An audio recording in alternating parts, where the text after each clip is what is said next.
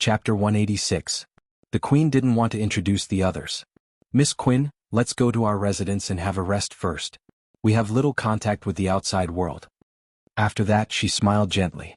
This old woman was very similar to Thea's mother in some aspects.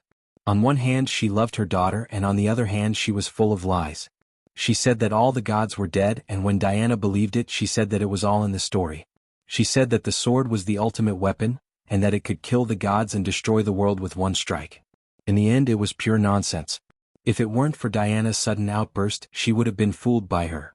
Thea didn't want to expose her, so she nodded and said, "Thank you for your help, Your Majesty. Please call me Thea." Hey, this little girl is really good at talking. Hippolyte was tortured by the naughty child Diana every day for 5,000 years. Now that she saw the good-looking, gentle, and polite Thea, she immediately had a good impression of this girl. When she walked to the horse, she realized a problem. They all rode here. Does this outsider know how to ride a horse? She also knew that the outside world had entered the mechanical age. She turned around and asked, "Miss Thea, do you know how to ride a horse?" This question stunned her. She had already jumped off the skateboard to clear the misunderstanding. In order to avoid shocking the world, she didn't use the nano device. Instead, she held it in her hand and followed them on foot. When she heard Hippolyte's question, she was also stunned. She carefully thought about it. Many years ago, when old Robert took her and Oliver on vacation, she learned how to ride a horse. But after so many years, she didn't dare to say that she knew how to ride a horse. Thinking in her heart, she didn't stop walking. Now her physical fitness was far better than the little girl back then, so it was no problem for her to learn now. But when she walked to a brown horse designated by Hippolyte, she grabbed the reins and jumped on the horse neatly. The horse sent her a very friendly signal. She didn't even need to use the reins to control the direction. With just a thought, she could accelerate and decelerate the horse. This is? Thinking about it again and again, maybe it's because unicorns are their ancestors? Was that why he was so friendly to him? The moment Arthas entered the island, the airspace was sealed. She could not contact Arthas as well. After thinking for a while, she decided that there was no harm in doing so anyway. Thus, she followed the female warriors of Paradise Island into their residential area. Out of the corner of her eye, she glanced at the tall girl who seemed to be Wonder Woman. Their eyes met in the air. Perhaps it was because Thea's eyes were a little aggressive. The young Diana quickly retracted her gaze and looked straight ahead with a serious expression. Thea is a little amused. While casually responding to Hippolyte's seemingly concerned but actually probing questions, she lowers her head to communicate with the horse. The communication was extremely smooth. Thea finally confirmed that this was Paradise Island. Not only the horse she was riding, but the horses of more than 100 people around her were all female. There was not even a single male horse. When she asked them how they reproduced, the signals transmitted by the horses were very vague. It seemed that they did not know how to express themselves. They had the consciousness of reproduction in their nature, but there were indeed no male horses on this island. They seemed to have entered a cycle of birth, growth, death, and birth again.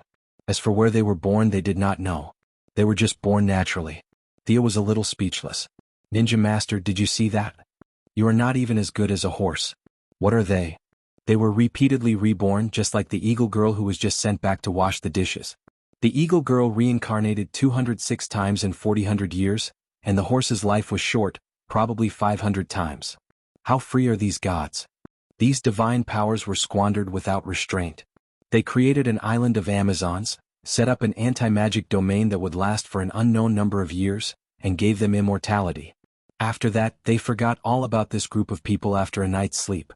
No wonder these gods died. Usually they wasted their divine power blindly, but when they fought, they found that they did not have enough divine power. They were really a group of examples of seeking death. Miss Thea, have you thought about the next step of the trip? If not, why don't you stay on our island for a few days? We have gatherings and competitions every day, and there is a bonfire party in the evening. It is very lively. Hippolyte had roughly confirmed that Thea was not a local by constantly beating around the bush. There were no other secrets that needed to be further confirmed. Thea was also very helpless. No matter how good her acting was, there were some things that could not be hidden. This shrewd old woman specifically asked questions that seemed to be common sense, but were actually very tricky. For example, the bill submitted by the American senator was very unreasonable. The advertisement for America's participation in the war was very well done. Was that person a star or a real soldier, and so on. Thea reluctantly confirmed that the current era was not bad. The plot of Wonder Woman had not yet started. It was now March 1918, a few months before the official start. But she did not dare to answer Hippolyte's question. Her history score was average. She might remember the president of 1918, but senators? How could she remember the names of so many senators? As for the war advertisement, she had never even seen it. The only person she knew who was a soldier and a star was Captain America. But that was in World War II or the next universe. The result of her being unable to answer was that it triggered Hippolyte's above words, which seemed gentle but in fact, it was irresistible. Of course, Thea could run out. At this time, Wonder Woman was not confident, or the time was not up. There was no absolute strength to stop her. She could certainly run if she wanted to. But if she ran out, where could she go? How could she go back to the original time and space? Waiting for the Wave Rider to find her was one way, but could they find her? The Eye of Arcane Core was blown up, and Gideon could no longer receive the signal transmitted through the time stream. How could they find her at any point in time? Even if they had the intention, Thea did not have the patience to wait. If she stayed on Paradise Island, the land blessed by the gods, she might be able to find a way back. If she did not leave, what awaited her was definitely the truth lasso. This artifact could make anyone speak the truth, and it had never failed. She had a lot of secrets and she could not let them know. No matter how hard she thought about it, she still couldn't make up her mind. Just when she finally made up her mind and was about to get on the skateboard and slip away, a huge beam of light shot up into the sky from a building not far away. The light was different from the fierce and direct sunlight. Instead, it had a hint of tranquility and serenity. This is? Before Thea could understand what was going on, Hippolyte's expression changed drastically. She did not care about her, nor did she bring her entourage with her. She whipped her horse and galloped towards the beam of light. Chapter 187. A group of female warriors exclaimed, "Is that the direction of the temple? Are the gods going to descend again? Don't be ridiculous, it's most likely an oracle." The female warriors, who were still aggressive just a moment ago, changed as soon as Hippolyte left. A group of women began to discuss all kinds of things. The most imaginative one even said that the gods had nothing better to do and wanted to send another naughty child to the queen. Thea ignored the female warriors who had turned into ducks in a second and rode her horse to the naughty child Diana's side. She stretched out her hand and said, "Thea Quinn." The tall girl was a little stunned. She seemed to be wondering why Thea was talking to her. Fortunately, she reacted quickly and held Thea's hand. "Diana, I don't have a surname." Ha, it was indeed her, the only female among the elders of the Justice League. She finally met her in person today. Speaking of which, this was the third time that Thea had met the leader of the Justice League. However, compared to the confused Superman and the devastated Batman, the current Diana seemed very young and inexperienced. Her tone was full of uncertainty. She was still far from the heroine who would take charge of the Justice League in the future. "Do you know what's going on over there?" Thea asked. It was not strange for her to ask now. There were more than 100 people around them discussing. One more person would not make a difference. There was no need to avoid it. The honest Diana did not know that she had nothing to say. She thought seriously for a few seconds before shaking her head and said, "I don't know." But looking at Mother's expression, it should be something urgent. Thea felt more and more unkind now. The people she dealt with every day were gods or demigods like Horus and Diana. It was too challenging her personality. She cleared her throat and said, "Over there is your temple. Which gods do you serve?" This time, Diana answered very decisively. She started to talk about Zeus and gestured as she spoke. When she talked about the great achievements of a certain god, the worship on her face from the bottom of her heart made Thea feel a little stunned. So beautiful. The sun shone on the side of her face. Her eyelashes were extremely long, and her facial features revealed a kind of classical Greek beauty. The lines of her face were different from the gentleness of later generations. Instead, they were somewhat tough but not disgusting. On the contrary, this kind of strong facial contour reflected her firm character. At this time, she still had long braids. She didn't have the big waves that she would later have, but the freshness of her hair was still intoxicating. Her gaze was like the ocean, calm and deep, as if there was a story behind it. However, if you angered her, you would have to face raging waves. This woman was simply perfect. Thea had seen her fair share of beauties. Be it Madame Shiva's aloofness, Catwoman's elegance, or even Felicity's quick-wittedness, all of them paled in comparison. Her looks were a notch above the rest, but that wasn't the main point. Instead, it was the never-ending fighting spirit and uncompromising conviction in her body that elevated her temperament to an almost extreme level. This was the most promising aspect of her as a heroine. At that time Hercules said, "What are you looking at?" Diana was still talking about the story made up by her mother. When she saw Thea staring at her with bright eyes, she couldn't help but stop. Thea knew that she was a little too focused. She was a real demigod and her gaze was too long. It surprised her, so she quickly changed the topic. I'm looking at your eyes. Your eyes can see very far, right?" Diana was a little speechless. She was not stupid. She knew that she shouldn't reveal her secret to Thea, who she had just met. However, she was not as straightforward as Thea, who could make up lies like drinking water. While she was thinking about how to explain, Hippolyte came back on horseback, panting. She was a little confused when she saw the two of them together, but she still said to Diana, "I'll interrupt you for a moment, my dear." Then she turned to Thea and said, "Can you talk with me?" Thea certainly couldn't say no. She obediently followed Hippolyte to a corner. At the same time she thought to herself, "Why did this old woman call me? Is she going to do something dirty? She doesn't look like it." Although her body has been trained for a long time, she is far from Diana's oppressive aura. If they really fought, Thea would win. "Are you from another world?" Hippolyte didn't give her too much time to think and asked suddenly. Thea's face changed instantly. She found out so quickly? It was not wrong for her to say that she was from another world, but the word world was too vague. Time, space, and even higher latitudes could be called another world. How much did she know? The dramatic change in Thea's face couldn't be hidden from the queen who had been working in human affairs for 5,000 years. Hippolyte was very satisfied with the result of her test. At this time she completely let down her guard and said, "It's our temple that sent an oracle to announce your arrival. From now on, you are our distinguished guest." In fact, the oracle was extremely vague and the voice transmission was too weak. Hippolyte combined her various guesses and finally came up with such an answer that was a little far from the truth. Thea scratched her head. It doesn't matter if she is from another world. Maybe their god was afraid that she would say too much and change history, so he gave her a little change? She had to say that because of the power of Horus in the other world, she misjudged the era when the gods were lying at home and eating subsistence. She felt that the gods knew everything and were omnipotent. She carefully tested Hippolyte for a long time, but she didn't get the answer she wanted. She only got the conclusion that the gods had a premonition that she was coming. "Diana, come on, you take Thea for a walk around. I have to go back and prepare for the ceremony." She didn't know how many years had passed since she received the oracle again. Hippolyte was very happy and was a lot nicer to her daughter. She didn't treat Thea as an outsider at all, so she took the army back first. Thea was a little confused. "I haven't said anything yet and I'm already cleared of suspicion?" Although she didn't understand what the gods had eaten wrong and let her in without asking, it was a good thing that she didn't have to escape at night. She began to run around the island with Diana. At first, Diana was afraid that her riding skills were not good enough, so she slowed down. But after running for a while, she found that she was almost one with the horse. There were only a few people on the island who could match her riding skills. Thea was competitive and said that she wanted to compete with her riding skills. She could feel the emotions of the horse from time to time. She only felt that the horse was as if it had taken stimulants, and it was always transmitting signals like it was very happy and comfortable. In any case, they didn't need to run on their own. If you want to compete, then so be it. The 2 men and 2 horses began to run in circles around the island. Chapter 188. After half a lap, Thea automatically slowed down her horse. She could tell that Diana was an excellent equestrian. Besides, the horse she was riding was much better than hers. She would be asking for trouble if she wanted to race with her. Thea did not need to be so outstanding.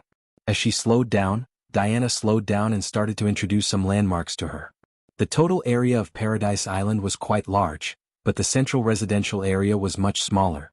There were only a few simple buildings, a temple, a sacrificial square, a training ground, and a residential area for the warriors. Thea rode her horse slowly. She saw that all the women were training hard, such as javelin throwing, fighting, and archery, which Thea was most familiar with. "Is there no one on your island who is involved in production?" She went around the island but did not see a single farmer or herder. Everyone was busy practicing martial arts. When they met their relatives they would use muscle break, and when they greeted their friends they would use shield bash. Thea was not used to this kind of daily communication. Production? Are you talking about animal husbandry? I've read a paper written by Dr. Michel in 1915 about animal husbandry and professional feed. Thea crossed her arms and listened to Diana's long speech about how to raise chickens, ducks, and geese, and how to plan the site systematically and scientifically. She was speechless when she heard that. It was obvious that this girl had been stifled for a long time. She clearly had the potential to be a scholar, but she was reincarnated into a place where people used their fists more than their brains. It was not appropriate to interrupt her directly, so she had to listen patiently. Diana talked a lot, from climate to soil and water to environmental factors. Finally, she concluded, the food on our island is provided by God, so we don't have to waste our energy. Well, Thea's face twitched. To put it nicely, this girl was simple-minded. To put it bluntly, she was simple-minded. She looked curvy, but her mental age was still too young. No wonder she was charmed by Steve Trevor. Yes, a beautiful girl was charmed by a man because she had never seen a man before. Sia had seen Steve Trevor's photo in the original Spacetime. It was likely that he had some fortuitous encounter on Paradise Island. Almost 100 years had passed, and he still looked like a middle-aged man with a serious expression. He was still a distance away from being handsome. At least, Sia felt that he was far less handsome than Tommy and Oliver. As the leader of the Heaven's Eye Society, there were many people who attacked him openly and secretly. For example, Amanda Waller and Lila Michaels, who had already signed a treaty of friendship with Sia and were considered quasi-allies, would badmouth him for no reason, saying that he was dictatorial, undemocratic, and so on. Sia was more or less affected by it. Now that she thought about how such a white lotus had been bitten by a pig, she was even more upset. She was still a child. How could you do that? Steve Trevor must die. Well, I can't affect history. When the time comes, I'll just hide with Diana as far away as possible. Even if I meet him, Thea will do her best to break them up. Diana didn't know that Thea was thinking about her marriage. Looking at her solemn face, she thought that she was thinking about what she said about animal husbandry. For the first time in her life, she felt the joy of being valued. She happily pulled Thea and continued to walk around. The two girls walked around the island for the whole afternoon and finally rushed back to the residential area before dinner. For people who were used to modern sound and light effects, this almost primitive style of sacrificial ceremony was indeed a little different. All the residents of the island participated in this bonfire party to prove that the gods were still paying attention to them. Looking at them singing ancient battle songs and waving their limbs enthusiastically, Thea was a little sad. They probably knew that the gods had fallen, but they still had a little bit of hope in their hearts. Now that they had received the exact news, they could no longer suppress the excitement in their hearts. This was a kind of redemption of faith, excitement and joy. But in this grand ceremony, there was still a trace of disharmony. She's over there. She's sitting on a stone chair and wearing red clothes. Artemis, that's not good. She's the queen's guest. A few chaotic voices entered Thea's ears. Red clothes? Thea didn't need to look around to know who they were talking about. Within a 10-mile radius of this island, she was the only one wearing red clothes. Sure enough, there were idiots everywhere. Paradise Island was not a paradise. Just as she was wondering which weakling was here to pick a fight, a black tower-like figure stood in front of her. Her voice was not loud, but her words were not friendly. Outsider, don't think that today's sacrificial ceremony is held for you. This is our tradition, do you understand? Her voice was slightly suppressed at first, but as she spoke, her voice became louder and louder. Who is this? Thea squinted her eyes and looked at the humanoid creature standing in front of her. Oh my God, this is too scary. It was already night. Although many torches were lit, the light was still flickering. At first, Thea did not notice this person when she first walked up to her. It was not until she spoke that she realized that there was a living person standing in front of her. This person was too dark. But under the light of the fire, she found that she was not the kind of black people on the African continent. After all, it was still strange for a black person to be mixed in with a group of white Amazons. She did not know if this person was born with dark skin or acquired it after being tanned. At night, her body reflected the oily light, revealing a body that was considered exaggerated even among men. There were 4 or 5 women behind this strong woman. When they saw Thea's eyes, they avoided her gaze. You are. Thea never avoided challenges. On the contrary, she had the courage to face any challenge, but she did not want to be used as a tool for nothing. She did not believe that the person who instigated this fool to come here did not have any political demands in the dark. It was nothing more than the grievances accumulated over the 5,000 years of Hippolyte's rule. Now that they had found an outlet, they wanted to defeat her and attack the political prestige of the queen. Alas, Thea sighed. Sure enough, humans were the most complicated animals. Whether they were born naturally or made of mud, they all had this bad habit. The strong woman clenched her left hand into a fist and slapped her almost muscular chest. I am Artemis. Thea was stunned for a few seconds.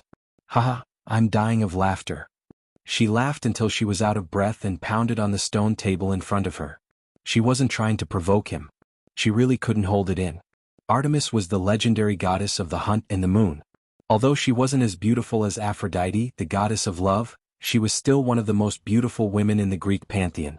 In the afternoon, Diana had told her that they had a tradition of giving the name of a god to someone in their tribe as a recognition, but Thea really did not expect that the name of the beautiful goddess of the night would be given to this charcoal head. Chapter 189.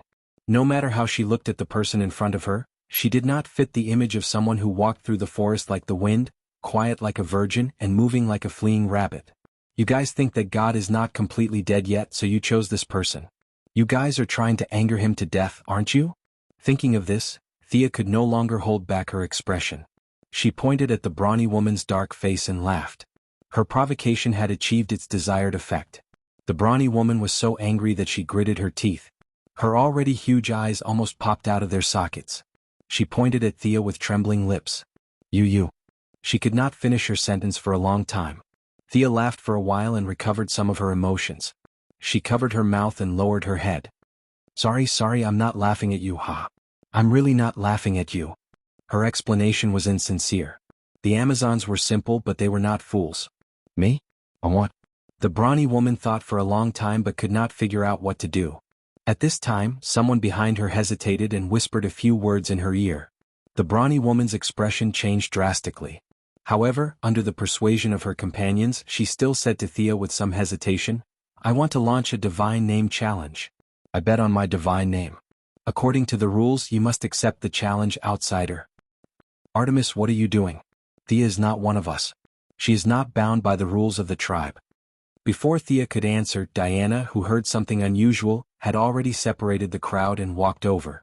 After hearing the brawny woman's words, she was a little surprised and then angry. What do you think the honor of God is?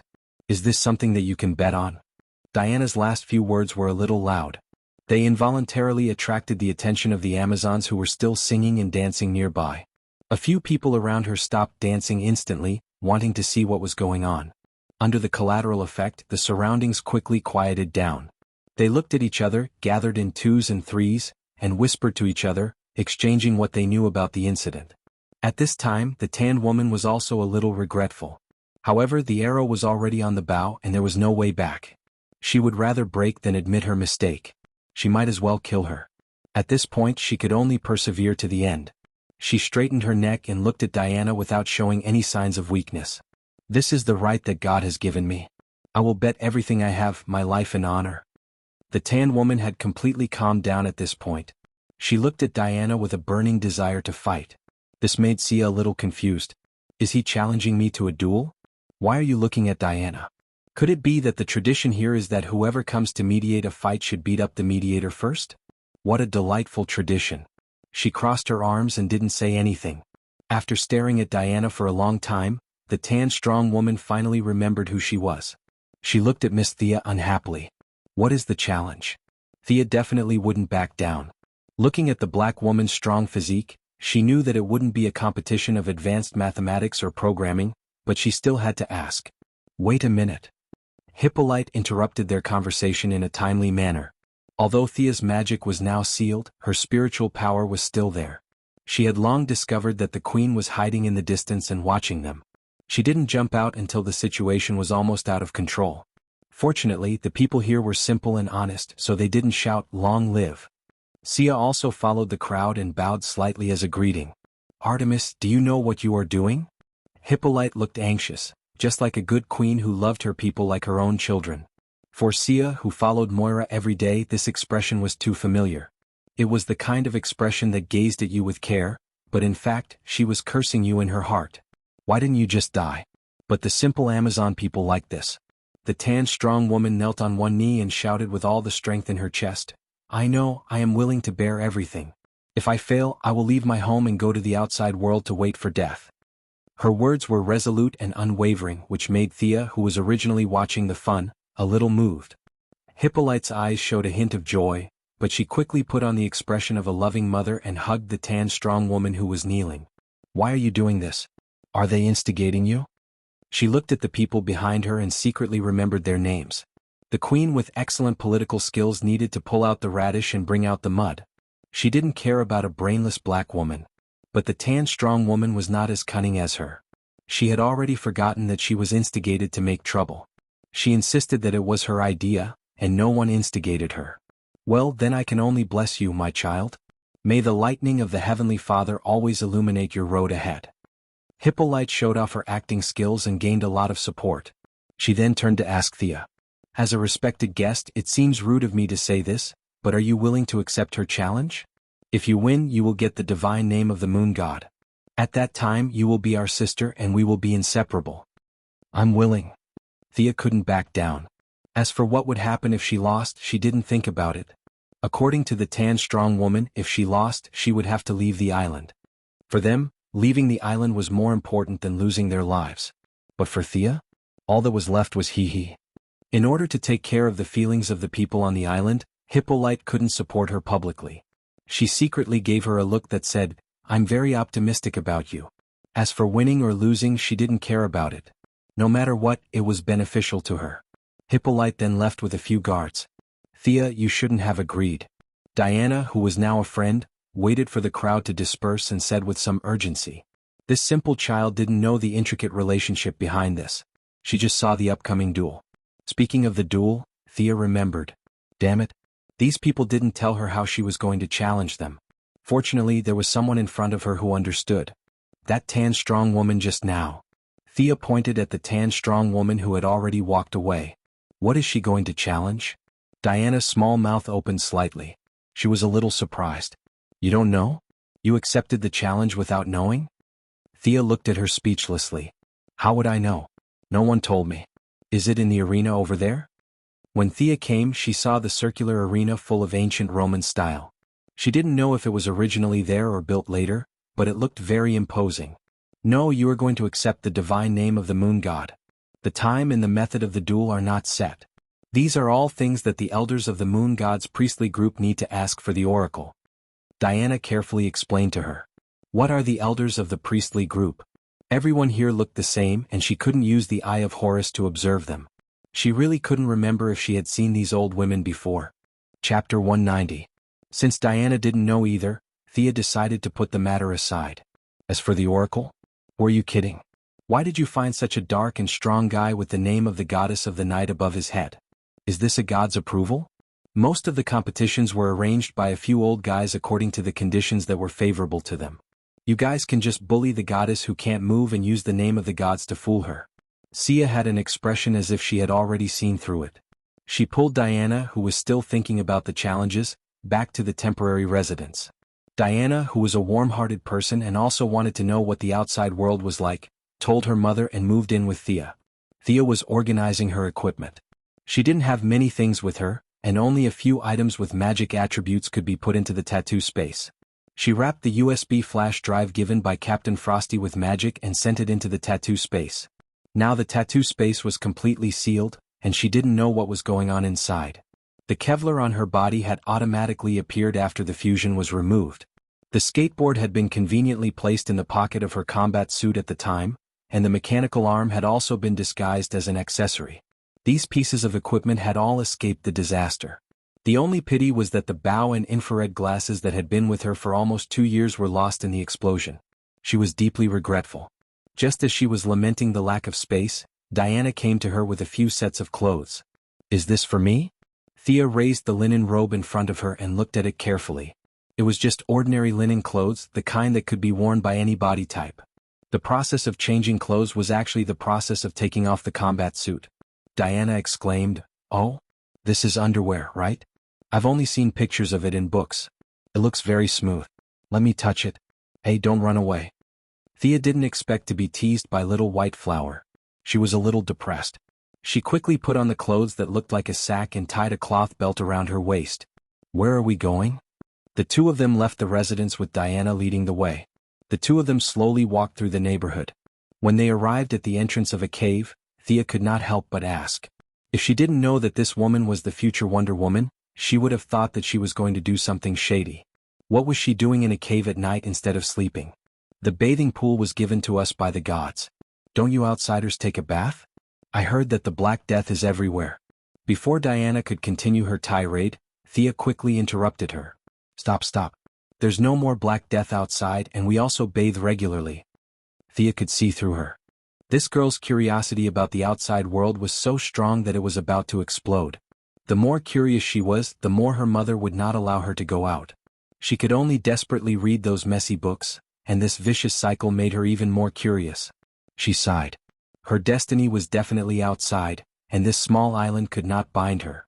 Her mother must have realized this as well, which was why she allowed her to fool around with her.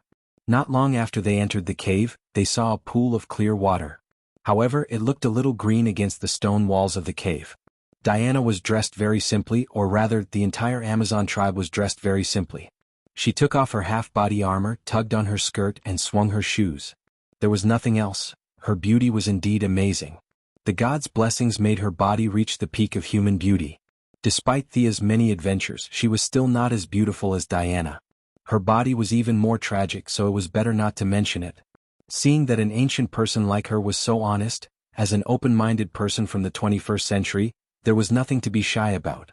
Thea took off her clothes that were like a sack, undid her underwear, and tested the water temperature. It was not as cold as she had imagined. Instead, it had the fragrance of plants and the slight warmth of a hot spring. Not bad, you Amazons really know how to enjoy life, Thea said as she unconsciously turned to look at Diana. However, she almost fell into the pool. At this moment, the honest beauty was holding her underwear and gently touching it. She seemed to feel that it was not bad and even brought it to her nose to sniff it. Just as she was about to taste it with her tongue, Thea snatched it away. Diana, this is very personal. It's rude of you to touch it like this. Oh, I'm sorry, but you smell really good. Are all outsiders like you? Diana immediately admitted her mistake, but she still asked curiously. The two beauties were standing and chatting so honestly, and they were even talking about a very serious topic. This scene was not harmonious at all. Thea quickly pulled her into the pool until her body was completely submerged in the water. She felt inexplicably relieved. As for her so-called good smell, although it was a little shameful, Thea had already noticed it. Her good relatives had not visited for a while. Whether she admitted it or not, as she absorbed more and more light, she was getting further and further away from being a pure earthling. In the end, she was not sure whether she would become a divine creature or a new species. I'm a hero. How can everyone be like me? Thea was very proud of this. If all the people on Earth were at her level, the world would have been in chaos. Who knew whether the Kryptonians or the Earthlings would invade each other? Hey, what are you doing? Thea was about to take advantage of the fact that she did not know anything to boast, but before she could finish, she felt that she was very close to her. Thea looked serious and her nose twitched slightly. You are indeed not an ordinary person. Your smell is far beyond what is recorded in the books. Are you also a child of God? Diana was getting more and more curious about this guy who had fallen from the sky. She and the girls on the island had lived for thousands of years, but except for a few people, she did not have a good relationship with the rest of them. Of course, it was partly because of Hippolyte's protection, but also because she did not fit in with the group. She had tried to improve her relationship with them, but the smell of those people made her naturally unable to get close to them. For a long time, she even thought that she was an alien living alone in the world, a pitiful worm that no one understood and sympathized with. Now that she had met Miss Thea, who was originally not in the timeline, she seemed to have found her own kind in an instant. And Thea's sunshine and tranquility unconsciously attracted her. This was not an attraction in temperament or appearance, but it was a kind of touch in the deepest part of her soul. In fact, she did not understand it, but it was a mutual attraction of divinity. A child of God? Thea was a little surprised. If Malcolm heard this, he would be happy to be called a god by a demigod. Unfortunately, this was just a beautiful misunderstanding. Thea turned slightly to let her see her unicorn tattoo. This is my bloodline mark. My ability comes from this. Chapter 191. It's true that I've never seen such power before, but it feels very comfortable. Diana unconsciously reached out to touch Thea's shoulder. She didn't know if it was because it felt particularly good, but her fingers were full of artistic aura. They didn't become thick because of holding swords for a long time. A few of her fingers were neither fat nor thin, and when she touched Thea's smooth back, it made her feel strange. Ah, that. Her Majesty is your mother? What about your father? Thea was trembling from the touch. In order to divert Diana's attention, she asked the obvious. Sure enough, Diana's thoughts were diverted. She was a little depressed. She reached out and fiddled with the water in the pool. My mother said that my father is Zeus, the king of the gods, but I've never seen him. He probably doesn't care about me. Thea couldn't agree with this point. Doesn't care about you? He can give you such great power, directly raise you to the maximum level, and give you a full set of epic equipment. Compared to her, she was a beggar. This kind of god second generation was even more enviable than Superman. Superman's father had left his son a cape that looked cool but was actually a hindrance. The equipment that boss Zeus had given Diana included attack, defense, escape, and control equipment. It could be said that all of them were practical. He was definitely her biological father. Your father must love you. Thea didn't dare to say more. What about your parents? They must be very good to you. Your aura is so bright, they must be a good couple. Diana obviously didn't want to talk about her situation, and changed the topic to Thea. My parents? They are very good to me. Yes, they were good to her. Of course, if you ignored Malcolm's cold-blooded killing and Moira's lies, then they must be good people. Diana was very curious about the structure of families in the outside world. She asked in a very open voice, were you born naturally through the union of your parents? Thea's face turned green. What do you mean? Could it be that I was picked up? This girl is too bad with words. She could only reluctantly answer, it's like that outside. Did you see them when they were having intercourse? What is it like? Oh my God. Zeus save me. Thea was about to break down. How could I see it? No matter how open Europe and the United States were, there was still a limit. Thea could only shake her head with an ugly expression. However, she soon realized that Diana's question was extremely profound, and her understanding was too narrow. What I mean is, how was life first conceived? Did it really grow out of his body? What was it like when you were first born from your mother's womb? She touched her smooth belly with a look of disbelief on her face. Thea really doesn't know how to answer her more and more off-topic questions. Nowadays, except for those who travel through time, who has seen the scene of their own birth. Fortunately, she was quite knowledgeable. She rambled on about the origin of living things to Diana. If someone were to eavesdrop on them, they would definitely think that two expectant mothers were discussing the problem of giving birth. In fact, they were light years away from that stage. The two sat in the pool very honestly, and talked about the process of the birth of life. Halfway through, Diana compared the theories she read from many casual books with Thea's explanation. She found that what the book said was very accurate. Thea was a little speechless about the books that she was holding on to. What's the point of just talking about theories? The most important thing is to combine theory with reality. Come lie down, I'll tell you the truth. Indescribable scenes floated past. The two returned to their room refreshed. Thea was like a caring sister who kept answering Diana's various questions. Fortunately, the original Thea was quite good at her studies. The fusion transmigrator also read more books. She could barely cope with Diana's questions from the sky to the sea. Later on, Thea's head became heavier and heavier, and she fell asleep in the midst of the endless questions. Thea, get up, do you people from the outside world all sleep like you? Diana woke up early and found that she was still asleep. She did not disturb her. According to the tribal practice, she went out to practice martial arts and went through a lot of trouble. After breakfast, she came back and found that Thea was still sleeping. The quality of sleep was too good. We shouted loudly outside, didn't you hear us? Thea sat up in a daze. She did not feel that there was a problem. How many young people did not like to sleep? Besides, her physique was the type that would grow naturally even if she did not exercise. There was no need for her to train in the hottest days of summer or winter. Before she finished yawning, an old woman in a robe walked out from behind Diana. Miss Thea, good morning. It seems that you had a good rest. This morning we will hold the first competition of Artemis in the square. You must maintain your strength. After that, the old woman patted her on the shoulder as if she was concerned. She left the hut with a smile on her face. Diana was also a little confused about the old woman who came and left in a hurry.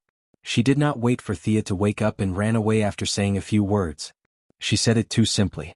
She didn't tell you what the competition was. This is against the rules. Thea waved her hand. This old woman was obviously an opponent of Hippolyte. She was just skirting the boundaries of the process. Did she mention the process? She said it, but she did not say everything. At most, she would say that she was not meticulous in her work. There was no big problem. But her purpose was very vicious. She was determined to teach Thea a lesson and finally destroy the reputation of Diana's mother. Thea was quite familiar with this kind of method. This kind of workplace method of making things difficult for others was a bit unpresentable. However, although she was familiar with it, she was definitely unhappy. She thought to herself, Old woman, I'll remember your face. Just you wait. In a few months, when the Germans come, I will not save you even if you die in front of me. After putting on her clothes, she pulled Diana, who was still angry. Let's go. Take me to breakfast first. When they arrived at the cafeteria, Thea was a little uneasy. This group of people was too explicit. They did not even leave breakfast for her. They used the excuse of exercising too much in the morning and finished it all. If you want to eat, come early tomorrow. We are militarized. That's it. You can do whatever you want. Fortunately, Thea was not an ordinary person. She did not feel hungry even if she did not eat for 10 days or half a month. Her daily consumption was various kinds of light in her body. Now her absorption ability was banned, but her body was still there. Thea missed the breakfast on the Wave Rider very much. No matter how unpleasant Gideon was to her, he did not say that she should starve. Sure enough, the worst thing these days was people. Whether they were born naturally or made of mud, they were all bad. No wonder those artificial intelligences wanted to destroy the world after awakening. People were so bad that even machines could not stand it. If you don't want to eat, then don't eat. Thea angrily followed Diana to the square. Chapter 192. This was the second time Sia had come to their tribal square. Unlike the grand celebration last night, the square was filled with a solemn and dignified atmosphere. It was about the size of 4 football fields, and the ground was paved with green bricks. When walking on it, one wouldn't feel uneven at all, as if it was flat ground. Needless to say, this must be the work of the gods who had nothing better to do. The people here regarded fighting as glory and labor as a disgrace. They would not even pick up the fallen soy sauce. This road was definitely not built by them. At least, Thea did not see any excavators or other engineering equipment here. With their productivity and values, how could they build such a flat road without the intervention of divine power? There was no rostrum at the scene and no one was playing the athlete's march. There were only 2 participants.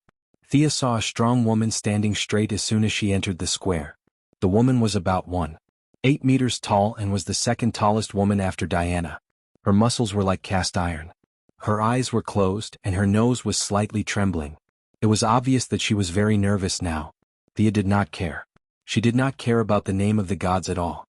Seeing Hippolyte standing in the middle, she went forward to greet her out of courtesy. Your Majesty. How was your rest? Diana did not disturb you, did she? At this time Hippolyte was full of smiles. She took her hand and chatted with her for a while. Then she turned her head and introduced her to her. This is my sister, Diana's teacher, Antiope. Oh, Wonder Woman's teacher. Thea looked at the capable middle-aged woman and bowed slightly. I've heard a lot about you. Antiope frowned. Miss Thea, do you know martial arts? It could not be helped. After the awakening of her sorcerer bloodline, Sia was too deceptive.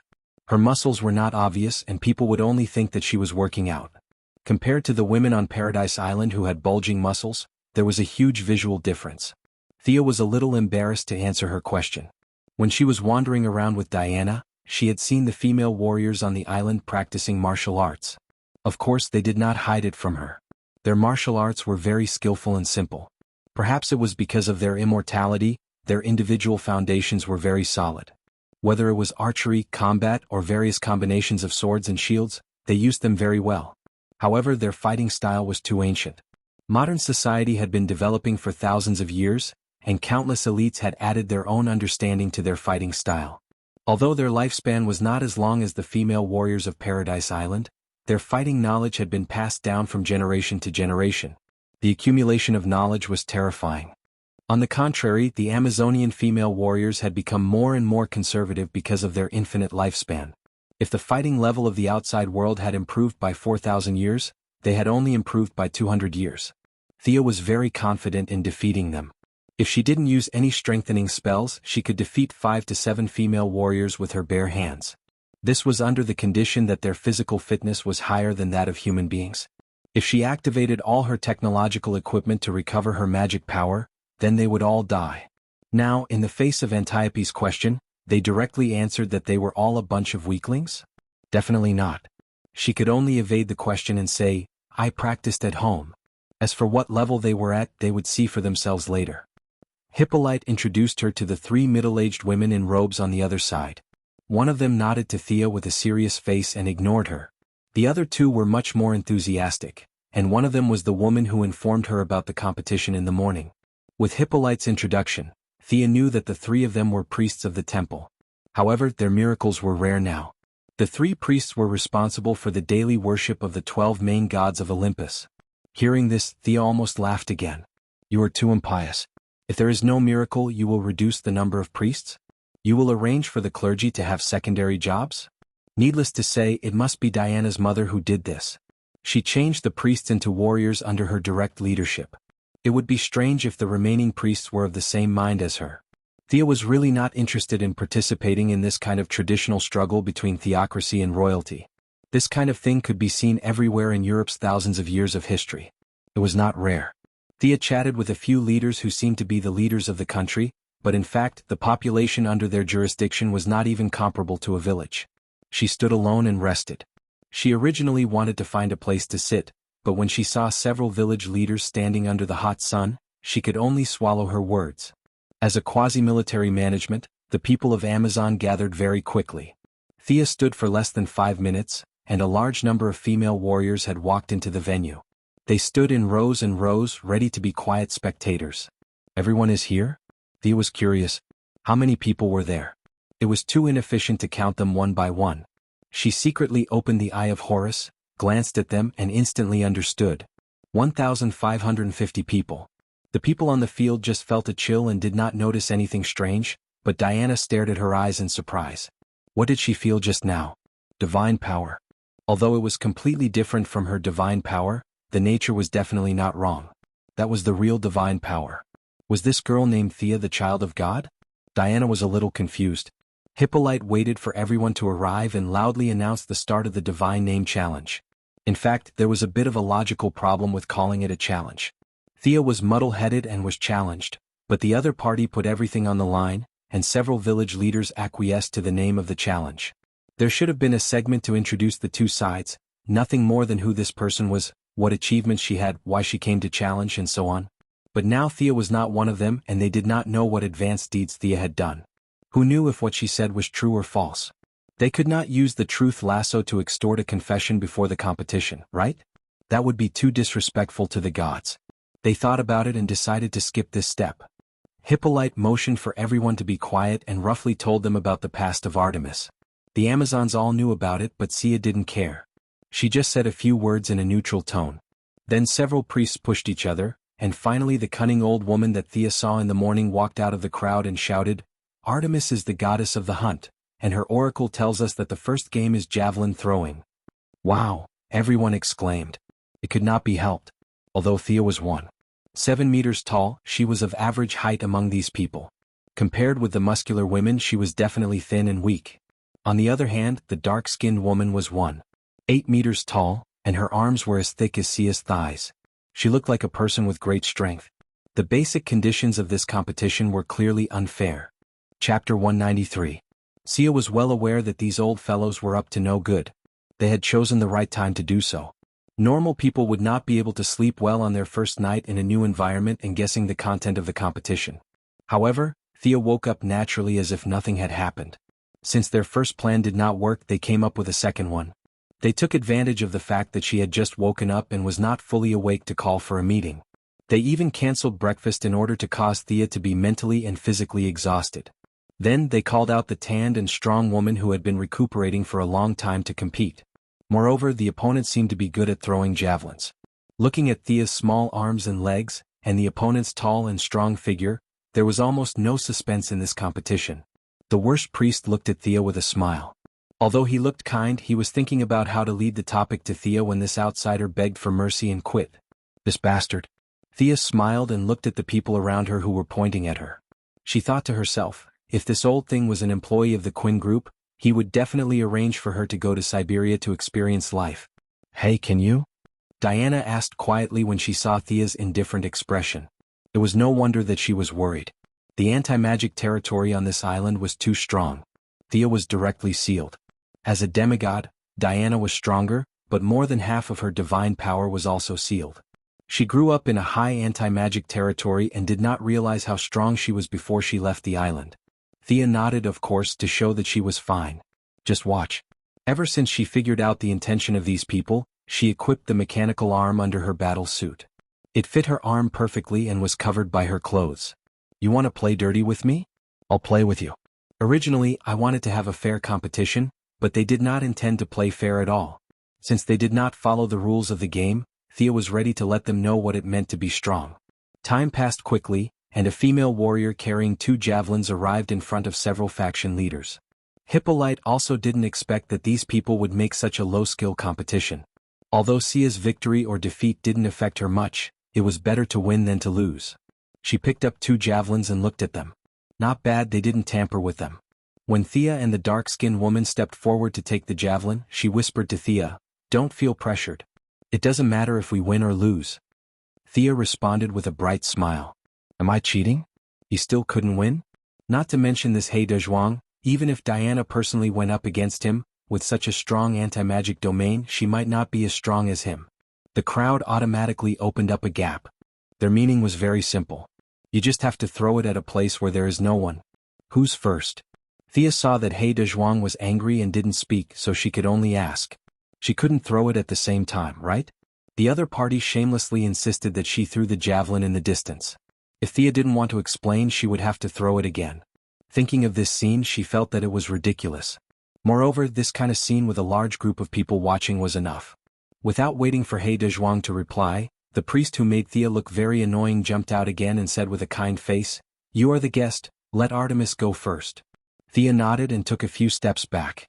This old guy wanted to let the dark-skinned woman get a good result to destroy her confidence. She waved her hand and motioned for them to go first. Because this was not a formal competition, there was no boundary on the ground. The referee's standard was the eyes of the audience. If you ran 2 steps, no one would say anything. He Dezhuang adjusted his breathing and raised his state to the peak. He picked up the javelin with his right hand and ran fiercely. Thump, thump. The low sound of footsteps accompanied his footsteps for more than 10 meters. He Dezhuang felt that all the muscles in his body had been fully mobilized. He kicked the ground, twisted his waist and bent his arms. The momentum of the whole person jumped to the extreme and then burst out in an instant. Ah! The javelin in his hand flew out like lightning, passing through countless people's retinas, drawing a beautiful arc and plunging into the soil in the distance. Not bad. Thea looked at it a little. It was 500 feet, converted into meters, it was 150 meters. Amazing. The world record for the javelin was a little more than 100 meters. This guy easily broke the world record by 50 meters. This group of guys who were molded out of the earth really had a higher physical fitness than the human extreme value. The priest who deserved to be beaten probably knew this and proposed this competition. The surrounding discussion finally sounded at this time, and several priests on the high ground did not have the intention to stop it. "Artemis, this is probably the best result in her life." Some of the people close to He Dezhuang said with envy. "I'm afraid that stranger is in trouble."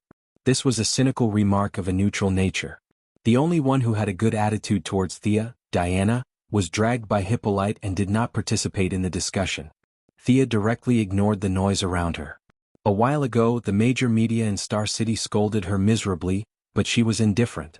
These people's gossip could not shake her mind at all. What's more, she did not need any mind. The mechanical arm was fully powered, and the strength value was increased to about 5 tons. He Dezhuang could not even reach 1 ton.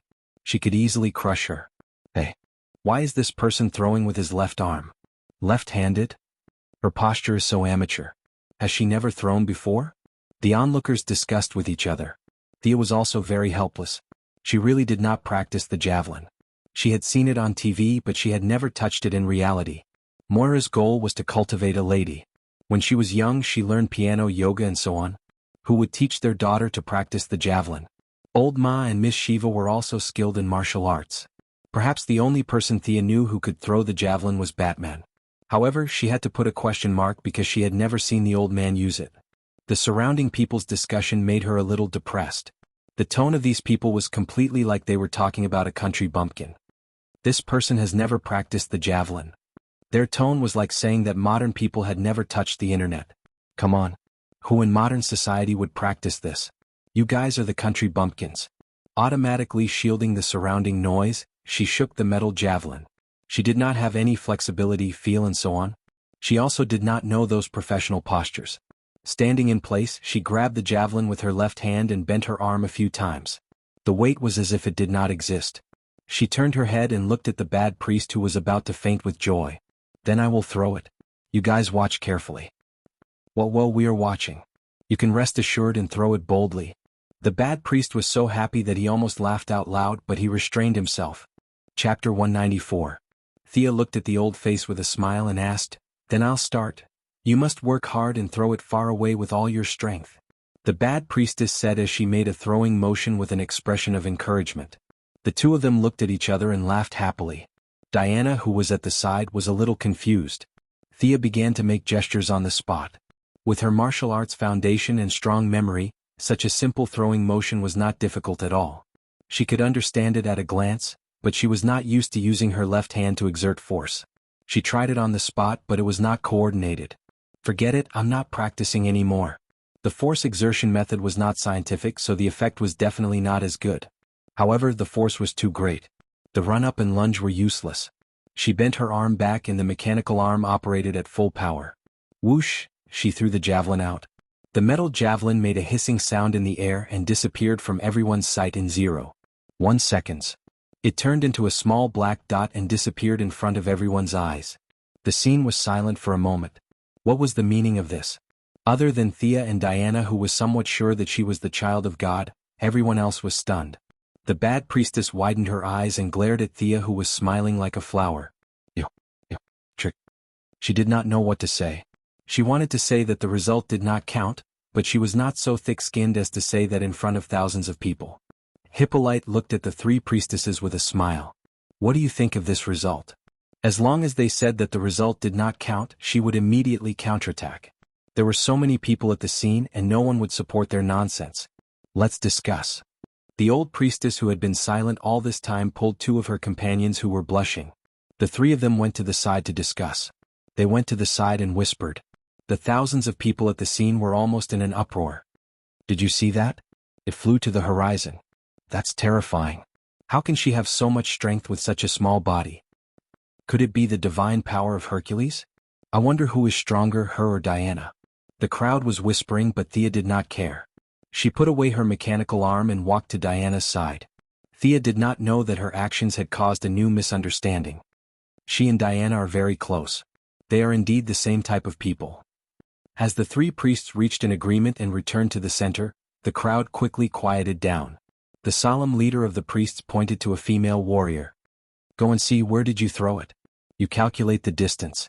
She no longer had any hope for this competition, so she chose the neutral female warrior. She only wanted to get a result and end this awkward scene quickly. The female warrior glanced at Hippolyte and got the queen's nod. Then she mounted her horse and galloped in the direction where the javelin had disappeared. 15 minutes later, the female warrior rode back with an anxious look on her face.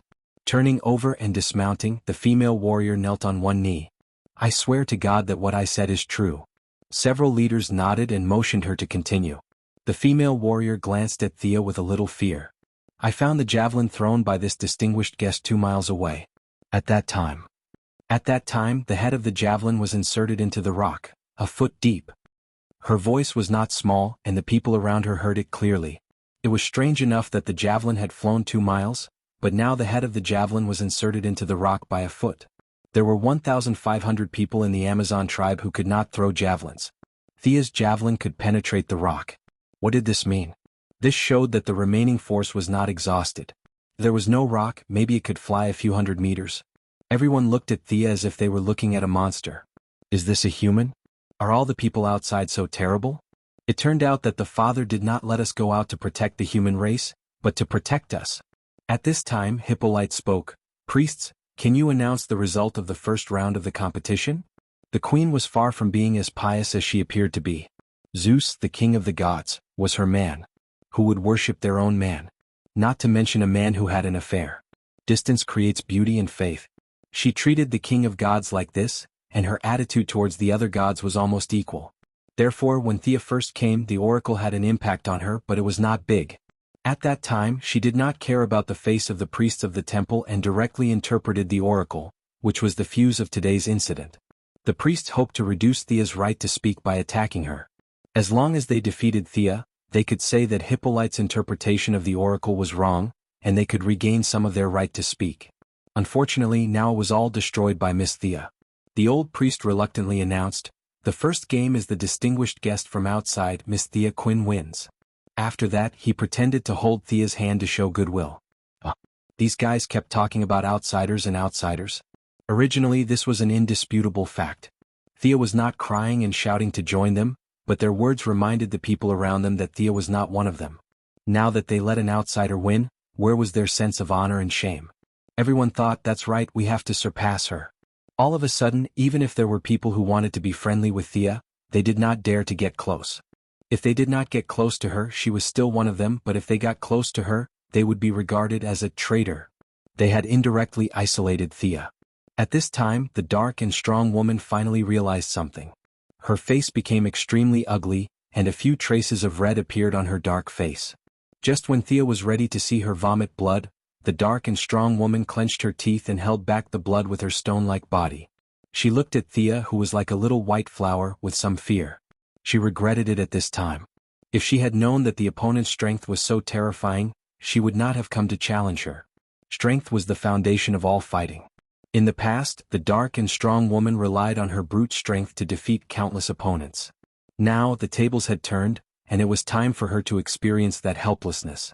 With a heavy heart, she did not greet anyone and left alone in disappointment. At this time, Thea was also ready to retreat and rest. The priests must have rushed back to think of countermeasures. Anyway, she had won the first game and had taken the initiative. Even if she lost the next game, she still had room to maneuver. Besides, she did not care too much about winning or losing. Seeing that she was leaving, Diana quickly pulled her back. "Are you interested in watching me and Antiope train?" Her little face was full of excitement as she spoke. This was probably the only time she felt comfortable on the island. Her little aunt was really good to her. Anyway, Thea had nothing to do, so she just thought of it as killing time. She nodded and followed Diana to a remote martial arts field. Chapter 195. Antiope had left the arena much earlier than them and was now wielding her spear alone. She did not look surprised when she saw Thea following Diana. Diana must have told her beforehand. "Miss Thea, come and train with us." Antiope was very straightforward. Her words were resolute and impactful. "I'm just here to take a look." Thea looked at the dagger thrown to her in confusion. She wanted to refuse, but Antiope did not even give her a chance to speak. In fact, Thea did not dislike Antiope. Her straightforwardness reminded her of Lady Shiva in the past. Both of them were very pure people, much more to her liking than Diana's mother and those crafty priestesses. "All right then. How do we start?" Thea waved her sword. Their swords were shorter than the one-handed swords in the outside world, but they were heavier. Thea was now walking on a non-human path. If it were a normal person, they would definitely feel uncomfortable. Antiope, who was straightforward, made an unexpected suggestion. "A three-person free-for-all. Come on." Diana already looked like a future. She took a weapon from the rack. Of course, it was not a divine artifact. With a shield in her left hand and a sword in her right, she slowly approached the battle circle. Antiope continued to wield her spear. She stared at Thea and Diana's footsteps like an eagle, constantly paying attention to their footsteps and body movements. Seeing that they were very disciplined and had no intention of attacking first, Thea could only dance with her dagger. "Then I'll go first." She slashed her dagger at Antiope's neck. "You're very fast." Antiope used her spear to block the slash and praised casually. At the same time, she leaned to the side to avoid Diana, who was charging at her. Since it was a three-person free-for-all, Thea could not just attack one person. After her dagger was blocked, she took the opportunity to stab at Diana, who was running towards her. The latter blocked her attack with her shield. Thea kicked at Diana's lower abdomen and twisted her head to avoid Antiope's spear. The three of them had their own strengths. Antiope was the oldest, and her martial arts were almost perfect. Diana completely relied on her innate combat instincts to make up for her lack of experience. Thea stood on the shoulders of the humans who had accumulated thousands of years of fighting experience. Antiope represented the depth of martial arts, Diana the purity of martial arts, and Thea represented the breadth of martial arts. The three of them fought for 10 minutes to understand each other's level. In fact, it was mainly Diana and her aunt who had deepened their impression of Thea. No matter how they changed their moves, they were easily defeated and counterattacked. If it was not for the three-person free-for-all, either of them would have been defeated if they fought alone. The accumulation of thousands of years of human knowledge was not a joke. It was not that there were no people who could defeat the accumulation of knowledge of an entire society with their own strength, but they were definitely not the two of them. The situation gradually turned into a 2-on-1 between Diana and Antiope. This time, Thea was a little overwhelmed. On the one hand, she was not used to using her weapon. On the other hand, her strength was also suppressed by Diana, so she was a little frustrated. Antiope saw that she was in a disadvantageous situation and quickly stopped attacking. She stood alone and left the battlefield to them. With one less person, Thea's strength was immediately displayed. Many of her moves were bold and unrestrained, but they were extremely lethal. She slashed left and right, and at this time she was still unbelievably immature Wonder Woman. She would occasionally counterattack, but most of the time she was using her shield to block. Thea was sweating. This girl had the potential to be an MT. Her shield was really good. The parry, block, and dodge values were almost full. In a short period of time, she used 7 sets of swordsmanship, from Kashima Shindo Ryu to Iran's assassination technique. She used all the best moves from ancient times to modern times, but she still could not defeat Diana, who was stubbornly defending. "Okay, I'm done." Thea panted and threw away the dagger that was chipped. If she continued fighting, she would enter a tiring phase. It was meaningless. Besides, she did not eat breakfast. Although she was not hungry, her stomach was empty and uncomfortable. Diana excitedly took the shield and looked at it. There were countless scratches on it. The best way to repair the shield was to melt it down. "Your moves are really good. Did you come up with them yourself?" "How could I come up with them? They were accumulated over thousands of years by humans." No matter how thick-skinned Thea was, she could not say that she came up with them herself. "Why is it not written in the books?" Thea was a little embarrassed. How could these things be written in the books? It would destroy the stability of society. But this was not easy to explain. If she said so, Diana would definitely ask more questions. Then the three entered the daily teaching phase. It was mainly Antiope who taught Diana, and Thea watched from the side. But after watching for a while, she realized that something was wrong. The basic beliefs of the two were different. Antiope advocated offense, but Diana was good at defense. Maybe the idea of protecting in her heart was too deep, and there was always a sense of lack of aggressiveness. The two's teaching was stumbling. After a long morning, they finally said goodbye to Antiope, who was disappointed in them. Diana dragged Thea to eat. Thea looked at the batter-like thing that was served and felt a little disgusted. "You're eating this?" "Yeah, we've been eating this for so many years. It's full, nutritious, and tastes good." Thea took a spoon and stirred it twice. It was disgusting no matter how she looked at it. It was a little too much to call it pig's food, but dark cuisine was considered a delicacy compared to this. She whispered to Diana, "When we leave the island, I'll treat you to a good meal." Diana was shocked. She looked around and saw that no one was paying attention to her. She whispered, "My mother won't let me go out." "What are you afraid of?" "Forget it, you're right." Thea wanted to just kidnap her and take her out. She started the skateboard and flew out in a minute. But after thinking about it, Diana only had the silver bracelet of protection on her now. It was indeed a little dangerous. Her epic equipment had been stolen by her mother. Unless it was absolutely necessary, she would not give it to her. It was better to wait for Steve Trevor to bring the Germans to wipe them out. Thea swallowed her original plan. She lowered her head and drank 2 mouthfuls of the batter. "Bah, it's too disgusting." No wonder Steve had to leave after 2 days. It was purely because of this disgusting food that he was forced to leave. Thea was so angry that she instantly opened the Eye of Horus. She scanned the entire cafeteria and found that everyone was eating the same thing. No one was giving her a hard time. She could still hold on if the time was short. There was still nearly half a year left. "Forget it, I'll just bite the bullet and eat." "God's eye? You really are the son of God." Diana was closer this time. Unlike the mess in the square, she could immediately tell that this was definitely a sign of divine power scanning. She looked at Thea angrily. "Why didn't you tell the truth? Was it because you were discriminated against that you didn't dare to say it?" Chapter 196. What did you say? Thea's heart skipped a beat. She did it out of habit and did not notice that there was a living person beside her. Moreover, she was the kind of person who could sense the divine power. She regretted it. "Who are your parents?" Diana stared at Thea's face and asked seriously, "Look, I even told you that I'm the illegitimate child of Zeus, and you still refuse to tell me. You're not a good friend." However, Thea really could not say it. The biggest taboo in time travel was to say the names of one's parents. If she said Malcolm's name now, maybe one day in 70 years, Diana would see Old Ma on the road and think of Thea. She would go up to Old Ma and talk to him. With her personality, she would definitely do it. Old Ma was strongly stimulated. Perhaps he was originally going to find Moira to communicate with her, but because of the interference, he did not manage to do so. The little life that was born because of their communication that day was ruined, and Miss Sia might not be able to give birth. What the F***ck is this? Therefore, Thea only introduced her real name. Her real name did not matter. If there was a real name, it meant that the baby had been born. If there was no such name, it meant that the baby had not been born yet. Besides, there were many people with the same name in Europe and America. However, she could not say a word about her family. She waved her hand and said, "Diana, I really can't say. I'm sorry." Is it a god that has already fallen? Will it be sensed when the name is mentioned? Diana touched her chin and forced herself to imagine. She seemed to realize that Thea had her reasons. She also got the answer to the great strength that Thea showed when she threw the javelin.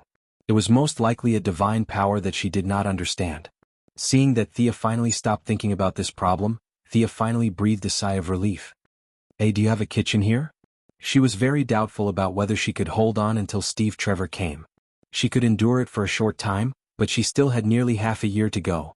What if she starved to death before the old man came? Her idea was very simple. There were no guns or cannons. She could make her own. She could at least take some kitchen utensils and make it herself. Diana was stunned by her wild thoughts. On Paradise Island, fighting was an honor and labor was a disgrace.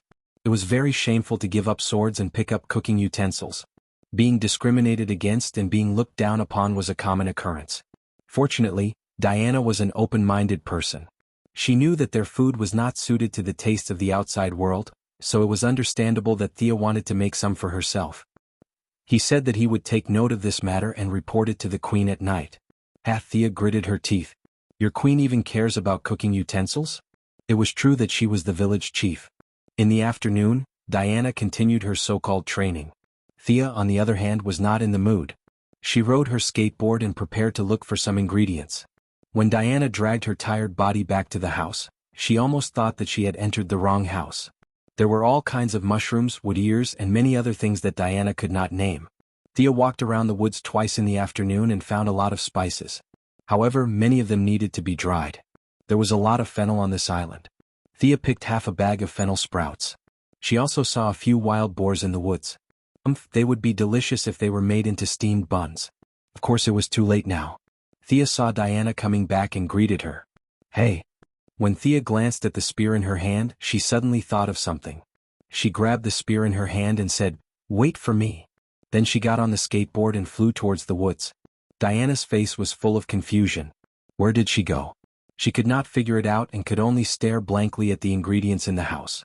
After a while, Thea waved at her from outside the door. Come, come." She followed her to the door. Diana was startled. She saw Thea coming back with the spear, piercing a wild boar. The wild boar was young and looked like it had just reached adulthood. The spear pierced through its indescribable part and came out of its mouth. "Are you going to sacrifice to the moon god?" Diana thought hard and felt that she had guessed the answer. "Sacrifice my ass." Thea rolled her eyes. "We will eat it ourselves. Are you vegetarians?" Diana shook her head. They usually ate some meat during the sacrifice ceremony. For example, last night's ceremony to welcome Thea was to catch a pig. However, there were more than 1,000 people eating it, and each person's share was pitifully small. Now that she heard that the pig was for 2 people, although she felt a little sorry for the gods, she could not help but drool. She asked hesitantly, "Do you know how to handle it?" Thea definitely had not done this before, but now the situation was so serious that she could only roll up her sleeves and do it. Diana also helped her. Their martial arts skills and strength played an important role. They let out the blood, removed the hair, removed the internal organs and the pig's brain.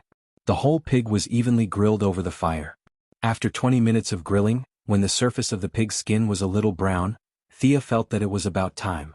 She secretly used the Eye of Horus and found that the inside of the pig was a little red. Knowing that the fire was uneven, she carried the pig with one hand and grilled it for 5 minutes. At this time, the skin was already golden. Done.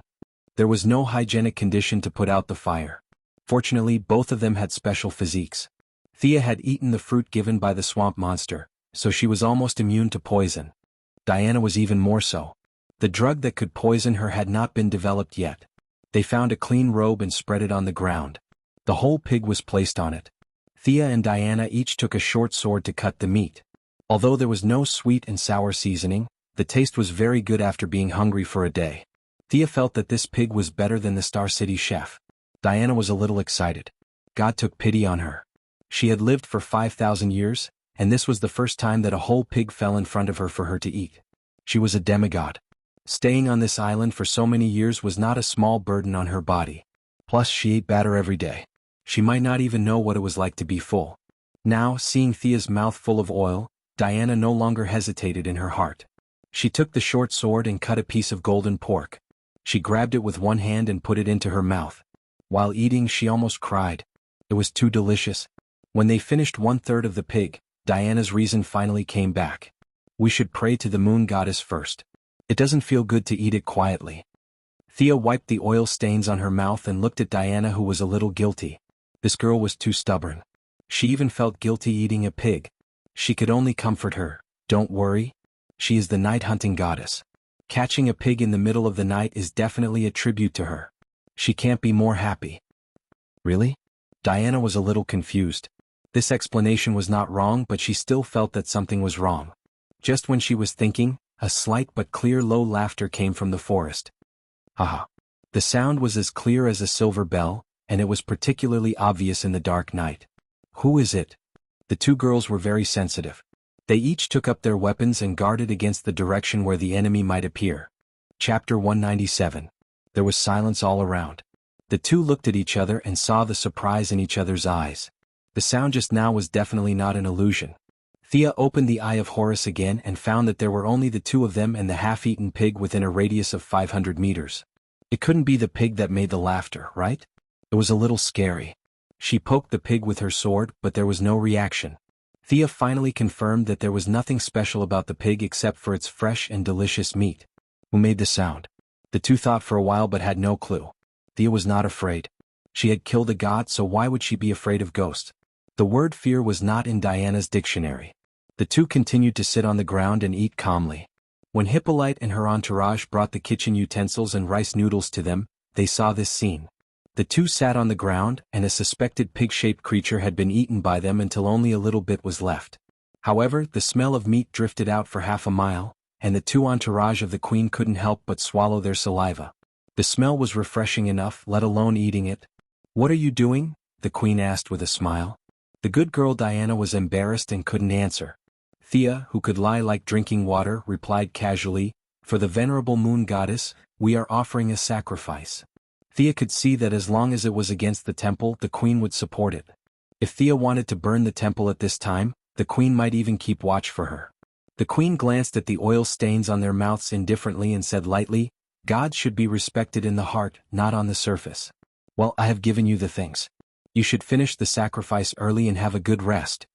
After that, the queen asked the female warrior to put down the rice noodles and pots and turned away. "You see, your mother also thinks that we are offering a proper sacrifice. Now she is relieved," Thea said to Diana jokingly. Diana is completely confused, but what her mother just said is still in her ears. She has always believed in Hippolyte's words since she was a child. She looks down at the residue on the ground. Is this really the right way to sacrifice? Thea didn't think too much about it. She cleaned up the place, took Diana to take a shower, and went to bed early. The next day, early in the morning, Diana went to do her daily training and eat breakfast. Thea had completely given up on their meals, so she decided to do it herself. She jumped on the skateboard and prepared to go out to see if there were any other wild animals.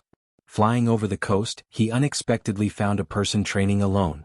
It was none other than Thea's opponent, the tanned and strong woman. At this time, the tanned and strong woman was running with a giant log on her back. The top of her head was like a steamer with steam coming out of it. Her body was covered in sweat, and her mouth was constantly cheering for herself. What a fierce woman. Thea has never trained so hard even when she was at her most hard-working. No wonder her body was out of shape. This kind of training is like jumping 1,000 times. If she can't do it, she will run 10 kilometers with weights. If she can't run 10 kilometers, she will jump rope 800 times. She can't stand it. It's too much of a test of perseverance. Thea is impressed that someone else can do what she can't do. She didn't disturb her and flew away.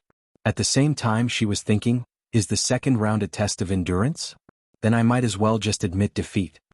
She didn't want to run around the island like the tanned and strong woman. She didn't know if she was lucky or not, but she was targeted by 2 eagles. Just as she was thinking about how to shoot the eagles, the 2 eagles rushed at her like crazy. She twisted their necks and carried them back to the place where she lived. Is it because of the fall of Horus that all the eagles are hostile to me? But that's a matter of the future. How did the eagles in 1918 know? She couldn't figure it out, so she didn't think about it anymore. She skinned the eagles and roasted them over the fire. She sprinkled some salt that the queen sent. The taste was not good, and the meat was a little dry. It was like heaven and earth compared to pork. After breakfast, Thea began to get busy for her future rations. Compared to Gideon's sci-fi spaceship, this is a primitive society. She wanted to eat buns, but she didn't know how to make dough. Unfortunately, there is no Baidu in this era. Fortunately, the study Hippolyte prepared for Diana had a lot of miscellaneous books. She flipped through the books and roughly understood the process. When Diana rushed to her, Thea was kneading dough with her face full of flour. The second round now. What are you talking about? Come with me. It's impossible to leave quickly. Thea's face is full of flour. This is the competition for the name of the goddess of hunt, not the competition for the god of cookery. Diana could only watch her wash her face and change clothes. She looked around and saw that there were no mistakes. She took her to the dense forest on the east side of the island. What are we doing here? Thea was very familiar with this place. She got her wild boar here, and many of her mushrooms were also picked here. Because they took some time to change clothes and wash their faces, when they arrived at the scene, all the people on the island were waiting for her. The three priests were very serious this time. No one pretended to be a grandson to her. They all stared at her fiercely. The leader of the priests cleared her throat. The goddess of hunt needs the best hunters. Your task this time is very simple. Enter the dense forest and win by the number of prey you catch. After that, she seemed to kindly remind Thea, Miss Thea, you can shoot arrows, right? This was the idea that they came up with after much thought. They wanted to play to their strengths and avoid their weaknesses. Don't you have great strength? Let's change the competition to skills. Although the dark and strong women were not good at archery, they had lived on the island for 5,000 years. These abilities were almost instinctive, so they felt that they had a good chance of winning. Can you shoot arrows? Diana also asked in a low voice. There was no other way. Thea had lost her bow and arrow.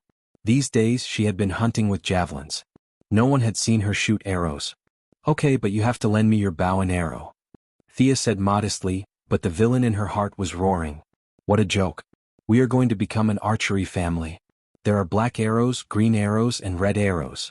How dare you ask me if I can shoot arrows? Her vague words coupled with the act of borrowing the bow and arrow made several priests show a knowing smile. This time they could finally equalize a point. She could not shoot arrows, so naturally she would not carry a bow and arrow at ordinary times, which was very reasonable. Worried, Diana handed her bow and arrow to her and told her to be careful. Thea took the bow and tried it. Unlike the modern composite bow she was used to, Diana and the others used a very old horn bow, which required high arm strength, but accuracy required more experience and eyesight. Fortunately, she was not short of arm strength or eyesight experience. She learned that there was no arrow limit, but there was a time limit until the sun went down. She took 2 pots of arrows and found a direction with the dark and strong woman. She took 3 female warriors who were said to be assisting but actually monitoring into the dense forest. Chapter 198. Thea didn't talk to the people behind her, and they didn't have the intention to communicate with each other. Both sides treated each other as if they didn't exist. The 3 female warriors who assisted in the surveillance were watching her from a distance of more than 10 meters. This forest is really dense. Thea sighed after walking for more than 10 minutes. She didn't feel it when she was riding a skateboard. Walking in such deep and shallow places was really not enjoyable. Affected by the forbidden area on the island, she couldn't use her earth-shattering magical power, but she still had her powerful psychic power. She condensed her psychic power into a line and explored in all directions. She received a lot of feedback. There were some small animals hidden in the bushes and piles of fallen leaves in the tree hole. She could totally learn from Alpha Centauri and not eat or drink all day long and kill 318 rabbits as trophies. But it would be a very ugly scene. The goddess of the hunt was hanging on to her last breath. If she saw how cruel she was to the small animals, would she die with a bang? The title of God Slayer was enough. Killing 2 gods wouldn't upgrade the title. Thea decided to follow the orthodox hunting method to avoid angering the goddess. She identified the direction and ran towards the place where she caught the wild boar yesterday. Wild boar had the word pig in its name, but it was actually quite fierce. No one in the Foot Basin country had ever seen a tiger or a lion. They thought that the bravest animal in the world was the wild boar, so they often crowned the warriors with the title of pig warrior. If you didn't know the truth, you would think that he was scolding you. In fact, it was really a compliment. Thea was looking for the wild boar at this time. She was in a hurry yesterday and didn't see it clearly. She only remembered that there were a few of them. It was completely worthy of the goddess to treat this thing as prey. She just wanted to show respect to the goddess. There was no need to hunt animals that sounded fierce. What's more, the prey was hers. She could eat it after the competition. Compared to the problem of how to eat a tiger or a lion, the wild boar was the most suitable. If the two of them couldn't eat it, it would be a favor to give it to the queen and Antiope. The three female warriors following Thea didn't know why she ignored the small animals nearby. Seeing her walking quickly through the forest, they didn't ask her anything and quickly followed her. Relying on her keen psychic power, Thea found the crime scene 15 minutes after entering the forest. She could vaguely see the bloodstains left behind when she committed the crime. At that time, she descended from the heavens and stabbed the wild boar with a javelin. After that, she cruelly dragged the wild boar away. The traces of the crime scene were too obvious.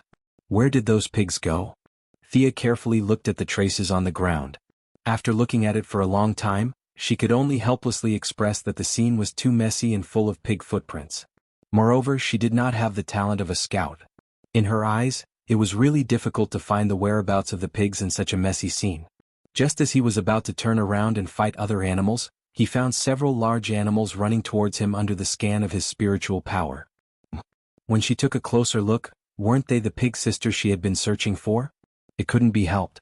There were no males on Paradise Island. The one they ate yesterday was a little sow. Of course, the pig sisters were not here to reunite with her.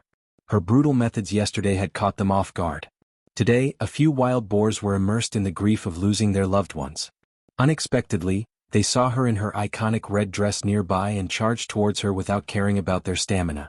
"Stay away from them," Thea shouted at the few Amazons. As for whether they listened to her or not, it was none of her business.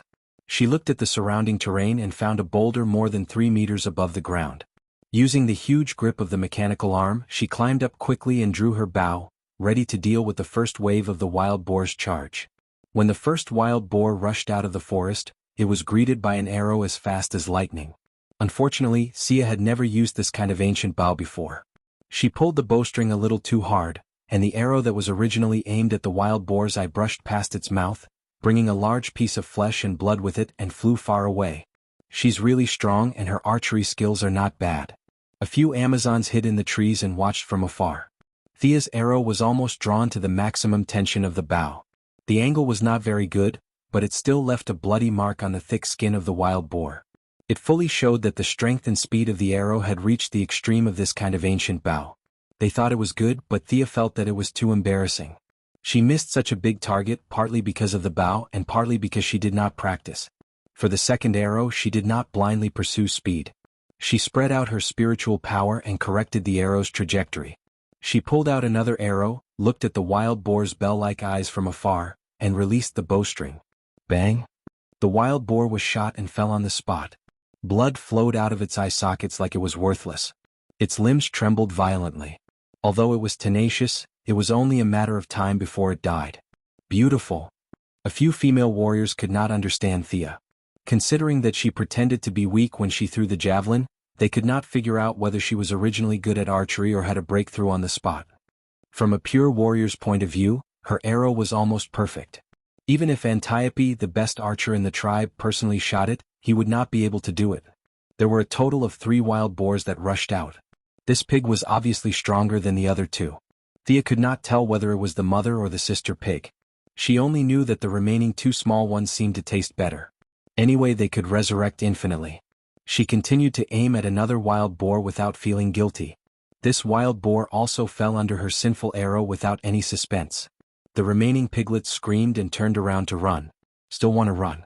Thea jumped down from the boulder and chased after them like a galloping horse. In order to avoid capsizing, she always kept a distance of 100 meters and followed them at a leisurely pace.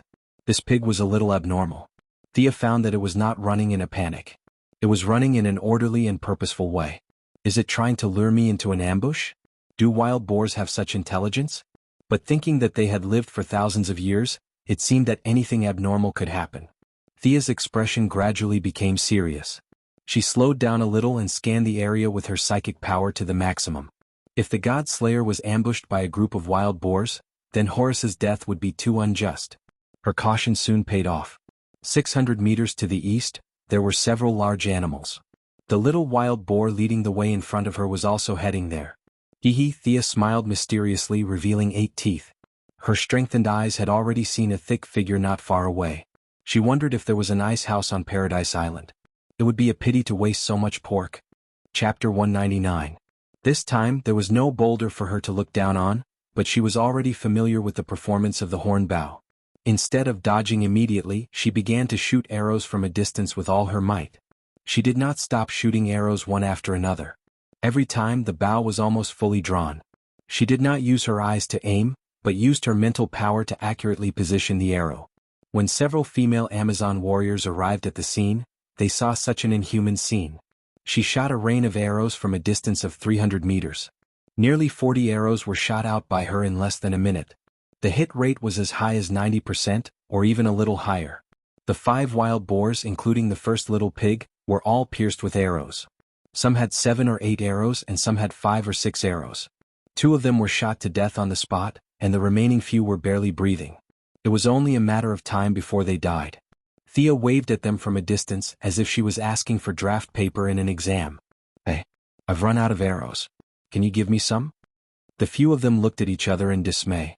"You shot too fast." In the past, they pursued a fatal shot, and 2 quivers of arrows were more than enough. However, looking at Thea's impressive record, they could not say that her arrow rain was nonsense. The female warriors were very upright, and the level of their skills was obvious at a glance. At least they had lived for so many years and had never heard of anyone doing this. They still felt sincere admiration for others who could do what they could not do. They each had arrows with them, but there were not many. The 3 of them pooled together and gave her another quiver. Thea continued to shoot arrows at the wild boars that were not dead. According to the rules of the Amazons, the death of the prey was considered a result, and they could not let the female warriors help. They could only shoot arrows one by one into the fatal parts of the dying wild boars. Soon the remaining few pigs were shot to death. It should be about time, right? Sia felt that 8 wild boars were enough. The dark and strong woman might fight for the last second, but she was not so eager to win. Going too far was as bad as falling short. For this meaningless battle she was too lazy to play. She just wanted to find a way to go back to her original time and space. If she could not go home, not to mention the name of Artemis, even if you gave her the name of Zeus, it would be useless. "Pack up and go out," she turned to the female warrior who was tying the dead boars with ropes. "Miss Thea, it's only been less than an hour?" One of the female warriors tried to explain to her how sacred and noble it was, but she swallowed the words on the tip of her tongue when she saw her resolute expression. They sped up their movements. It was almost impossible for the 4 of them to transport 8 pigs out. Fortunately, they had Thea, who was suspected to be the reincarnation of Hercules, to help them. Using 2 strands of rope to tie the pigs together, they could still pull them out by force. The 3 of them each carried one while Thea pulled the long string by herself. As they were slowly walking out, she suddenly felt a sharp pain in her back. Someone launched a sneak attack? She immediately thought that the 3 female warriors were going to use underhanded means, but in the next moment she judged that it was not the case.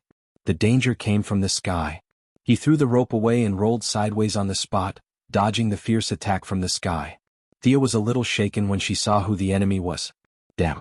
Why is it another eagle? She couldn't tell what species the creature that had ambushed her was, but it wasn't small at all. It was dark gray all over, 1 meter long with a wingspan of 3 meters. It had a sharp hook-shaped beak. After missing its attack, it returned to the sky and stared at Sia with its 2 fierce eyes. Thea felt that her reputation with the eagle tribe had solidified into hatred.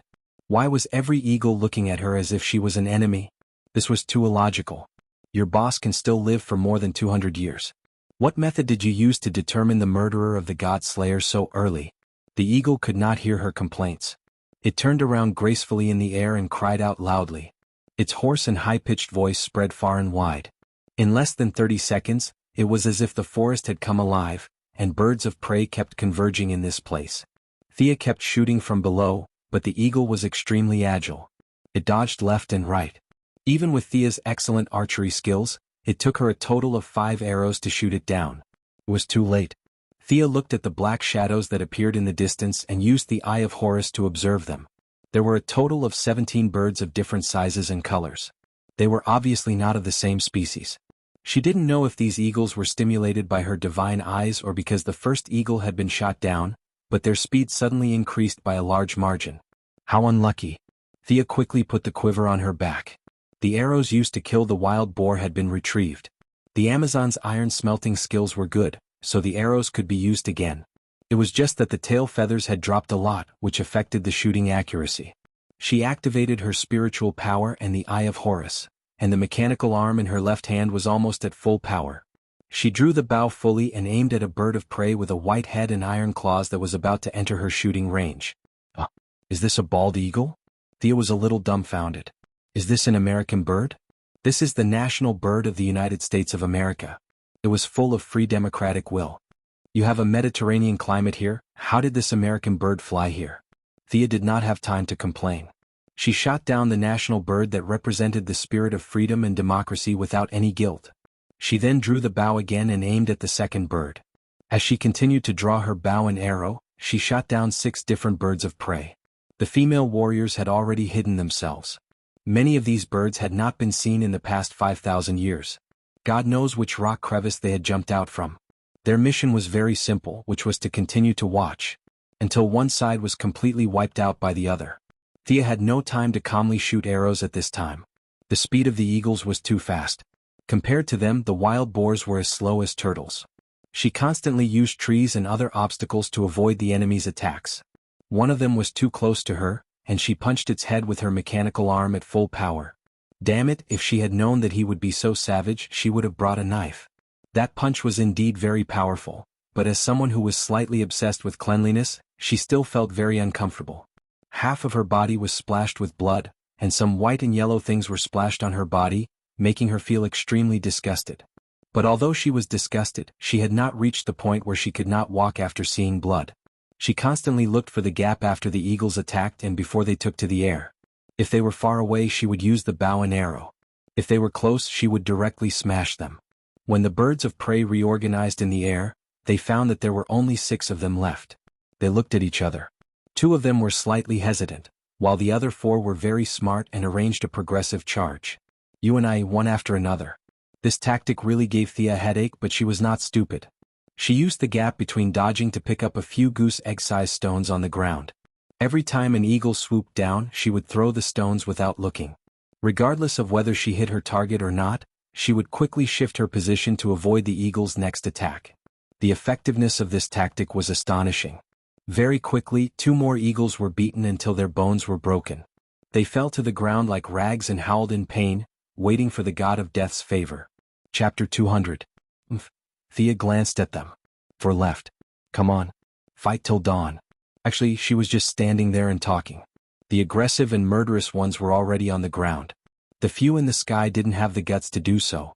They were only able to survive until now because of their small size and fast speed.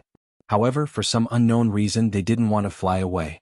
When they were high up in the sky, they would occasionally growl and stare fiercely at Thea on the ground. Damn it. At least Thea knew that she was still in the competition. Otherwise, she would have already taken out her skateboard to beat them up. Taking advantage of the fact that she couldn't get up, the feathered beasts continued to patrol in the sky and refused to disperse. Lend me your bow. Thea shouted at the female warrior who was hiding in a tree. Although the female warrior didn't understand what she meant, she still threw her bow to Thea. Her bow was just an ordinary one. There was nothing special about it. She didn't feel guilty about throwing it. However, 2 seconds later, she couldn't stay calm anymore. She pointed at Thea and asked her companion. She can't be thinking of? Her companion was also a little dumbfounded. She's going to use 2 bows. She's too strong. Thea pulled both bows at the same time. The arrow was sandwiched between the 2 bows. The tail feathers were placed in a cross on the bowstring. She aimed at the lowest flying beehawk. Swoosh. The initial speed of this arrow exceeded 300 meters per second, and in the blink of an eye, it stopped at a height of 1,000 meters.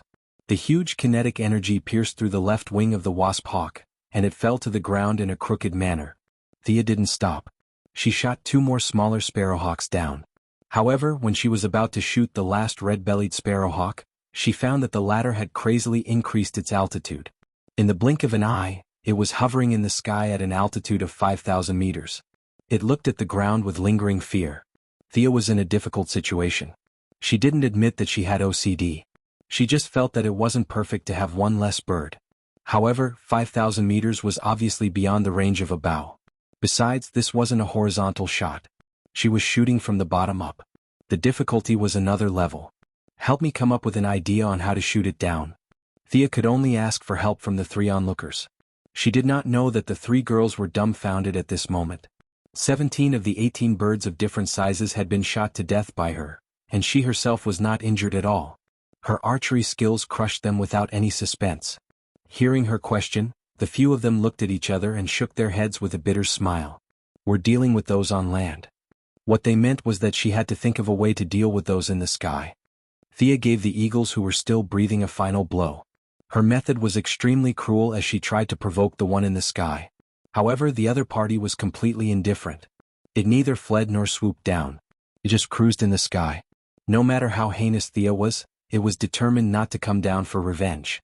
As she had met a coward. Thea's first plan had failed, so she came up with another plan, which was to pretend to retreat. She called the three female warriors to clean up the battlefield. The three girls were relieved and went down the tree. They could not defeat 18 birds of prey, but now there was only one left. What was there to be afraid of? They had trained for thousands of years. They would not lose in a one-on-one fight.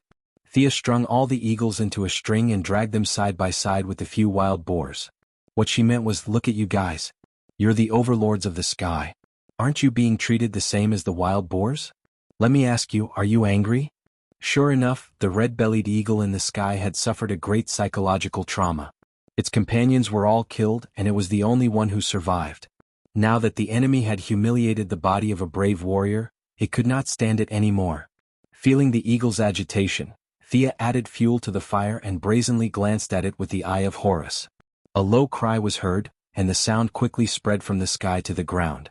The red-bellied eagle that was controlled by anger completely gave up on the idea of flying again.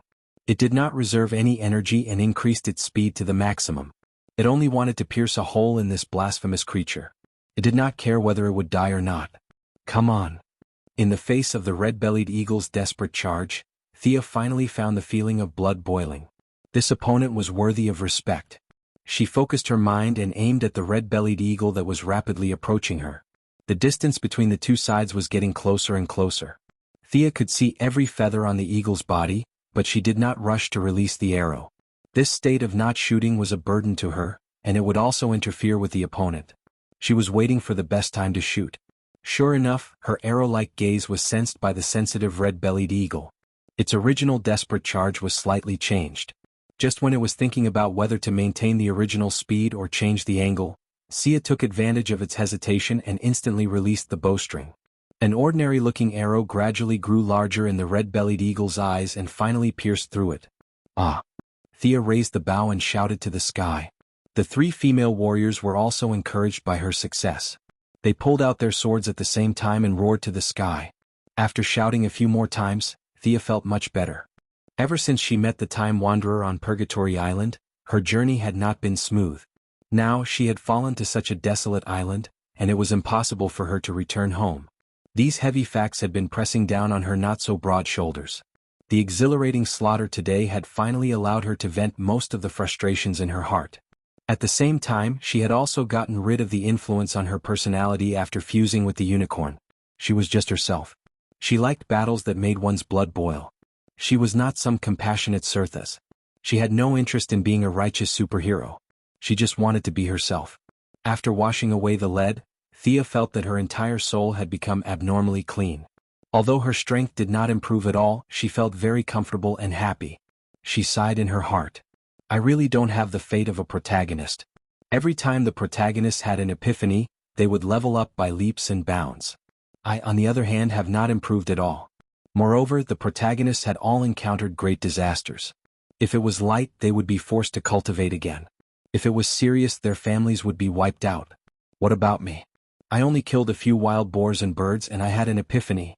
Just thinking about it made me feel low. She shouted to the female warriors happily, put them on the ground. Let's continue hunting. Although the female warriors did not know why she suddenly became so energetic, they still followed her happily. The scene was full of honor. They felt that they would see an outsider crowned with the divine name of Artemis with their own eyes. This was an honor for Thea, and it was also a wonderful thing for them to praise for a long time.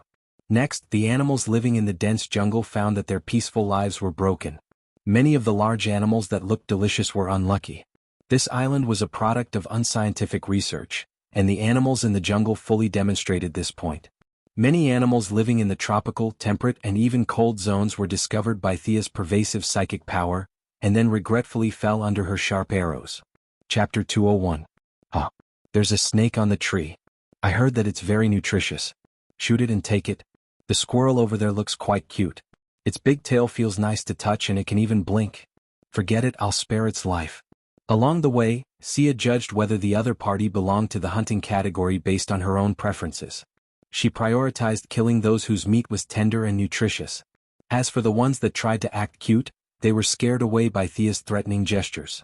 The ones with thick skin and thick meat were determined by the situation. When she shot another fox that was constantly patrolling around her prey, the female warrior looked at the sky and told her that the time was almost up. It was time to return. Thea looked up at the sun through the gaps between the trees. She could not see anything different. How did these people determine the time? Puzzled, she began to clean up the scene. There were too many prey and they did not have enough manpower. They could only move the prey bit by bit. When they were about a mile away from the exit, they heard a very loud whistle from outside the forest. It's a whistling arrow. The other side is out of the dense forest. Let's speed up. One of the female warriors looked at the small mountain of prey and said with a little distress. Thea also wanted to speed up. At this time, the dense forest was showing the prologue of evening. From time to time, insects and flies were attracted by the thick smell of blood. They rushed forward one after another to get a taste of the blood. Thea was also suffering because of the blood stains on her body. She was harassed by the buzzing insects because of the blood stains. Can we ask a few more people to come in and help? Thea killed another mosquito that was circling around her and asked for the others' opinion. The few of them discussed in low voices. In the past, they hunted to show off their bravery. Their prey was always the kind of wild animals in the forest that could be carried away by 2 or 3 people. It was the first time that they encountered such a large-scale massacre like Thea. In the end, they decided that 2 of them would stay here and guard while the other one would go out and call for reinforcements. Diana's helpers came quickly. When she saw the animals piled up like a mountain on the ground, she instantly understood what Thea was thinking. They all look like delicious food. She thought to herself. The saying of strength in numbers was always true, not to mention that there was also Diana and Sia, 2 cheaters whose strength was seriously over the top. More than a dozen people carried the prey out of the dense forest in a flurry. At this time, many people outside the forest were pointing at the tanned woman. Their expressions were filled with admiration and envy. The tanned woman did not look good. Half of her body was covered in blood and the other half was covered in mud. She looked like she had just finished wrestling. She looked like she was full of mud. However, she looked quite energetic. She sat on her prey casually. The tanned woman was doing the traditional hunting method of the Amazon tribe. She killed a bear that looked like it weighed more than 700 pounds. Of course, this black and majestic bear was not a Kumaman that lived by acting cute. It was a ferocious-looking American bear. The black bear's face, neck and stomach were full of scars. It was obvious that the fight between the two was extremely fierce. In the end, the tanned woman emerged victorious. As if to show off her personal strength, her shoulder was scratched by the bear's claws, leaving 3 bloody wounds that were so deep that her bones could be seen. Her metal half-body armor was scratched to pieces. The wounds were urgently treated by the tanned woman. Unknown herbs were smeared on them, but they were not bandaged. From time to time, some blood could be seen oozing out. She came out nearly half an hour earlier than Thea. She nervously watched the few crossings that her opponent might take. When she saw a female warrior carrying a wild boar out, she heaved a sigh of relief. In order to get a good result this time, she had to give it her all. Otherwise, who would be so free to compete with a bear? But her good mood did not last long. Another female warrior came out with a bunch of eagles. Why are there so many different species of eagles in this forest? The tanned woman's heart was pounding. Anyone with eyes could see that these eagles were shot to death. This was very much in line with Artemis' original purpose, which was to hunt. The tanned woman remembered that she fought with a black bear and almost killed it with her fists in the end. This had nothing to do with hunting. Would this give the opponent an excuse to attack him? He began to ponder in his heart. One moment, the priest announced her victory. Her opponent wantonly attacked her with the teachings of the religion. She won in the eyes of her people. The next moment, Everyone agreed that she had lost and left Paradise Island to wait for death in the outside world. All kinds of complicated thoughts rushed into her mind. The black bear's corpse no longer felt comfortable sitting up.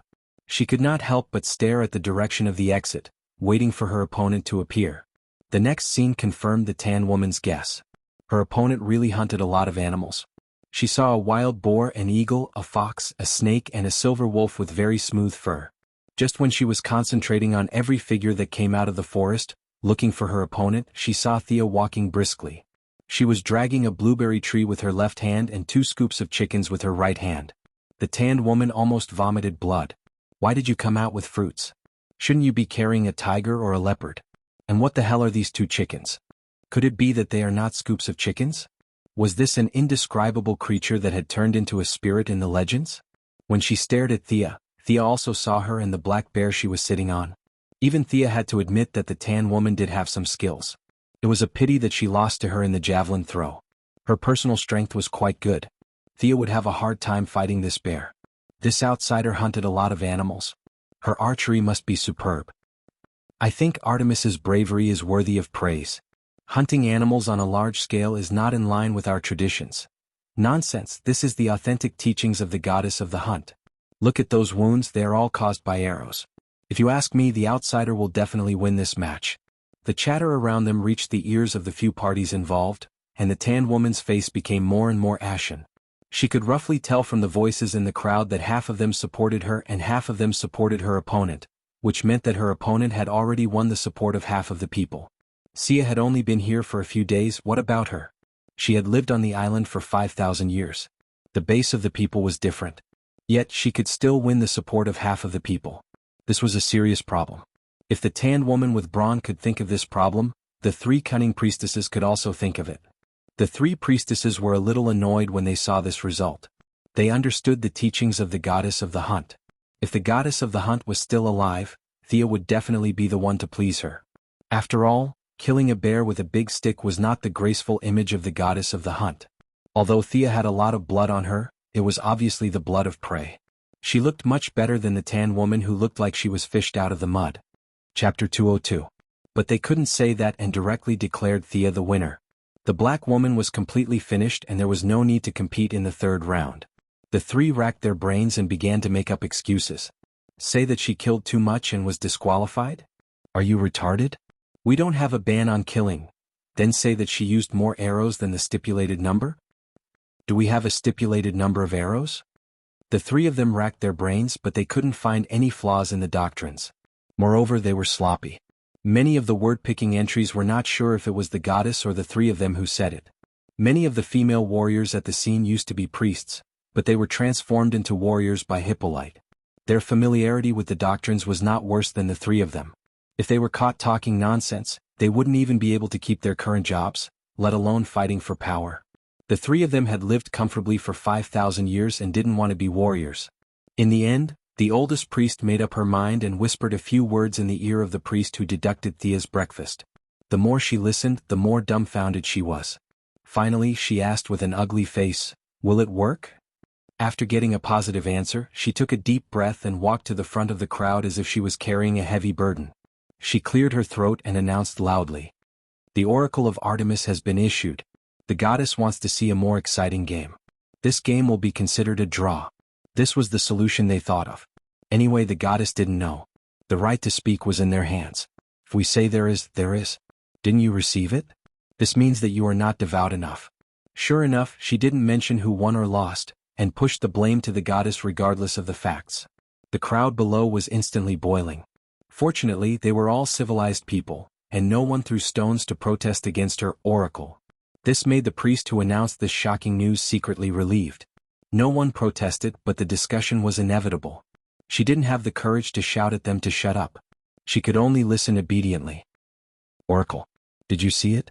Why didn't I see it? Their faces are too ugly. This is all to fight for power with the respected queen. Sigh. They should at least affirm Artemis's achievements. The Outlanders' results are also good. Are the 2 of them just ignored?" Paradise Island still had a strong democratic atmosphere, and the female warriors were not all muscleheads. After living for so many years, they could still judge the basic right and wrong. Whether it was those who supported Thea or Artemis, they all expressed dissatisfaction with the way they pushed the blame to the gods. As the leader of the camp, Hippolyte naturally heard the discussion of the people. She covered her mouth and pretended to be shocked by the news. In fact, she was laughing in her heart. Great joy appeared on the corner of her mouth, but she forcibly covered it and pretended to be surprised. Diana, who had a fiery temper, was furious. On one hand, she felt that it was unfair for her friend. On the other hand, she felt that the three of them were blasphemous. As a demigod, she had the right to say whether or not there was a miracle here. However, other than herself and Thea, there was not even a shadow of a supernatural being here. The actions of these people were undoubtedly blasphemous. It was simply unforgivable. Thea did not know why she was suddenly so angry. She thought that she wanted to stand up for her, and she was touched. She pulled her back, fearing that she would charge up and kill the three old things. The bad priestess and the others' discussion calmed down a little. She asked Hippolyte very respectfully, "Does the queen have any opinion?" Of course the queen had no opinion. "If this kind of thing happened twice more, your reputation would be completely gone. Didn't you see that the tan woman was dissatisfied? She thought that she was treated unfairly and that it affected her honor. Perhaps if it happened again, Hippolyte would be able to truly rule Paradise Island." She nodded solemnly, indicating that she had nothing to say. Since they said that it was an oracle, then it was an oracle this time. Just as she was about to announce the end of the meeting, Thea finally spoke up. "Wait, I have a question." It was normal for her to have questions. It would be strange if she did not have questions. At least, the bad priestess thought that if she was the one who was treated unfairly, she would have already fought with her.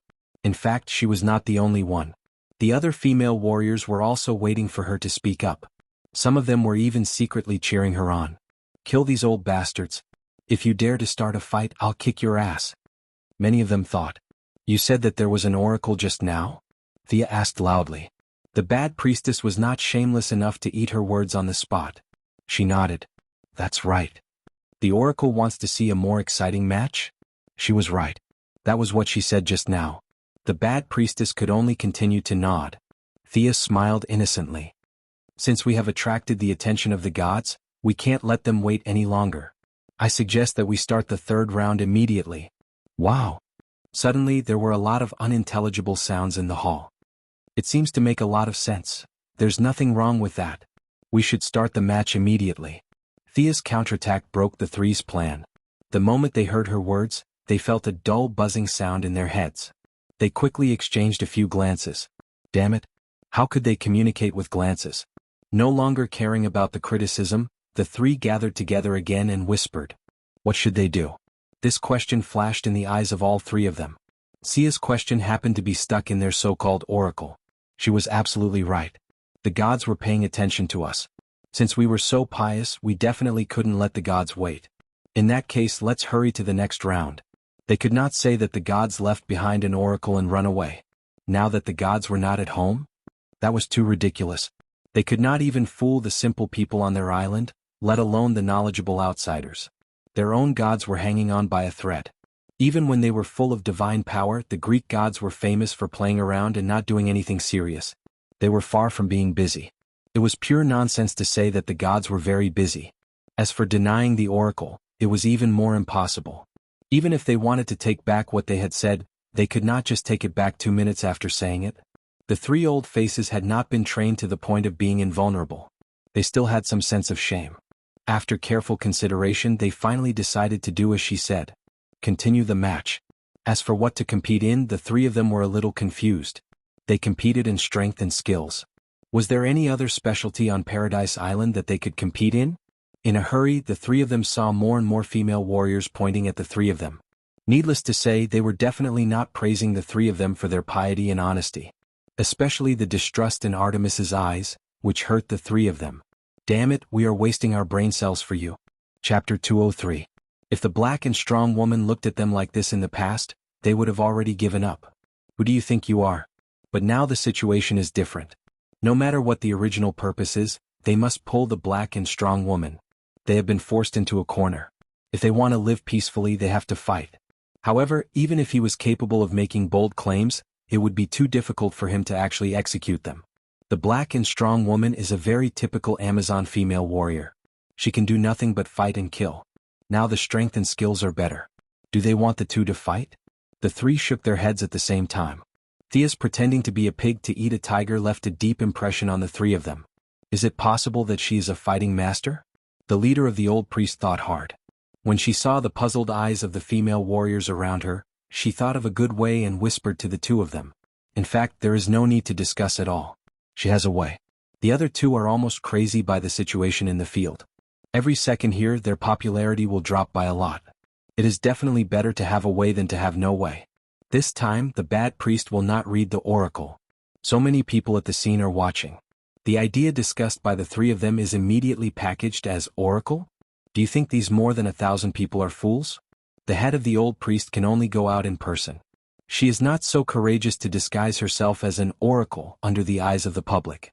She is afraid that she will be stoned to death by the angry female warriors. Finally, she has a bit of quick-wittedness and changed their ideas to disguise themselves. Through our interpretation of the oracle, we think the gods are going to personally assess the third game. Next, we will go to the temple for the final game. It has to be said that her words are quite clever.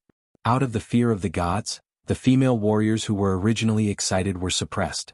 Is there really an oracle? Are they not lying? Let's look at the situation again. The female warriors were instantly shocked by her actions. Not to mention them, even Thea and Diana were surprised. What happened? Did the oracle really come? The two looked at each other and were a little confused. Hippolyte, who had been chatting with them for more than 5,000 years, was not so easy to fool. She pretended to be very excited and asked in the tone of a crazy fan, "What did the gods say? Can I go and listen to it myself?" In any case, she was the queen and she and Zeus still had several legs of friendship. The priests couldn't refuse at all. Not to mention them, even if Artemis came down in person in terms of identity, Hippolyte was not afraid of her. Now she just asked to watch and no one dared to refuse. The old priest acquiesced to Hippolyte's proposal and replied, "The oracle is very obscure. Let's not let the gods wait for a long time. Let's go." For a moment, a big question mark appeared in the minds of those who understood. What were they planning? Thea was naturally a smart person. She also didn't understand what these old guys were trying to sell, but looking at the tan woman's puzzled face, it was clear that she didn't know what they were trying to compete in. It was still fair. Thea just wanted to end this farce as soon as possible. If you want to fight for power with Hippolyte, then go ahead. Why do you have to drag me into this? I have to go back and knead the dough. Knowing that Diana would also go, she was even more relieved. These three old guys can't summon Ares, right? There was nothing to be afraid of, so she calmly followed the three people. As she walked, she took out a handful of blueberries from her bag and handed them to Diana. The two followed the large group slowly as if they were on an outing. Diana, who had been with her for 2 days, was obviously thick-skinned. She took the food and ate without scruples. She didn't know if it was because she was influenced by the company she kept. Hippolyte and Antiope, who had been paying attention to them, were thoughtful. As for what they were thinking, only they knew. From the dense forest to the temple in the center of the island, the distance was not close. Thea saw that everyone was walking solemnly and didn't dare to mention riding a horse. On the way she found an apple tree. Without saying a word, she broke the branches with a punch and picked up 7 or 8 apples to eat on the road. Several camp leaders pretended not to see it for their own purposes. Many female warriors saw this scene, but most of them chose to ignore it. A few thought that she was showing off her personal bravery and cheered loudly for her. This made Sia a little embarrassed. Since everyone was cheering for her, it would be inappropriate for her to eat alone. So, in the spirit of sharing, she picked a few apples and threw them to the loudest people, which led to another round of cheers. The few people who caught her apples also slowed down and walked side by side with her. Several people began to discuss how Thea killed the huge prey. Thea made a cameo appearance on the scene and shot an eagle that was pulled in front of her by Horus. This ignited the emotions of the female warriors. Many female warriors slowed down and walked into the group to observe her amazing archery skills. Thea didn't refuse any of them and shot 2 sparrowhawks in front of everyone. The cheers were earth-shattering and even Diana was a little eager to try. They were so happy as if they were celebrating a festival, but the faces of the priests were pale. As the general of Paradise Island, Antiope couldn't help but turn around and compete with Thea in archery after seeing her kill another gray eagle. It had to be said that Antiope's archery skills were better than the spear. Thea and her were evenly matched. The two of them went from shooting dead animals to shooting living animals, and finally they shot 3 arrows at the same time. It was like an archery competition showing off all kinds of archery skills. Isn't it the age of gunpowder outside? Why do you want to specialize in archery? Antiope was very happy now. The female warriors of Paradise Island didn't dislike archery, but they advocated hot-blooded battles with swords and axes. They weren't very keen on long-range attacks. Now that they met Thea, who came from an archery family, they naturally felt unexpectedly close to her. It was a kind of respect that both sides were on the same level. Of course, Thea couldn't say that her father and brother were all archers, and she couldn't reveal too many details about the future. She could only vaguely explain, "Archery can give me courage to protect my city from the invasion of bad people. Gunpowder can't. Gunpowder can only further increase the killing." Diana, listen, Thea's philosophy is different from yours, but it's also noble. This is the concept of protection that I mentioned to you before. It's not the only concept you should. Antiope was deeply impressed after listening to her half-truths. Thinking of the naughty child that she taught, she turned around and began to discuss with Diana whether there was any room for improvement in her life principles. Chapter 204. Thea did not have many beliefs for her to think about. She just wanted her family to survive in the future. Of course, it would be better if they could live comfortably. Antiope went to teach the naughty children. Thea was surrounded by a group of female warriors who had lived for 5,000 years but were still very innocent. Archery required talent and some tricks, so she could not teach them. However, she could teach them the thousands of years of fighting experience she brought from the outside world. She found a few moves that were very similar to their original style and taught them. The female warriors did not care that Thea was much younger than them. They all happily learned the moves. By the time they reached the entrance of the temple, there were already hundreds of people gathered around Thea. Diana could not stand her aunt's nagging. In the name of proving her beliefs, she was actually annoyed by her aunt's nagging. She dragged Thea to play another round. The two of them were not serious. They were purely playing around. They walked for a few miles and attracted a lot of attention. In front of them, there were constantly people who deliberately fell behind to watch from a close distance. The whole group walked in a very strange way. A large group of people in front of them walked in an orderly manner, but there were people who looked back from time to time. The large group of people behind them was much more lively. It was as if they were celebrating a festival. There were endless cheers and shouts, mixed with the sound of weapons clashing. A group of female warriors who regarded fighting as their lives cheered even more. When the group in front of them stopped, they realized that they were at the entrance of the temple. "We're here. Time flies. Oh no, Miss Thea has used up a lot of energy.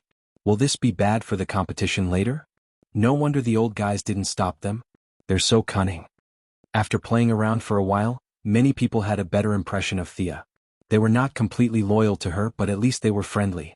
Many people realized that they should have rested for the whole journey, but Thea obviously did not stop. Diana was also a little regretful. All the female warriors on this island were adults from the moment they had consciousness. She was the only one who had gradually grown up from childhood.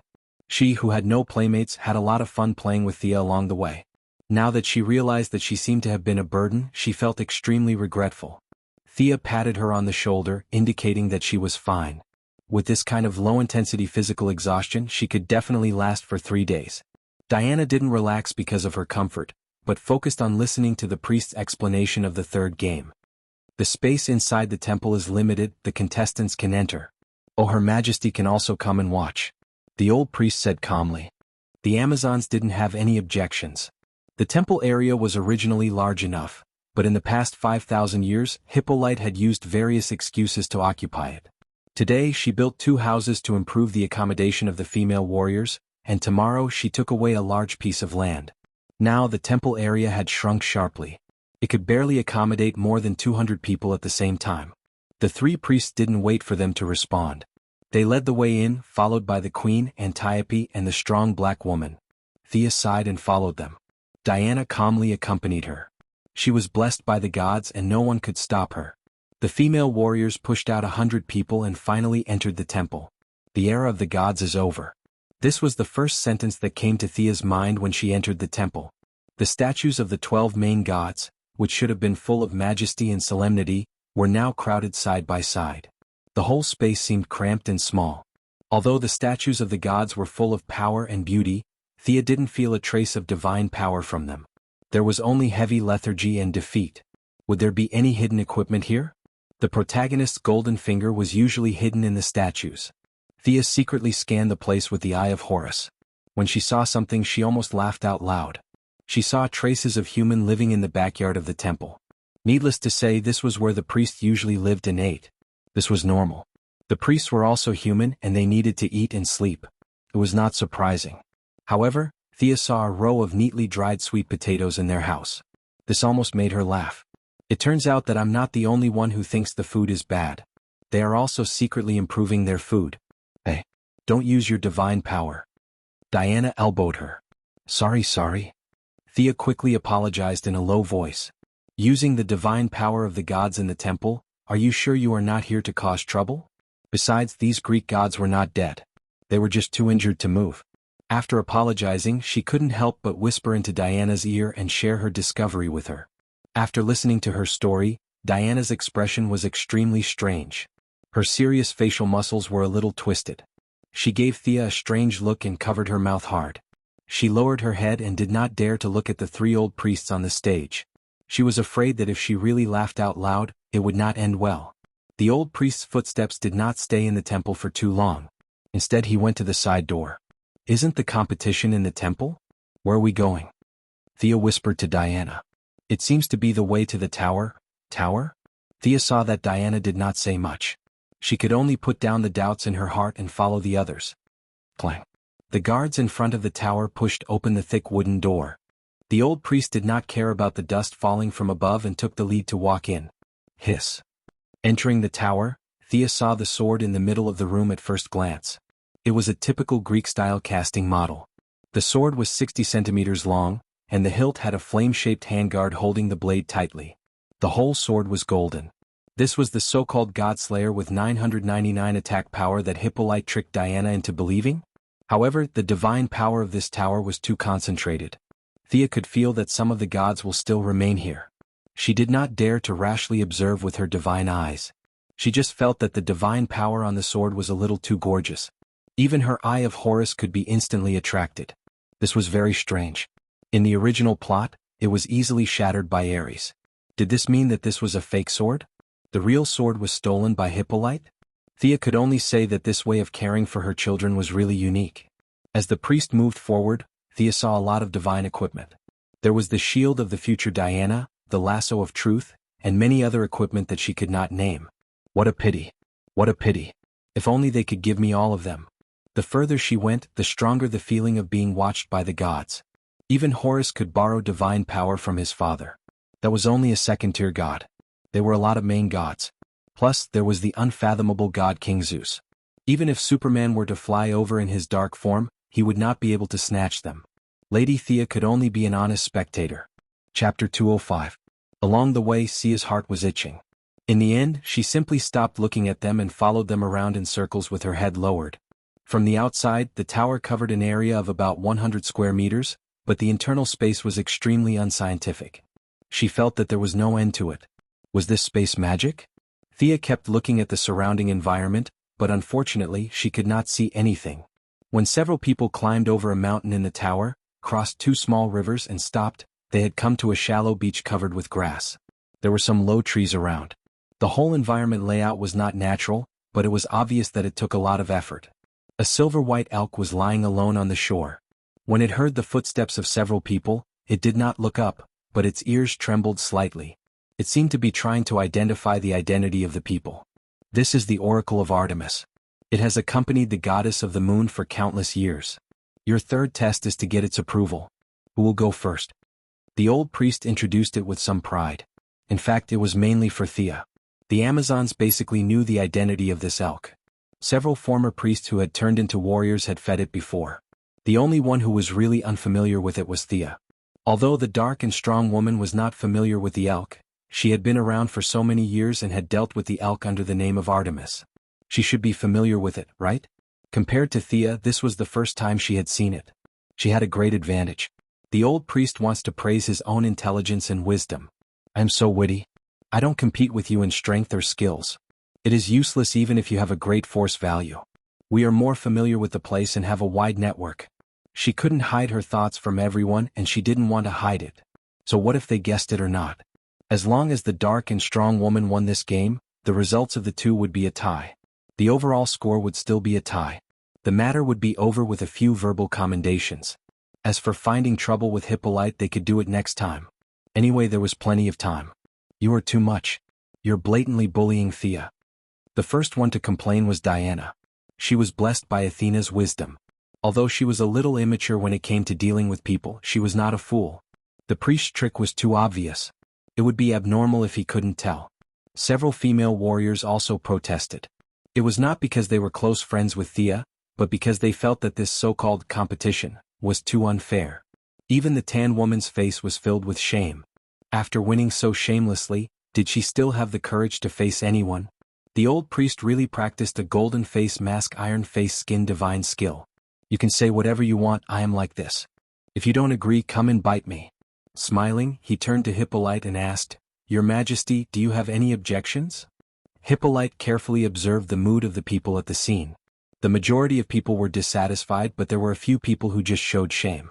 If she suddenly attacked, it was still a question whether these people would support her. Her mentality was similar to that of the old priest. It was still a long time, and the fight needed to be controlled within a certain range. She made up her mind and acquiesced in this game. After the game, she would compensate Thea alone. There were a lot of good things in her private collection. Zeus was good to her as a mistress. The king of gods gave her good things in the past. Artifacts were rare in the outside world, but in the eyes of Hippolyte, they were just ordinary things. But acquiescence was acquiescence. It was impossible for her to endorse a few priests. She looked at the distant mountains as if she didn't hear anything and remained silent. The old priest guessed her thoughts and sneered. He turned back and said, The oracle is very tired. Who will go first? The black woman did not dare to look at Thea's eyes. She lowered her head and said in a muffled voice, I will go first. She wanted to demonstrate to Thea, or she wanted to end this farce that violated her warrior's sense of honor as soon as possible. She lightened her footsteps and walked around to the side of the shallows. She picked a few branches with tender leaves and broke them off. She walked slowly to the elk and made a sound that Thea thought was very kind, but it sounded like she was feeding a pig. Lulu, come and eat, Lulu. It could be seen that this was not the first time for the black woman to do this. Her movements were skillful and natural. The elk also gave her face. He raised his head slightly and took a few bites of the tender leaves that were sent to his mouth. After that, he nodded gently. His action made the black woman breathe a sigh of relief. In her heart, she was glad, but more than that, she was ashamed. She did not return to the crowd and sat alone on the grass without a word. Miss Thea, it's your turn. Come on. The old priest said with a smile. Thea angrily gave her a middle finger. Although the old priest did not understand the meaning of this gesture, he knew that it was not a compliment. He smiled and waited for Thea to make a fool of herself. Should I pick some leaves to feed it? When Thea walked closer, she found that the elk was really very old. Compared to the animals on the island that were constantly reborn, it did not enjoy the eternal magic of Paradise Island. It seemed that its life was consumed every minute and every second. Time had left many traces on its body. Its eyes that should have been clear and transparent were now full of turbidity. Could not see. The horns that had defeated countless powerful enemies were still as sharp as blades. However, the goddess's slumber had also taken away its fighting spirit. The invasion of time had made it completely lose the courage it once had. Its soul was too tired. It was consuming its own lifespan. It was begging for death. These thoughts came to Thea's mind, but she could understand the bitterness of the elk. It had amazing fighting power, but everything was meaningless. It could only wait here alone for the last moment of its life. Why are you so sad? Can I help you? Thea ignored the sharp horns, knelt down beside the elk, gently stroked its cheek and said slowly but firmly. The elk did not notice her at first. It only thought that she was one of the priests, but when Thea said these words, it instantly felt different. If she was not one of the priests with complicated thoughts, who was she? Where did this sense of intimacy come from? It tried hard to raise its head, and opened its gray eyes with difficulty, as if it wanted to see the appearance of the person in front of it. Wow! The crowd made all kinds of unintelligible sounds. The oracle had a reaction to this outsider. This was the first time in their thousands of years. The priests' hearts were suddenly filled with thunder, accompanied by thousands of galloping horses. Of course, they were the ones who were struck by thunder and trampled by thousands of horses. They looked at each other and saw the fear in the corners of their companions' eyes. No way? Again? Why did I say again? This is different from the script. Chapter 206. Thea did not have time to think about their feelings. She only felt a weak connection between herself and the elk. It was not that they knew each other before, but it was a bond that came from the deepest part of their bloodline. How did I establish a blood bond with it? Thea was a little shocked by her own thoughts. Was it because of the unicorn? Maybe they were distant relatives? In a flash, he found a relatively reliable answer for himself. She did not understand, and the elk did not understand how this connection came about. It only wanted to see her face with its cloudy eyes. So sad. Thea was a little sad when she saw the signal. She made up her mind and hugged the elk's head with both hands and put her forehead on it. Thea was ready to transfer part of her eye power to let the elk see the light again. Don't. Diana only said one word before she stopped. She did not know whether she should stop or agree. She was so anxious that her little face turned red. What is she doing? Antiope saw the mysterious light flashing between Sia and the elk. Something she couldn't understand was floating around, which made her very puzzled. Seeing Diana's anxious shout, she asked in a low voice, "What's the matter?" Diana hesitated for a long time before she whispered, "She is transferring her divine power. She is also a child of God?" With the common values of Paradise Island, she instantly thought of this word. As for killing a god, it was not in her dictionary at all. She is a noble child of God, Diana said with absolute certainty. At the same time, the spirit of sacrifice, protection, and dedication in her heart deepened by a few percent. In fact, Thea was not as noble as she thought. She could help others when they were in trouble, but she was not willing to sacrifice herself to help others. Horus was known for his good eyesight. His eye power was almost endless. It was not an exaggeration to say that he could go up to heaven or down to hell. Now, although he only had one eye and did not have a body, the transfer of his eye power would only make Thea's eyes sore for a few days. It would not have a big impact. In addition, the elk itself also had divinity. It was just that its desire to die was too strong previously, so it did not heal its eyes immediately when it was damaged. Now that Sia's eye power had overflowed and its own self-healing ability, the white mist in its eyes dissipated at a visible rate. The elk saw Thea as soon as it regained its vision. It intimately rubbed its face against hers. Thea had used too much eye power at this time and her eyes began to ache. She rubbed the corner of her eyes, and a few drops of tears flowed down her cheeks. When this scene fell into the eyes of Diana and other inexperienced young girls, it was like a man and a deer crying with joy after seeing the light again, causing the eyes of several female warriors to turn red. Sia was about to turn back and greet the bad priests. "Look, this young lady has passed, right? Let's see what you have to say." Suddenly she felt the elk send her a "come, follow me" signal. The elk saw her squatting there in a daze, so it bit her sleeve and dragged her inside. Don't pull, I'll go with you." This guy was really strong. Conservatively speaking, she estimated that he had more than a ton of pulling force. He almost pulled Sia down. What was it doing? After sending several signals, the elk did not respond. It just signaled to follow it. Thea sighed and had no choice but to follow it. The few people who saw this scene were a little confused as to where the moose was taking Sia. Diana, who had infinite courage, was the first to follow. The queen and Antiope were worried about her safety and also wanted to follow. "You can't go up. That is the eternal resting place of the gods," the old priest shouted at Thea. The response to her was the moose's teeth and Sia's middle finger. The old priest saw the moose's sharp horns and his heart trembled a little. Their Amazons were not the same as the animals who were constantly reborn on the island. When they died, they died. The Ds only gave them eternal life, but they did not give them the ability to resurrect indefinitely. If they were stabbed to death by the elk, they would really die. They were not afraid of death, but if they were killed by the oracle, it would be too bad. It would make them look like they had done something heinous. At first, they just wanted to take back part of the right to speak. It was far from blasphemy. Hippolyte, as the god king's mistress, was careful to play the game. They did not dare to do anything that crossed the line. The three of them could only watch in fear as Sia disappeared from their sight. As for Diana and the others, they did not dare to stop her. The blessings of the gods were not a joke. In addition, many of these main gods were her brothers and sisters. She could wander around all the temples as she wished. Even the gods had no objections, let alone the three of them divine servants. The queen's status was similar. She didn't even look at the three priests and walked over calmly. Antiope didn't say anything. She just pulled out her sword and followed after her sister with a flash of sword light. Seeing that the female warriors also wanted to go inside, the three priests were completely angry. "You can't go in. I have the right to go in. I still have the name of the gods." The black strong woman looked at the three old things seriously. She was very sad when they mentioned the name of the gods. Even the blind could see that Thea had won the competition. It was them who urged her to make trouble. Otherwise, how could she fall to this point now? Without waiting for the three to answer, she waved her hand and walked inside like a black bear. The rest of the female warriors did not have as good a reason as her. They could only stop under the strict gaze of the priests and look from afar. The elk pulled Thea and walked for a short distance. It stopped in front of a cave and looked at the few people who were following behind it. It had the best attitude towards Diana. It rubbed her arm and nodded slightly to the queen. As for the rest of the people, they were all ignored. It lowered its head and drew a deep mark on the ground with its sharp horn, indicating that the others should not follow it. Then it pulled Thea into the cave. The few of them knew very well what it meant. It meant that unrelated people were not allowed to enter. Even if you, Diana, are the sister of the goddess, you are still not allowed to enter. Thea could only say goodbye and followed the elk into the cave.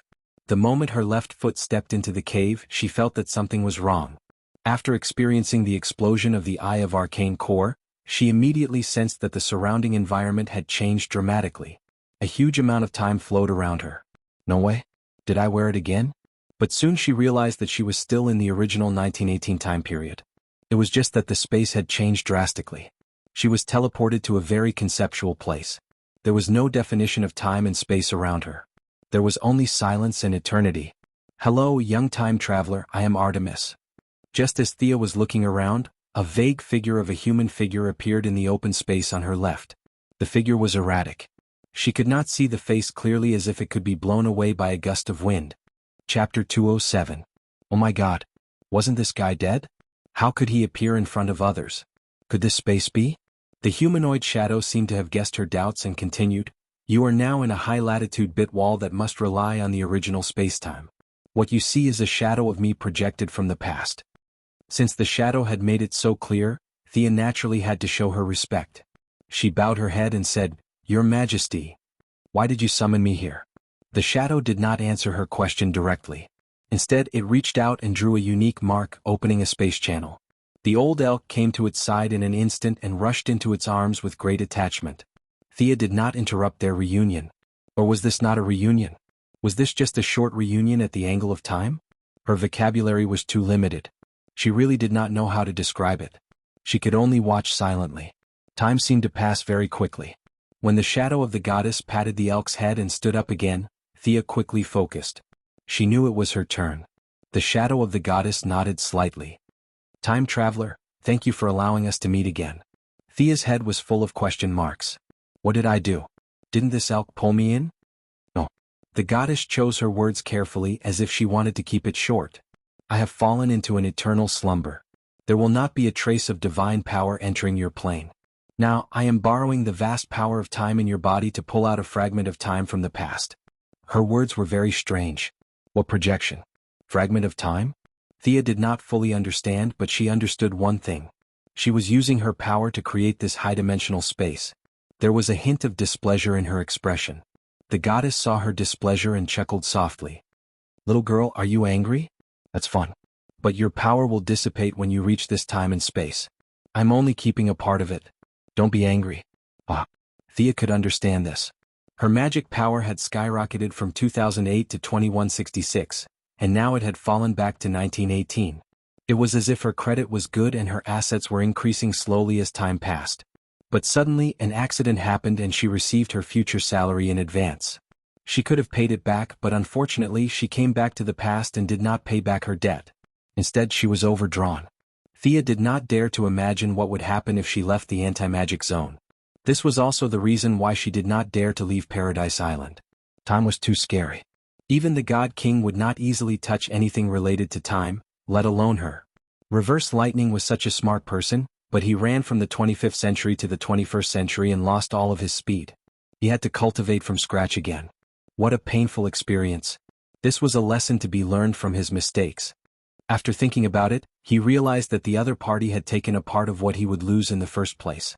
Although she had borrowed it without asking for permission, considering that even if women evolved into goddesses, they were still unreasonable creatures and he couldn't bite her, he could only endure it. Thea lowered her eyes. "Okay, you did nothing wrong. Then why did you call me here?" The goddess stopped smiling and touched the elk's cheek sadly. "It is connected to my life. It has accompanied me for countless years, but in the end, it is time for us to part. The old gods will eventually fall, and the new gods will come back to Earth. My life is irreversible, but it can..." Thea could tell that the goddess was really sad. She had changed from eye to eye. She sympathized with the pitiful elk. "Do you need me to do anything?" The goddess's facial expression was extremely blurry, but Thea still felt embarrassed for a moment. "I still need to borrow your power to cut off the connection between it and me over the long years. I need a large amount of time power to bring my divine power from the past over here. Your sister. You're bullying an honest person to death, aren't you?" Thea looked at her suspiciously, waiting for further explanation. Seeing her confusion, the goddess quickly explained. "Of course I won't use it for nothing. After cutting off the connection with me, it will follow you. It has a lot of combat experience and will be of help to you. Also, I can help you retain some of its magic power for about 10 years. Think about it." So that's the case. Thea began to think. This condition was not impossible. Thea could not see the elk's combat power. No matter how she looked at it, it was just an old elk. It could not have eaten the man-man fruit, right? She really did not see how it could help her, but the 10 years of magic power retention was very powerful. It could save her 10 years of time. It seemed to be a much better result than the previous one, which was 100% wasted and even had the possibility of getting money back. "Your Majesty, it was an accident that I came to this time and space. Will my bloodline cause me some time trouble after I leave the island?" Thea thought about it again and again. This was a serious problem. She did not want to be blown up as soon as she left the island, nor did she want to stay on the island for the rest of her life. It was rare to meet a goddess who seemed to be easy to talk to, so she had to ask clearly. Moreover, if she took away her magic power, time would come to her door to ask for money. If she could not pay it back, it would be a big joke. The goddess seemed to have expected her question and answered proudly, "Divine power can change everything. We respect time, but we are not afraid of time. With your authority in the Master of Time, I will help you to stay within a constant value. Even if you return to your original time and space, you will not lose control, and it will not affect your future development. This part will be your power from now on." The goddess also knows about the Council of the Master of Time. Thea was a little surprised that those weaklings could be known by Artemis, a true god who had been dead for God knows how many years. "I only know that they are not as simple as you think. I don't know more than that. It seems that the water is very deep." Thea could not help but be a little moved. Let Rip Hunter and the others worry about the council. "Your Majesty, what do you need me to do?" "I will release the anti-magic enchantment on your body. What you need to do is to transfer all your magic power to me in the shortest time possible." After confirming that she was ready, the goddess pointed at her body. What dash? The sudden surge of magic power made the high-dimensional space begin to tremble. Fortunately, this was not the first time. She summoned the unicorn that still did not understand what was going on. The two of them merged again and quickly gathered the sudden surge of magic power. Amazing power. It's hard to imagine that you are immortal. You seem to have a trace of divinity, but it is not the divinity of the Greek gods. The goddess did not expect her magic power to reach this level. Seeing that the space was trembling, she stabilized the surroundings and watched her merge and said thoughtfully. Chapter 208. She touched the ears of the elk beside her. "She is a good girl. She will achieve great things in the future. I don't think you will feel wronged if you follow her in the future." The elk whimpered at the goddess. Although it was just a quick glance, it did see the unicorn that was dragged out in a daze. Although it felt that this distant relative looked a little silly, the elk, who was also a divine beast, still recognized Thea from its original friendliness. Thea did not know that the master and servant were talking about her. She thought that the fusion would go smoothly, but she encountered a little trouble. The problem was the little divinity of war that Arthas absorbed. The era of the old gods had come to an end, and the deification of faith had become history. From now on, it was the era of power. Like Jin Chao, who was ranked third in the world and could beat all the other divine kings, he did not have any divinity. He only had incomparable power. Thea was now stuck at the time when the old gods had died and the new gods had not yet been born. Divinity could be said to be a unique characteristic of the gods. It included their personality, beliefs, rules of conduct, and a lot of other things. Originally, Thea could not absorb it, and the other divinity did not like her. However, the unicorn absorbed a little, and this little bit was integrated into Thea's body through the fusion. She also had the Eye of Horus, which was of the same origin as the divinity. After the fusion of the two, she unexpectedly also had a trace of divinity. What Thea did not know was that if she absorbed too much divinity, Horus might be resurrected with her body. Fortunately, Horus was not the god of war.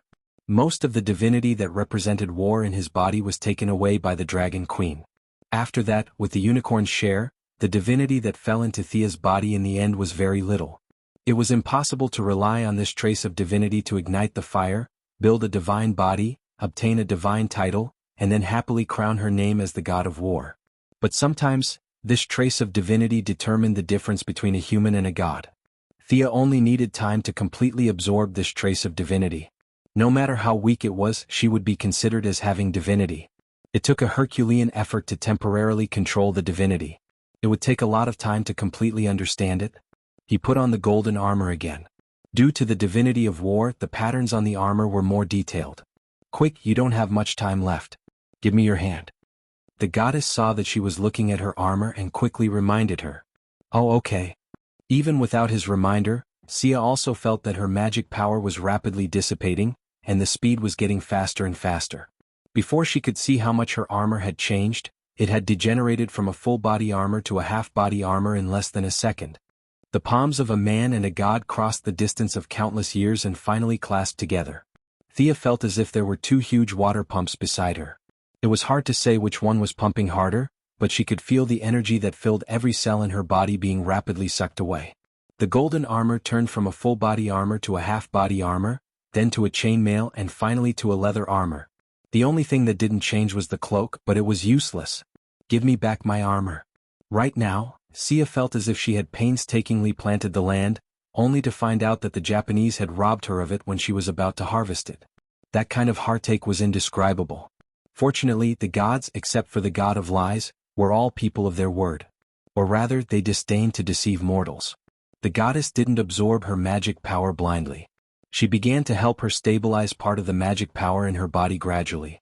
Thea didn't understand the method used in the middle, but she felt an indescribable charm. Okay. The goddess pushed Thea away and stood alone. Even for a god like her, it was not easy to transform a large amount of magic power into divine power.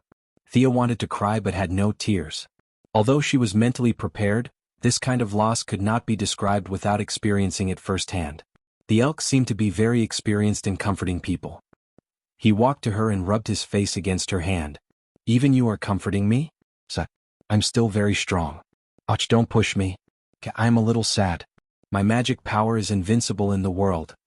Thea wanted to brag, but the elk, who had lived for countless years, saw through her disguise and exposed her hypocrisy. The elk joked for a while, and then Thea began to pay attention to her own situation. The goddess was not lying. Although the original magic power was very strong, it was also very vague and unreal.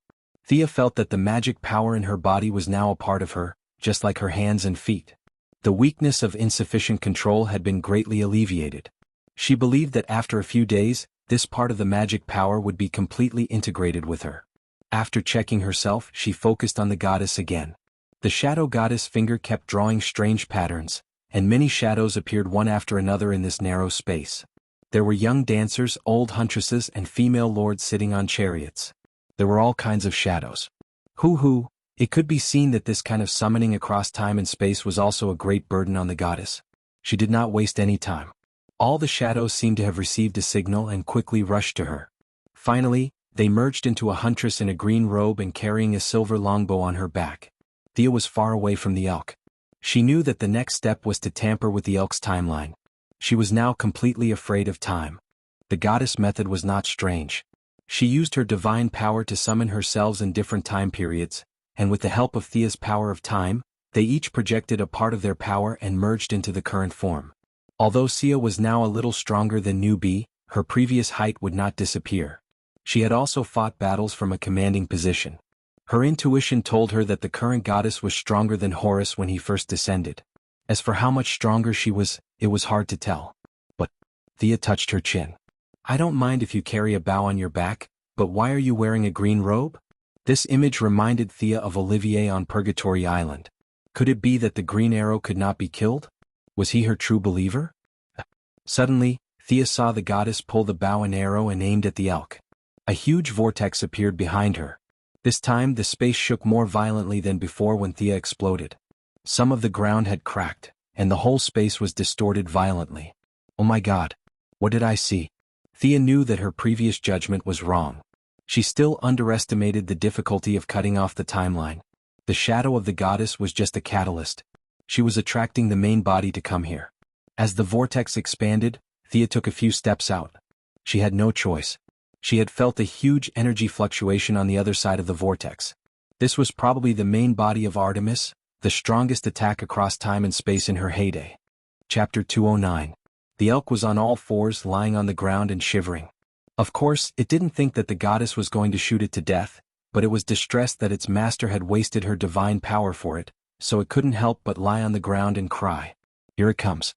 The momentum of the phantom goddess reached its peak and she loosened the arrow. At the same time, there was a crisp sound of a bowstring in the whirlpool behind her. Faster than lightning, faster than light, and even faster than the concept of speed itself, an arrow flew out of the whirlpool and instantly pierced in front of the elk, while the arrow of the phantom goddess fell behind it. Two low sounds sounded in Thea's heart. This was not the transmission of sound but some kind of conceptual resonance. The elk's past and future were cut off. A shadow that was exactly the same as the elk on the ground quickly ran out of the whirlpool, and the two quickly merged and could no longer be distinguished. The phantom goddess closed the whirlpool, and her green robe and bow disappeared again as if they had never existed. She gently stroked the side of the elk's face. "Child, you are free. Go and live a new life." The elk walked to Thea's side, and the goddess pointed at their foreheads. "In the future it will accompany you until the end of your life.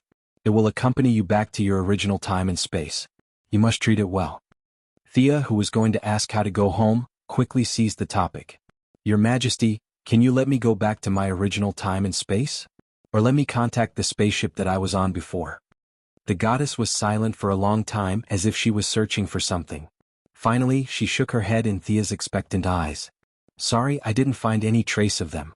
Although my divine power is not enough to search too far into the future, I feel that they are not in the same timeline as you."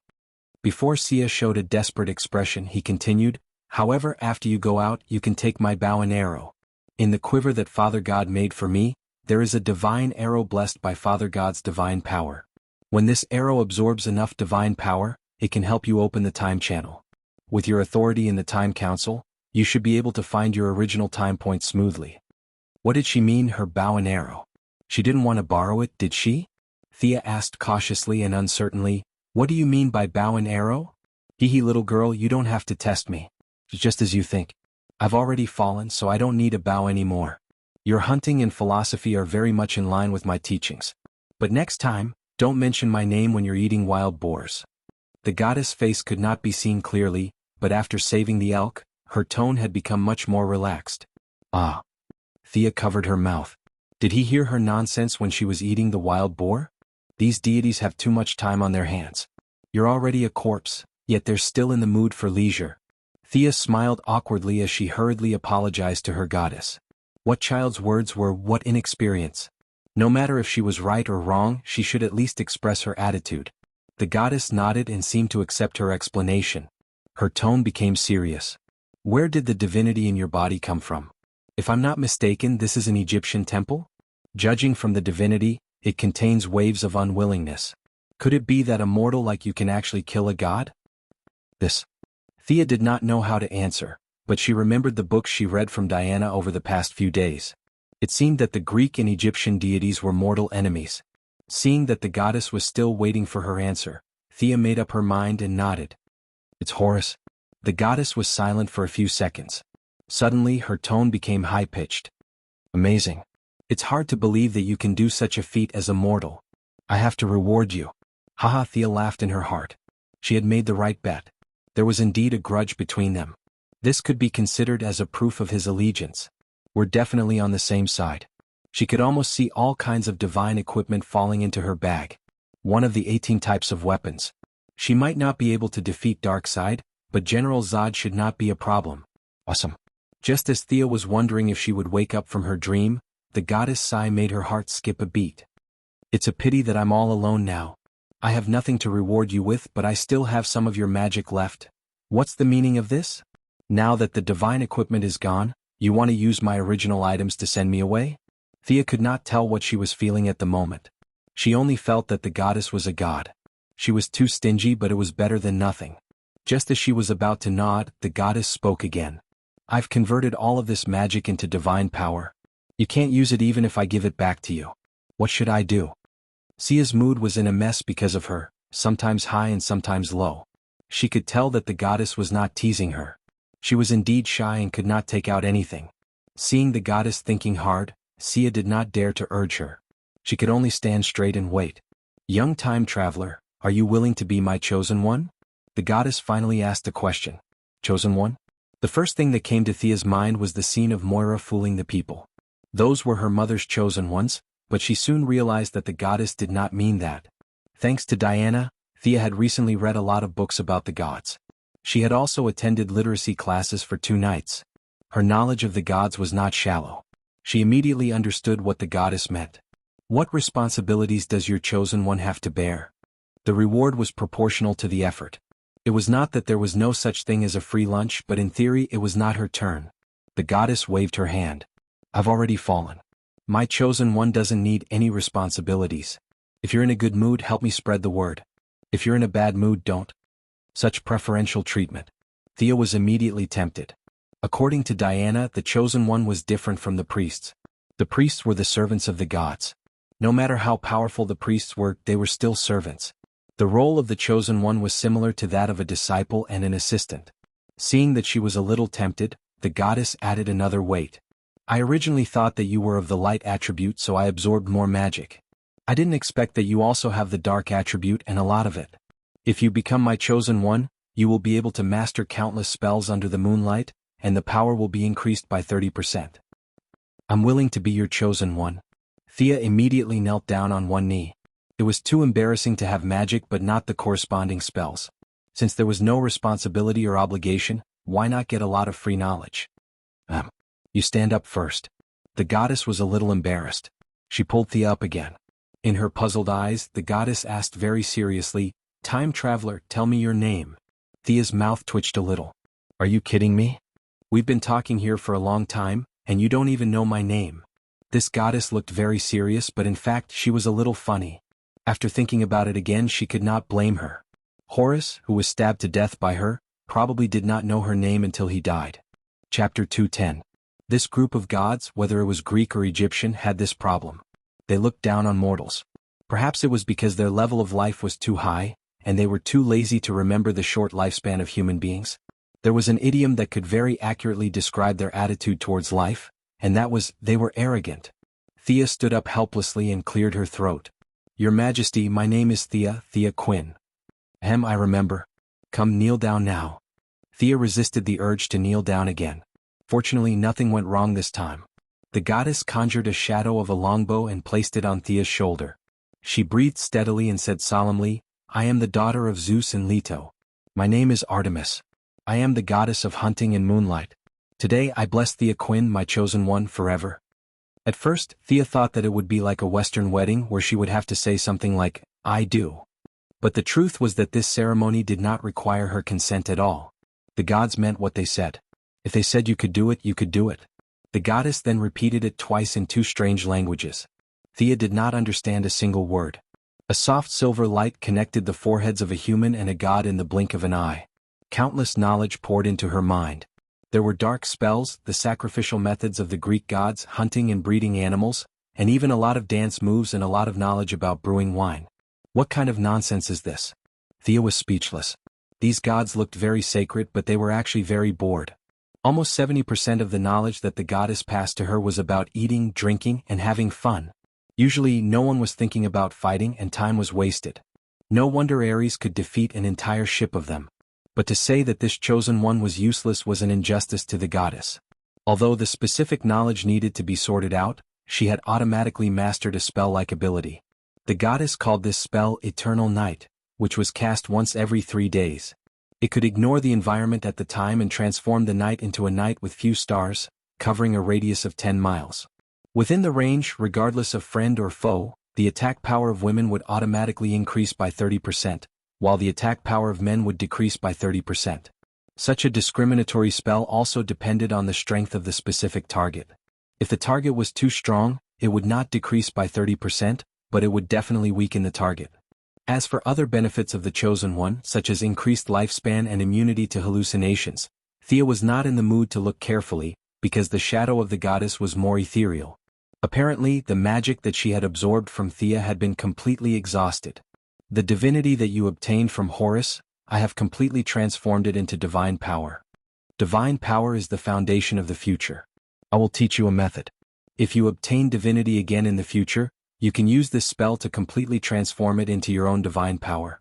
After the goddess finished speaking, she sent a ball of light into Thea's body. Farewell, my chosen one. I am very lucky to have met you at the last moment of my life. May you walk a new path under the stars. Go out, your future is still waiting for you. If Diana is in trouble, for my sake, help her. The palm of the goddess quickly enlarged in her eyes, and Thea only felt that she was pushed down from a high building. When her consciousness returned to her body, she found that she was still in the cave. There was no high-dimensional space, no goddess, only the mournful cry of the elk. Did she come out? Feeling that the magic in her body was less than 1/10 of the original, she sighed in her heart.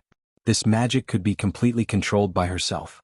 She removed the fusion with the unicorn and lowered her head to hug the elk. Let's go out. This time the elk did not hesitate. It kowtowed on the spot and followed Thea out of the cave with firm steps. As soon as she walked out of the cave, she saw Diana's concerned eyes. Before she could ask how much time had passed, she saw 2 meteors in the sky. One was silver and the other was dark blue. They cut through the sky, leaving a long trail behind them as they rushed towards Thea. What's that? Thea did not see what it was with her powerful dynamic vision. She found that there were 2 more things in her hands. Artemis's silver moon longbow. And the other one? Oh my God, it's a quiver made by the father. The only person who could exclaim like this was Diana. At this time she only had 1 guardian silver bracelet, and it was not yet the time when she would have a full set of god-tier equipment. Now that she saw Sia get 2 god-tier equipment, there was no need to mention how jealous she was. The silver moon longbow. Thea gently stroked the bow. The touch proved that the bow was not made of metal. Instead, it was a mixture of oak and some debris of the stars. The 2 characteristics of toughness and toughness were reflected in the bow at the same time. The length of the bow was 1.5 meters. It was a traditional ancient bow. The handguard was carved with Artemis's favorite. A pair of antlers was used as a symbol. The 2 wings of the bow were engraved with complicated and small carvings, all of which were praising the great achievements of the goddess. Thea slowly pulled the bowstring. A magic arrow instantly appeared on the string. After this standard movement, she knew the full name of the bow. Stars Fall, Artemis's silver moon longbow. It came with a magic arrow. Awesome. Thea carefully observed the quiver. If the bow was 100% welcoming to her, then the quiver was a little reserved to her. This dark blue quiver was made by Zeus for the goddess? It fully displayed the divine king's style, which was flamboyant and unbridled. Ever since the quiver was in his hands, it had been glowing, and it was always that kind of deep blue flash, as if it was declaring its extraordinariness. There were only 2 arrows in the quiver, or 2 kinds of arrows. Every time one was used, a new arrow would automatically appear in the quiver. One was the arrow that the goddess and Thea mentioned before. The arrowhead was dark blue in the shape of a lightning bolt. When it was filled with divine power, it could open a time channel. Of course, it could also be used as a lightning arrow. The goddess's original words were, "The divine power of the Father is unfathomable." He completely did not understand all the uses of this arrow. The other arrow was a sharp arrow blessed by the goddess herself. It was dark red in color. According to her, it was an arrow of revenge. In fact, Thea thought that it was an arrow used to bully women. As long as it was a woman who had lost her virginity, in theory, she could kill her with 1 arrow.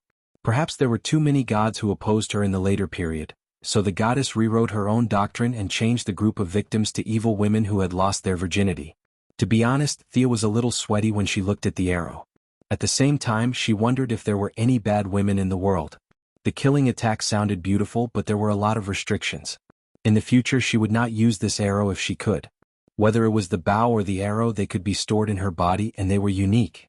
That was to say, as long as she took away these 2 artifacts, even if she was in the original time and space of Paradise Island, there would be no trace of these 2 artifacts.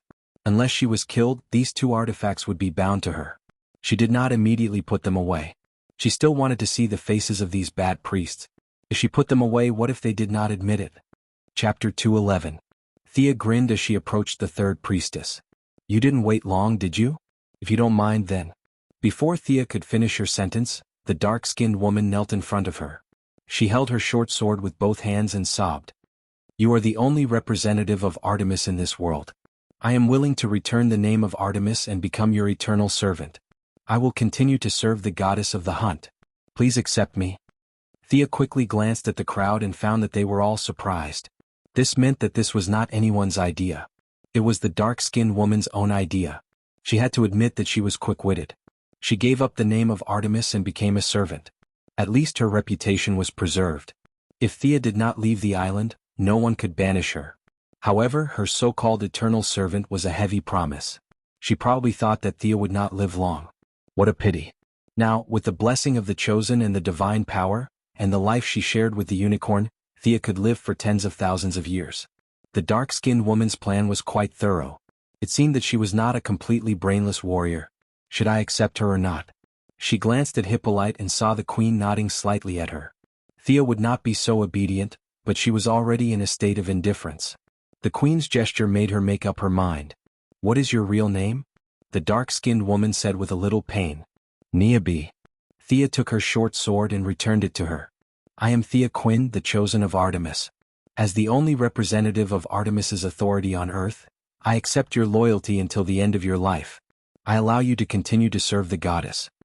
After saying that, she gently stroked Niabi's shoulder with the silver moon longbow in her hand. Get up, warrior of the goddess. I'll give you a mission now. Under the dark and muscular woman's puzzled gaze, Sia pointed at the elk. The task of feeding it from now on is yours. Sending the tan woman to feed the elk was an important reason for Sia's final decision. As the daughter of a wealthy family, she did not have the patience to serve animals. Since the tanned woman knew the elk before, the task of feeding it from now on would be handed over to her. All of this happened very quickly.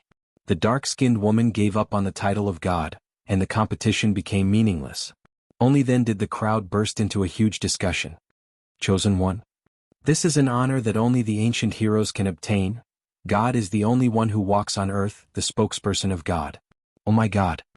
The three old priests were completely withered, and the most important fighting force under their hands, the black strong woman, directly surrendered to the enemy. The remaining few female warriors looked at their eyes with a little distrust. Although the voters were only designated by a single G.O.D., her status as a representative of the G.O.D.S. gave her great power to speak. The three of them had been talking about the 12 gods together for so many years. Now Artemis and the others definitely couldn't represent them, but they couldn't say that it was announced by 11 gods when they announced the oracle in the future. The whole could not be changed. This was their iron law for almost 5,000 years. Now that a hole had been dug in the iron law, the three of them felt that everything that happened today was still a dream. Thea was too lazy to pay attention to their thoughts. She just wanted to go back quickly and carefully study the specific abilities of the Chosen One and the Divine Bow. However, Hippolyte pulled her, raised her arm high, and announced loudly in her puzzled eyes, "From now on, she is our Artemis, our sister." Oh Artemis! The crowd below burst into cheers, especially Diana, who shouted the loudest. I've joined the team? Thea looked at the excited expressions of the crowd. This was no longer a matter of unlocking the reputation. After receiving the title of God, she was already a member of the Amazon team. Legally, from any point of view, she was a member of this team. Anyway, she still had to stay here for a few months, so it was not bad. Thea calmly accepted the praise of everyone, including the old priests, who came forward and said a few words of congratulations against their will. Hippolyte ignored the priests who had ugly expressions. Diana, you take Artemis to change clothes. The rest of you, come with me to prepare the ceremony to welcome the new sister. Thea, oh no Artemis, let's go. The ceremony will be ready quickly. Diana dragged Thea and ran. Elk saw it and quickly followed. The black strong woman sighed and followed behind. Diana, just call me Thea. Before she could finish her words, she was interrupted sharply. No. You must maintain respect for the gods. Elk blabbered a lot. Thea was a little speechless. You don't have to be so respectful to the gods. In her opinion, the goddess is just a little bit better than a clown. You admire her so much, but she doesn't care about you at all. Although you are half-sisters, the goddess only mentioned Diana at the end. I'm afraid that 10,000 Dianas added together are not as important as her dear. Thea was a little speechless. The so-called blessings of the gods were most likely forced by Zeus because he loved his daughter. Thea felt that her time was tight and her task was heavy. She had to correct her life principles and establish a healthy outlook on the gods.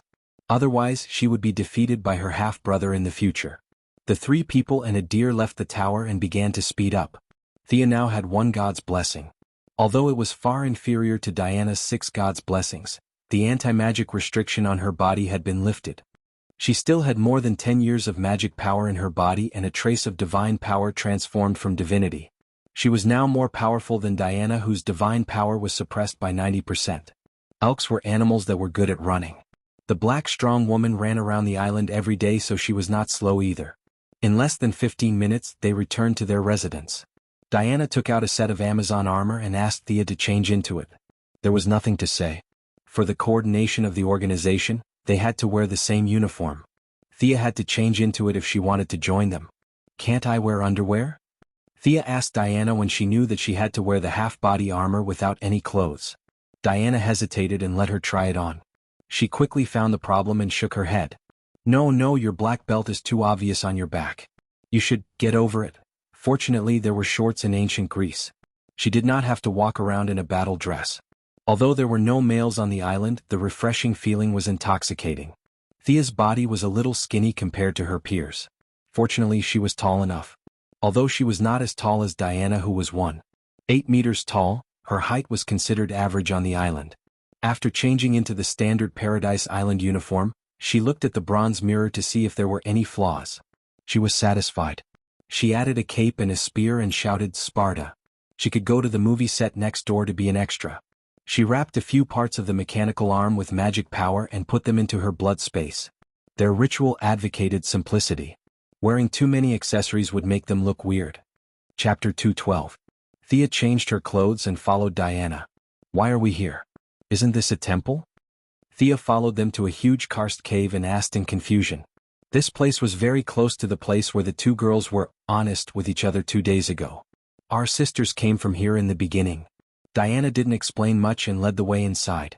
Thea secretly observed the nearby rocks and landforms. "Does this mean that the soil that created the Amazon came from this cave? Should I take some soil back for testing before we leave?" She followed Diana into the depths of the karst cave. "Wow, this place is huge."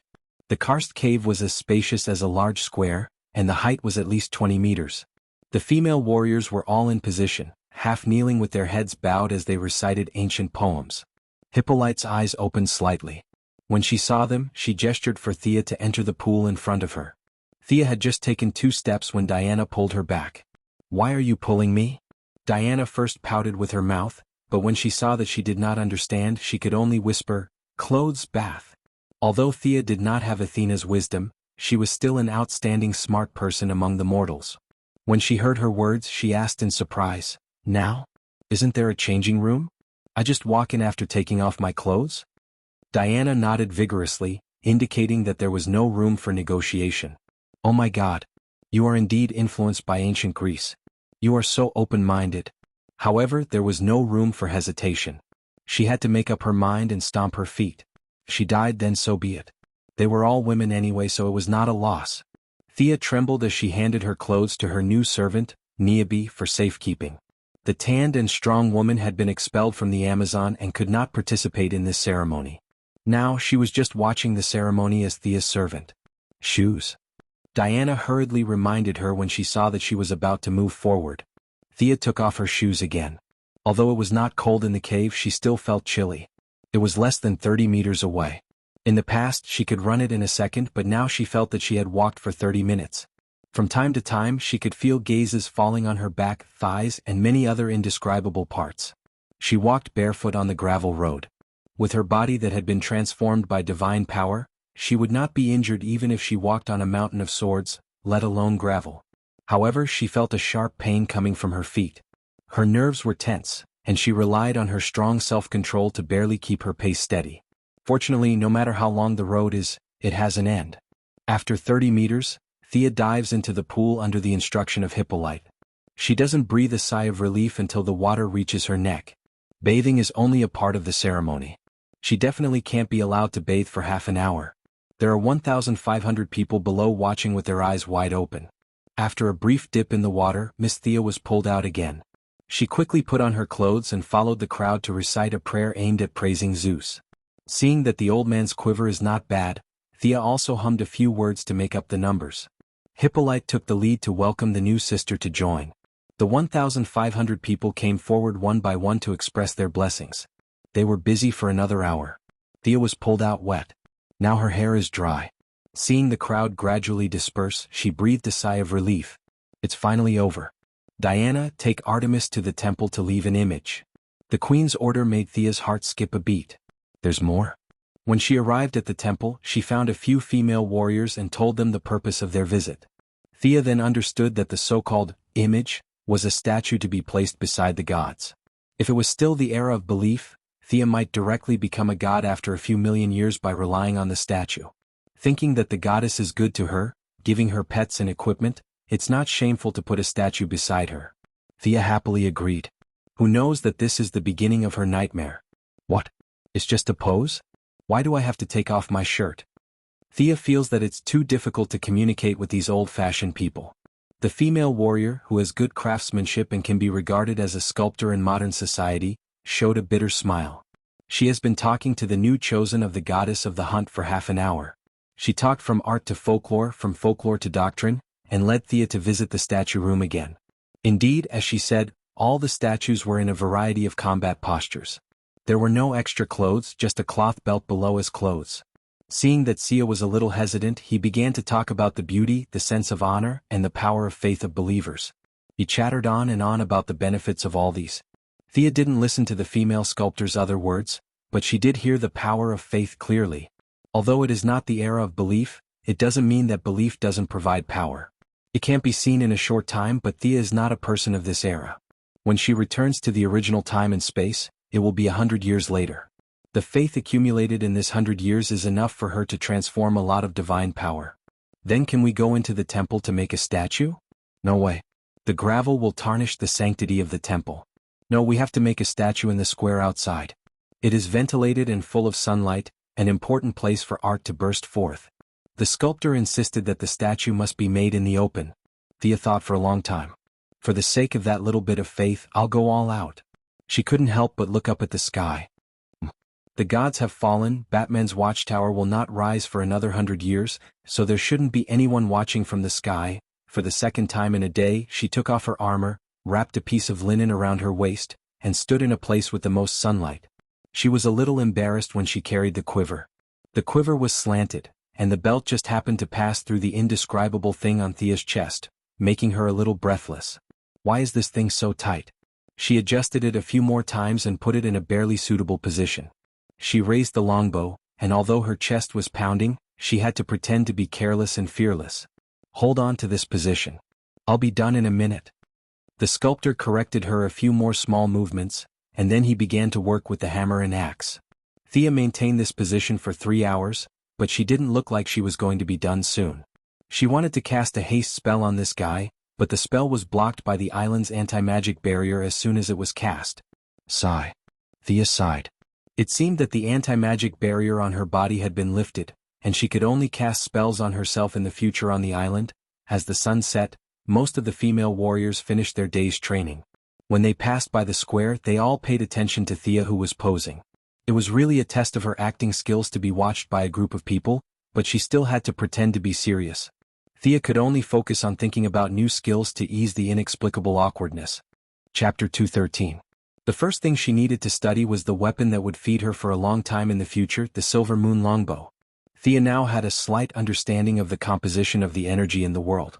Earth, fire, water, wind, and light, as well as the 6 major elements, were the conclusions that the sorcerers came to after observing the world.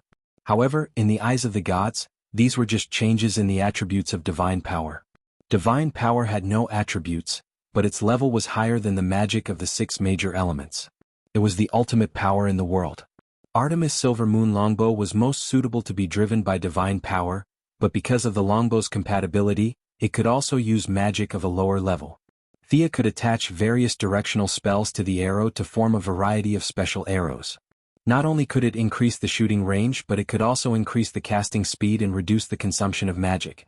If she was more proficient in magic, she could combine 2 or even 3 types of spells on the arrows, and the effect would be even more amazing. She knew 2 little fire and wind magic, and a simple flame arrow might be considered powerful in ancient times, but it was a little weak in the modern era where technological equipment was everywhere. Thea focused her research on the light and dark elements. The arrow with the light attribute, coupled with her Eye of Horus, could shoot very far. She did not know if it could reach as far as 800 miles away, but the arrow could constantly absorb the energy of light from the natural environment while flying, so the energy consumption of the arrow was almost equal. In theory, the arrow could shoot as far as the light could go. This result made Sia sweat profusely. Did this mean that as long as she could see, she would be able to shoot it? The problem was that her divine power limited the eye of Horus, and she could not see that far. Another problem was that even if the arrow could travel a few light years, it was not powerful enough. It was impossible to kill Darkseid with this arrow, but it could still bully the Earthlings. With the help of the knowledge of the Chosen, Thea now had the most knowledge of the dark element. Many of the goddess understandings were too profound. Putting aside the combat strength of the two, Uncle Merlin was like a child compared to the goddess in terms of age. Many of the goddess knowledge was not suitable for the beginner Thea. She could only compare a few similar spells with her own Black Fog spell and Black Fog Hold spell for reference. One of the spells caught Thea's attention. The goddess named the spell Shadow Labyrinth.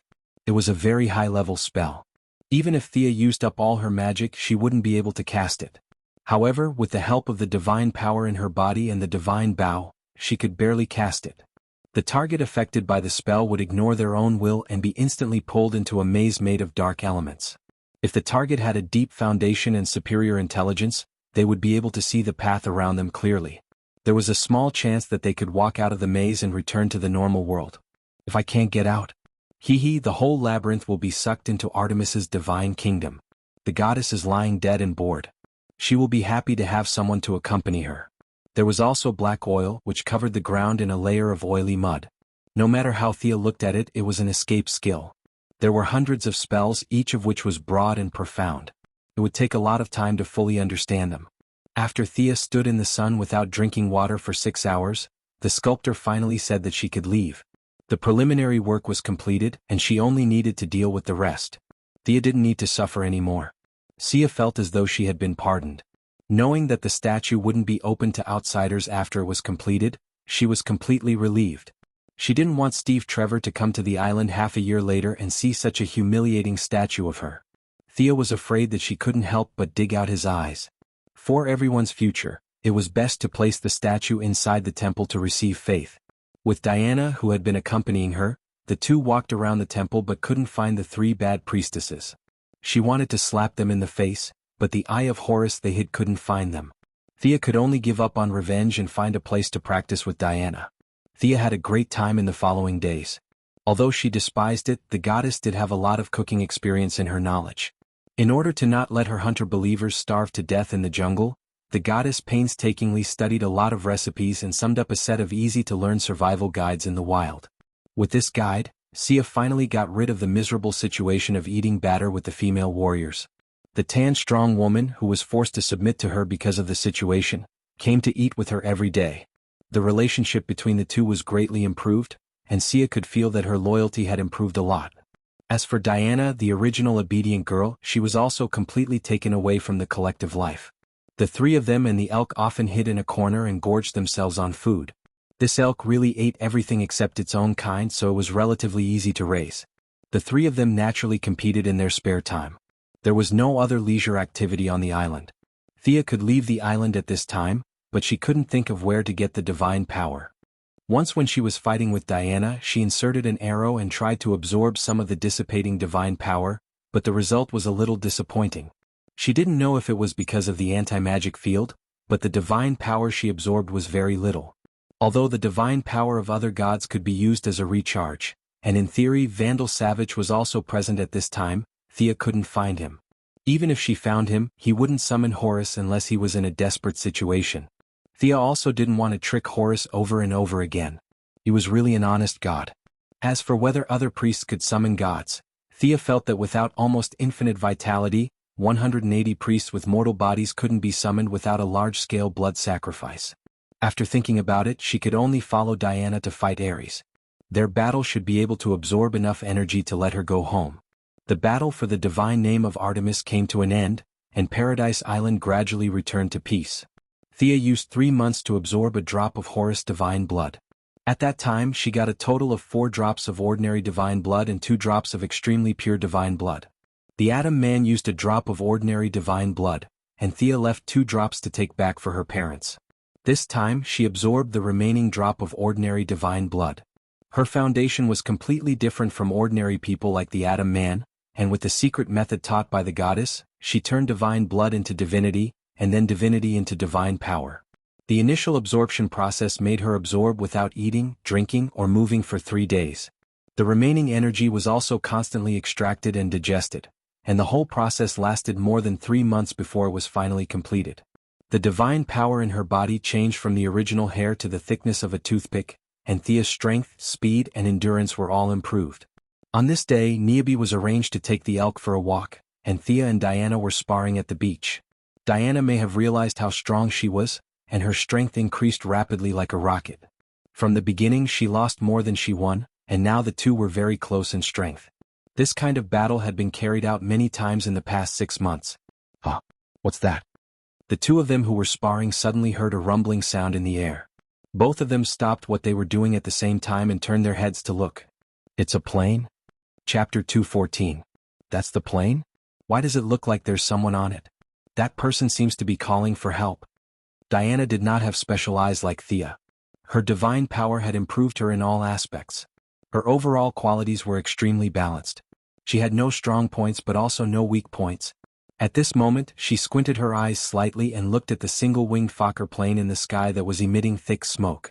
Diana asked Sia with some uncertainty. If she could see it, Thea could see it even more clearly. It was indeed the young Steve Trevor, the future liaison between the Justice League and the American government, the leader of the Heaven's Eye Society.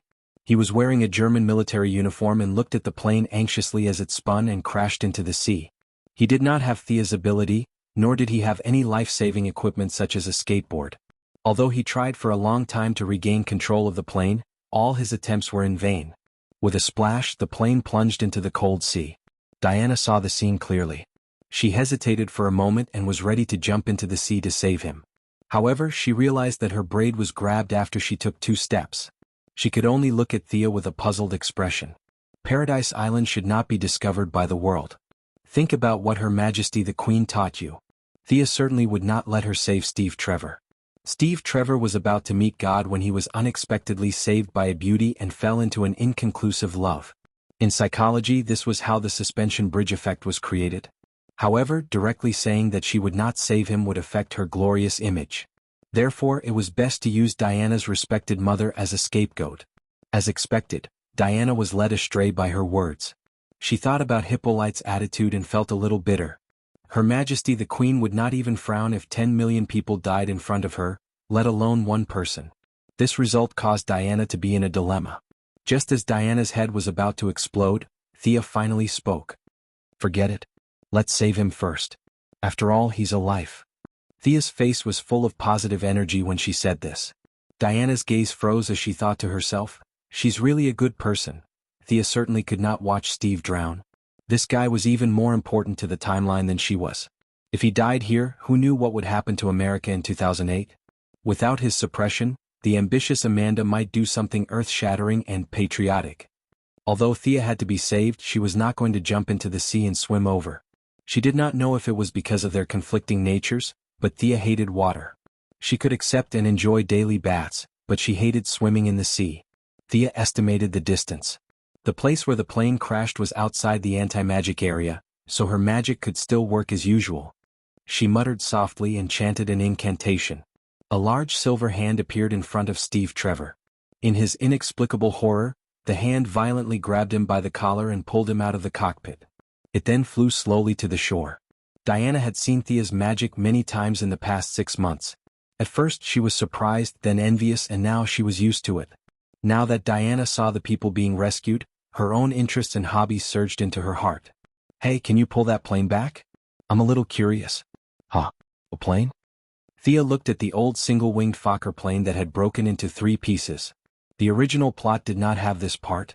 Although this request was difficult for others, it was not difficult for her. She took out her silver moon longbow and condensed a magic arrow. She estimated the distance. It was only 3,000 meters. The arrows attached to the magic ropes were stuck to the fuselage. In the hands of the 2 girls with unscientific strength, the fuselage seemed to be non-existent. The fuselage that had broken into 3 parts was quickly pulled back by their great strength. As the giant magic hand sent Steve Trevor to the shore, Diana was a little hesitant. Is that a man? Thea was too lazy to answer such a childish question. She turned her face away and ignored her. Diana hugged her elbows and fell into deep thought. Should she study the man first or the plane first? In the end, the light of humanitarianism prevailed. Those machines could not escape anyway. Diana was a little excited and pulled Thea to see the man. It was the first living man she had ever seen in her life. Thea knew that the war was about to begin. The Germans and Hippolyte would appear one after another.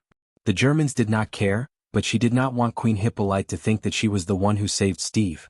She did not want Queen Hippolyte to think that she was the one who saved Steve and then kick her out of Paradise Island to appease the islanders, leaving her daughter behind. According to Sia's conjecture, the two-faced Hippolyte was completely capable of doing such a thing. That would be too unfair. She could not go and fight Ares, could she? Diana had to leave the island. This was an important event in the timeline. Thea unconsciously slowed down a few steps. She instantly cast a suggestion spell to reduce her presence. You're a man? Diana revealed her 8 white teeth, which she thought were very amiable, and looked at Steve, who was in a daze, with a smile. At this time, Steve was so frightened by the giant silver hand that he almost peed his pants. It was the first time he encountered such a supernatural thing. Before he could wake up, he was pulled back to reality by Diana's voice. A man? What the hell was that? Steve Trevor looked at Diana, who was smiling like a flower in front of him. He was not surprised. In the past, when he saw a beautiful woman, he would always say a few words no matter how dangerous the situation was. However, at this time he did not have such thoughts at all. His mind was filled with thoughts such as, her teeth are so white. And she won't eat me, right? Of course, Thea also played a part in this. Although the anti-magic spell on the island was still in effect, the two of them were at the edge of the island. The anti-magic spell was extremely unstable where they were now, which was one of the reasons why they could break in one after another. Thea cast a very small fear spell on Steve. This spell was greatly weakened by the anti-magic spell. In the past, it would at most give people nightmares. However, at this moment when it was used on Steve, who was still in shock, the effect was surprisingly good. Unfortunately, the show did not last for more than 2 minutes. Boom. Thea heard a muffled sound in her mind. She immediately turned to look at Diana and found that she did not feel the loud sound at all. What happened? Was it the power of magic? Thea immediately opened the Eye of Horus to observe.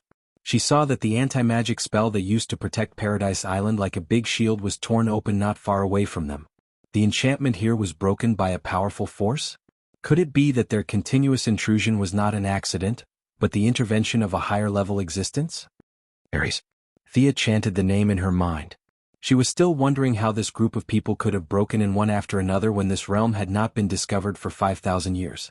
Thea had entered the range of Paradise Island through the time tunnel. Now that she thought about it, she did not think it was an accident. It was most likely the result of a few gods secretly working in the dark. How could these guys be an accident? Maybe this was part of Ares's plan, or maybe it was not. But now was not the time to think about it, because the enemy was here. Chapter 215. Not far away, for small boats and a warship were sailing towards them. Just as Thea was wondering if she should sink the warship first, she realized that the warship, which could barely be considered a light cruiser, had hit the rocks right in front of her eyes. It hit the rocks. The hull of the ship tilted violently, and soldiers kept swimming to the boats. In less than 3 seconds, the warship began to fill with water, and in less than 10 seconds, it sank to the bottom of the sea. Are you kidding me? She did not believe that there was no divine intervention in this. It was too suspicious. There were many submerged reefs near Paradise Island, but the bottom of the warship in the early 20th century was already very thick, and there were also repairmen on board. The speed at which it sank was too fast. With a loud noise from the warship, Diana finally woke up from her academic discussion about men. She looked at the 4 small boats not far away and the armed soldiers on them. Oh, they're coming. Steve finally got out of his imagination and looked at the German soldiers who were about to land. He wanted to run up the mountain. Diana. The Queen's anxious and angry roar came at the right time. Thea breathed a sigh of relief. Fortunately, the plot would not change. Diana, get out of there. Hippolyte did not wait for Diana's response. She shouted to the female warriors around her, "Archers, get ready." Their cliff was thousands of meters away from the sea. How did this group of female warriors suddenly become so fierce? Just as Thea was thinking about what was going on, she saw the Queen's body light up with a green wind, and the green wind instantly enveloped all the female warriors around her. So it was a magical equipment. No wonder. Thea did not think that all the female warriors were equipped with the Eye of Horus. Even if Horus turned into a centipede, he would not have so many eyes. However, this equipment was really good. The queen, who did not have any magic power, could use it.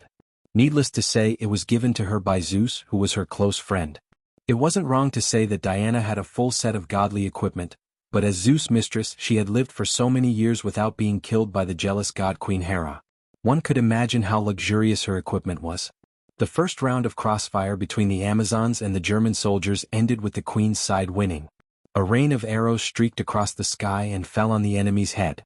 The only pity was that the queen had rushed over in a hurry. There were too few of them, less than 50 of them, while the German soldiers on the other side had more than 300. After taking the first round of arrows head-on, the German side lost less than 10% of their members. The remaining people yelled and rode with all their might, rapidly shortening the distance between the two sides. Diana, take him and hide. I'll join the battle. Thea now had some feelings for Paradise Island. The queen had brought her guards, and Thea knew all of them by name.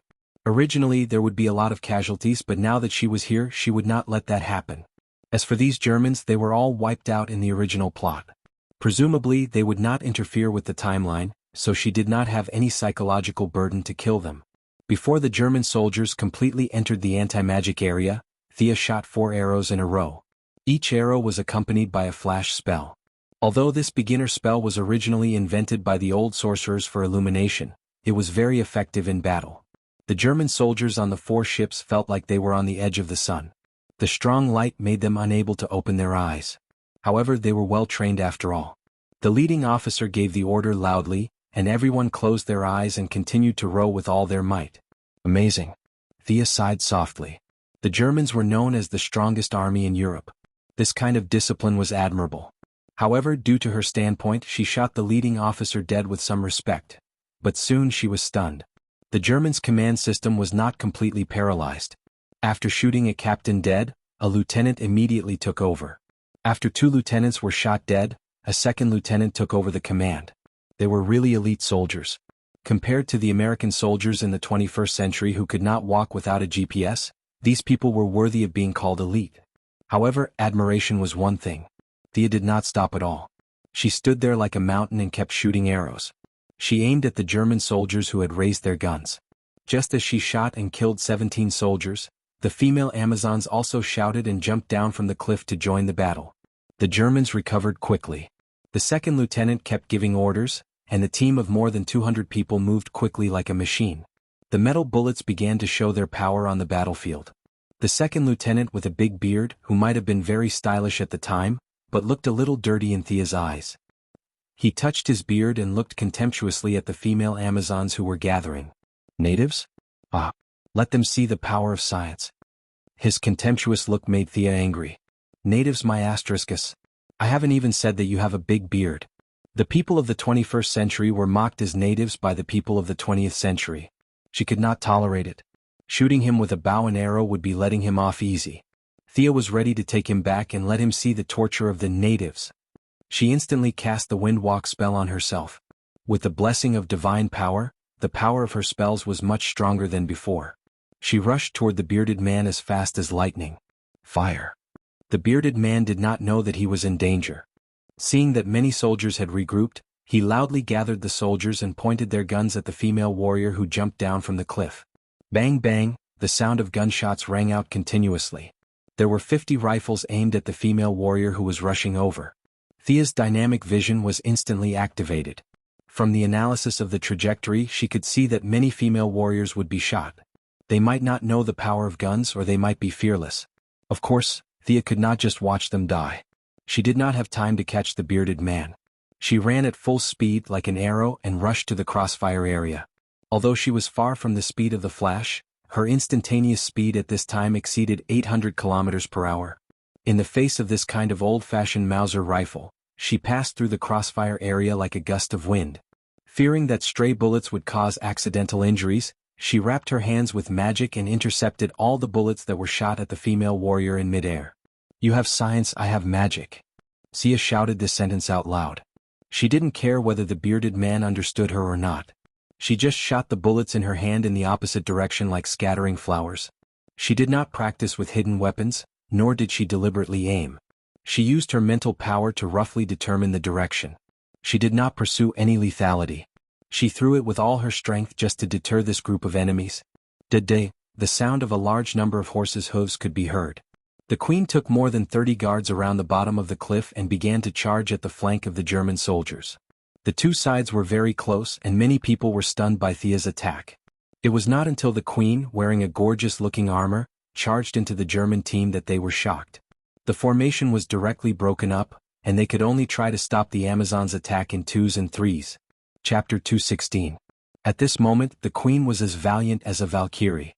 She rode on a tall white horse and slashed left and right with a long sword. Wherever she went, it was as if she was invincible. Thea could see spiritual light that ordinary people could not see. She was almost dazzled by the magic effects on the queen. At a rough glance, there were 7 or 8 pieces of equipment with different effects. There were some that increased attack and defense, and there seemed to be some kind of halo effect. The combat power of the female warriors was obviously higher than usual. This was the level 1 Smurf that was armed with epic equipment by the max-level main account Zeus. Thea watched the queen slashing the German soldiers like they were vegetables. At this time she deeply understood Zeus's love. The anti-magic domain to protect the Amazons from the outside world was all a lie. The real thing was to protect his mistress. Looking at the queen's godly equipment, except for the king of gods, the rest of the gods would be beaten up by the queen if they entered Paradise Island in their true form. Thea naturally would not just stand there and watch. She silently used her divine power to activate the talent of the Chosen One. Eternal Night. The power that belonged to the goddess of the hunt shrouded an area of 10 miles. The clear sky of the battlefield was instantly covered by the clear moonlight. The strength of the women in the area was greatly increased, and the men were severely suppressed. Diana, who was hiding with Steve Trevor, saw that her people were fighting. Thea's night sky had also greatly enhanced her strength. She only felt that her strength was endless. She gritted her teeth and ran out to participate in the first battle of her life. Steve was also prepared to go and help, but Thea's transformation had completely destroyed his worldview. He did not know that he was being suppressed by an invisible divine power. He only felt that his mouth was dry and his legs were trembling. His legs were trembling and he could not take a step forward for a long time. The queen, the female warriors and even the maras they rode were all buffed by Thea. The female warriors on foot moved like the wind, almost leaving afterimages behind. Antiope jumped down from the horse's back, her body turning continuously in midair, the short sword and spear in her hand constantly swinging. By the time she landed, there were already 7 German soldiers lying around her. The dark-skinned woman and the elk, who were not far from the battlefield, heard the exchange of gunfire and rushed over. This was also the first time Thea had seen the elk fight. Its body gradually began to expand as it ran, and finally became the size of an adult elephant. Its originally cute antlers had now become as sharp as swords. Its huge body was unstoppable as it rushed into the central area of the German soldiers. 4 or 5 soldiers were directly pushed into the sky by its huge momentum. At this time, Steve mustered up his courage and finally got rid of a German soldier. When he raised his gun to support the female soldiers, he saw such an anti-Darwinian moose. His emotions surged and he collapsed to the side. Niabi, he is not the enemy. The dark-skinned woman ran a little slower than the elk and happened to see Steve sneakily raising his gun. When she was about to throw a javelin at him, Thea hurriedly stopped him to avoid a major change in the timeline. The dark-skinned woman glared at Steve until he couldn't stand up. Then she rushed into the battlefield with a roar, the javelin in her hand shooting out instantly. She was different from the female warriors. As a servant, she had come into contact with Thea's Eternal Night enchantment many times in the past 6 months. She was very experienced in using the increased power. The javelin in her hand shot out at the right angle. 2 German soldiers were nailed to the ground before they could even make a sound. At this time, the most dazzling person on the battlefield was Diana.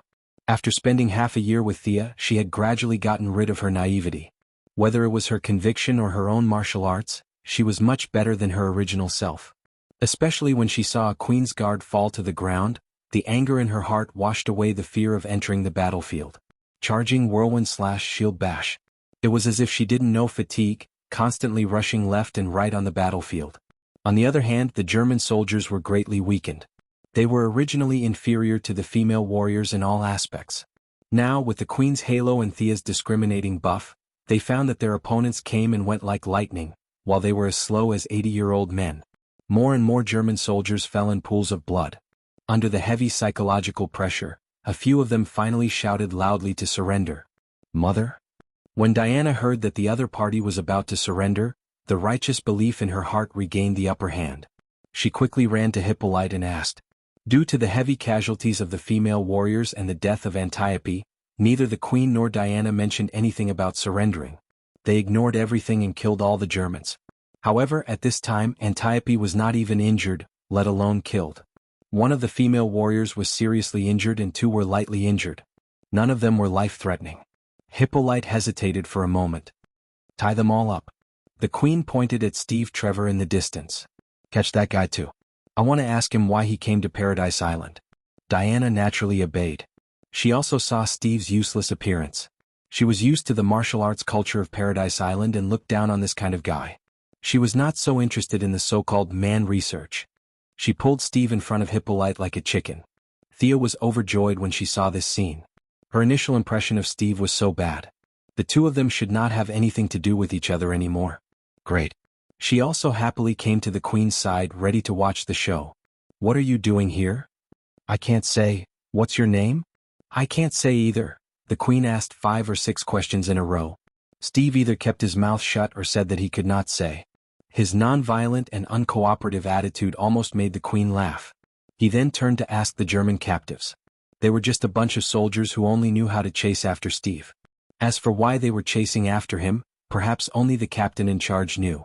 Unfortunately, the captain was shot dead by Sia before the battle even started. The Queen was too lazy to talk nonsense with Steve. She led the prisoners back to the residence in the central area with the rest of the troops. Thea, as the chosen of God, was also lucky enough to participate in Steve's small trial. This was the first time she had seen the mantra lasso. To be honest, the divine artifact's divine power was not strong. In terms of divine power alone, it was a relatively weak divine artifact. However, she did not know what the original creator wanted to do. He added a trace of the power of the rules in the forging process, causing the divine artifact's grade to rise rapidly. This kind of power of the rules was almost unbreakable in the material world. Anyway, Thea could not find a way to resist the mantra lasso. Thea could not think of a way to break it, and Steve, a mere mortal, was even more helpless. He told her everything he knew from the beginning to the end. Chapter 217. Regarding his claim that Germany wanted to dominate the world, how righteous the Americans were, and how selfless Steve was, fighting for the liberation of all mankind, the people of Paradise Island, represented by the Queen, just treated it as idle chatter. No one took it seriously. Sia, on the other hand, was a little speechless. These words were said under the truth lasso, and to Steve, it was the absolute truth. In his heart, he really thought that Germany was evil and America was righteous. He was willing to sacrifice himself for the sake of his country. Such a noble sentiment made Sia sweat. Compared to him, Sia's patriotism was not even as big as a sesame seed. This child was still young, similar to the patriotic young man in Marvel who also added Steve as his friend. Both of them did not realize the filth of politics. The war has been going on for 4 years. 27 countries have been involved. 25 million people have died. Countless innocent old people, women, and children have been slaughtered. The power of weapons has never been as great as it is today. I have to go back and save my people. At the end of his speech, Steve was sobbing uncontrollably. Except for Sia, who knew the truth of the history, everyone else was moved. Mother. This must be Ares' doing.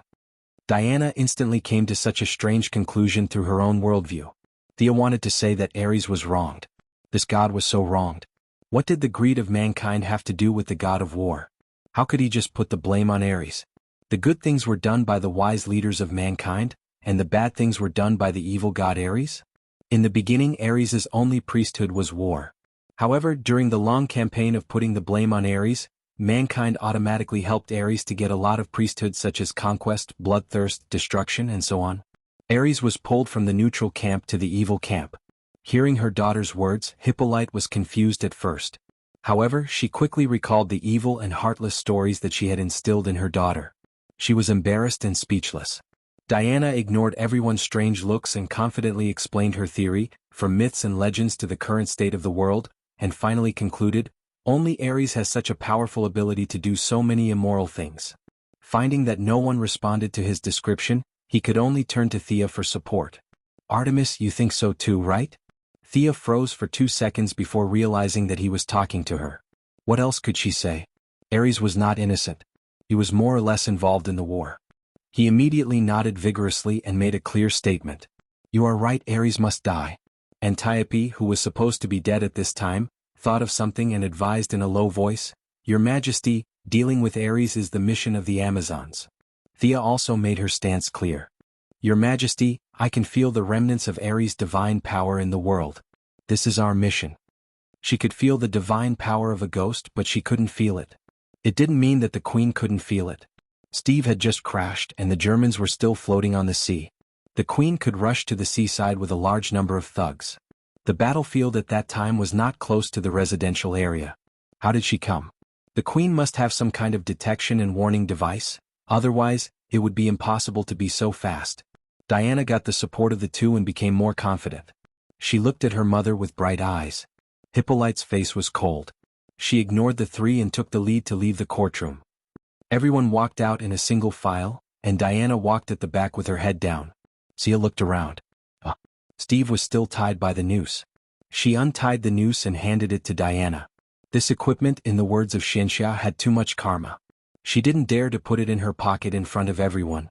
Niobe, take him down and clean up. Thea handed Steve, who had recovered a lot, to the dark-skinned woman. No matter how thirsty he was, he wouldn't do anything to Niobe, who was like a black bear, right? Thea, what should I do? Diana asked worriedly. Hey, this girl was obviously confused. Finally, she didn't call her by a long list of names. Thea could only encourage her. Stick to your heart, Diana. No matter what, I will support you. With Thea's support, Diana's fear of the outside world subsided. Firm belief reappeared between her eyebrows. She told Thea to go back and wait for her and hurriedly left alone. What was she doing? Thea thought to herself. Was she going to get the deceptive God-Slayer? This girl was so lucky. Except for the problem with the God-Slayer, she would soon be fully equipped and beat everyone who didn't agree. Not long after returning to the residence, the dark-skinned woman led Steve, who had barely washed up, back to report. Mr. Trevor, do you have any further plans to stop the war? Thea saw Steve staring blankly at the bread she baked the moment he entered the house. She was afraid that the future leader of the Sky's Eye Society would starve to death, so she quickly threw him a piece of bread. After he finished it in a few bites, she handed him a glass of water. Your American English is very authentic. You have a gift for languages. I'm going back to London first. You know London, right? It's the capital of England. I need to submit a mission to my boss. After that, I can help you find your man. Ares. Yes, that's the name. Steve was about to tease Thea when he saw her beauty, but when he saw Thea's divine power staring at him through her eyes, he didn't dare to say anything else. Instead, he told her his plan honestly. What kind of bullsh*t plan was this? This guy was deliberately using Diana as his free bodyguard. If Ares hadn't jumped out, with Diana's little experience, she wouldn't have been able to find him even if she searched for 100 years. This war was not about strategy or planning, it was about who was the dumbest. These two half-brothers had fully demonstrated a competition of who was worse than the other. Although this mission was stupid, and the outcome of the battle had nothing to do with the world, Thea had no choice but to participate in this so-called epic battle with them in order to collect enough energy to go home. Niobe, I'm going to go on this fated expedition with Diana. Although we weren't on good terms at first, we're good friends now. Do you want to stay or come with us? The dark-skinned woman hesitated for a moment. She wasn't Diana, who yearned for the outside world. To her, living and dying on the island was her final destination. I understand, my friend. Thank you for taking care of me for so many days. I'll now give you back your freedom. I'll discuss your matter with the Queen and let you return to the Amazon. Chapter 218. Thea did not wait for the woman's response. Instead, she took out her longbow and gently touched the woman's shoulder, canceling the verbal contract between the two. The woman was so touched by Thea's kindness that she knelt on the ground and sobbed. Steve did not understand Greek, so he did not know what they were talking about. He could only stare blankly at them. After crying for a while, the woman realized that it was not the time to express her feelings. So she bowed to Thea. This was the normal procedure and Thea did not stop her. Watching the woman leave in tears, Thea felt a little sad. The next time they met would probably be more than 100 years later, if Hippolyte still allowed her to come to the island. At the same time, Thea was thinking about who to hire for the job of feeding the elk. But before she could think about it for long, the dark-skinned woman ran back and handed an exquisite jade box to Thea. "Artemis, this is the treasure of the lost Amazons. We abandoned the Greek gods and went into the arms of the Egyptian gods. It was not until 2,000 years ago that we returned to Paradise Island, but we can no longer activate the magic on it. Perhaps you are its master." She stuffed the jade box into Thea's hands and nodded before she could refuse. Then she left like a gust of wind. "What is this? It's so mysterious." Thea first studied the jade box. It was square and airtight, and even her psychic power could not penetrate it. It should be a special box. When she opened the jade box, she saw a palm-sized disc. The disc was a little broken and seemed to have been crushed by a strong force. It was made of neither gold nor silver, and there was a dazzling metal chain on it. It seemed to be an amulet. Thea took the amulet out of the jade box and looked at it carefully. She was completely dumbfounded. The front of the disc was engraved with a rising throne, and the back of the disc was the image of a goddess sitting cross-legged on the ground with her wings spread out. Thea, who was now proficient in theology, put the amulet back into the jade box with lightning speed. This was the image of Isis, the Egyptian god who was famous for his powerful magic power. This god claimed to know the true names of countless gods.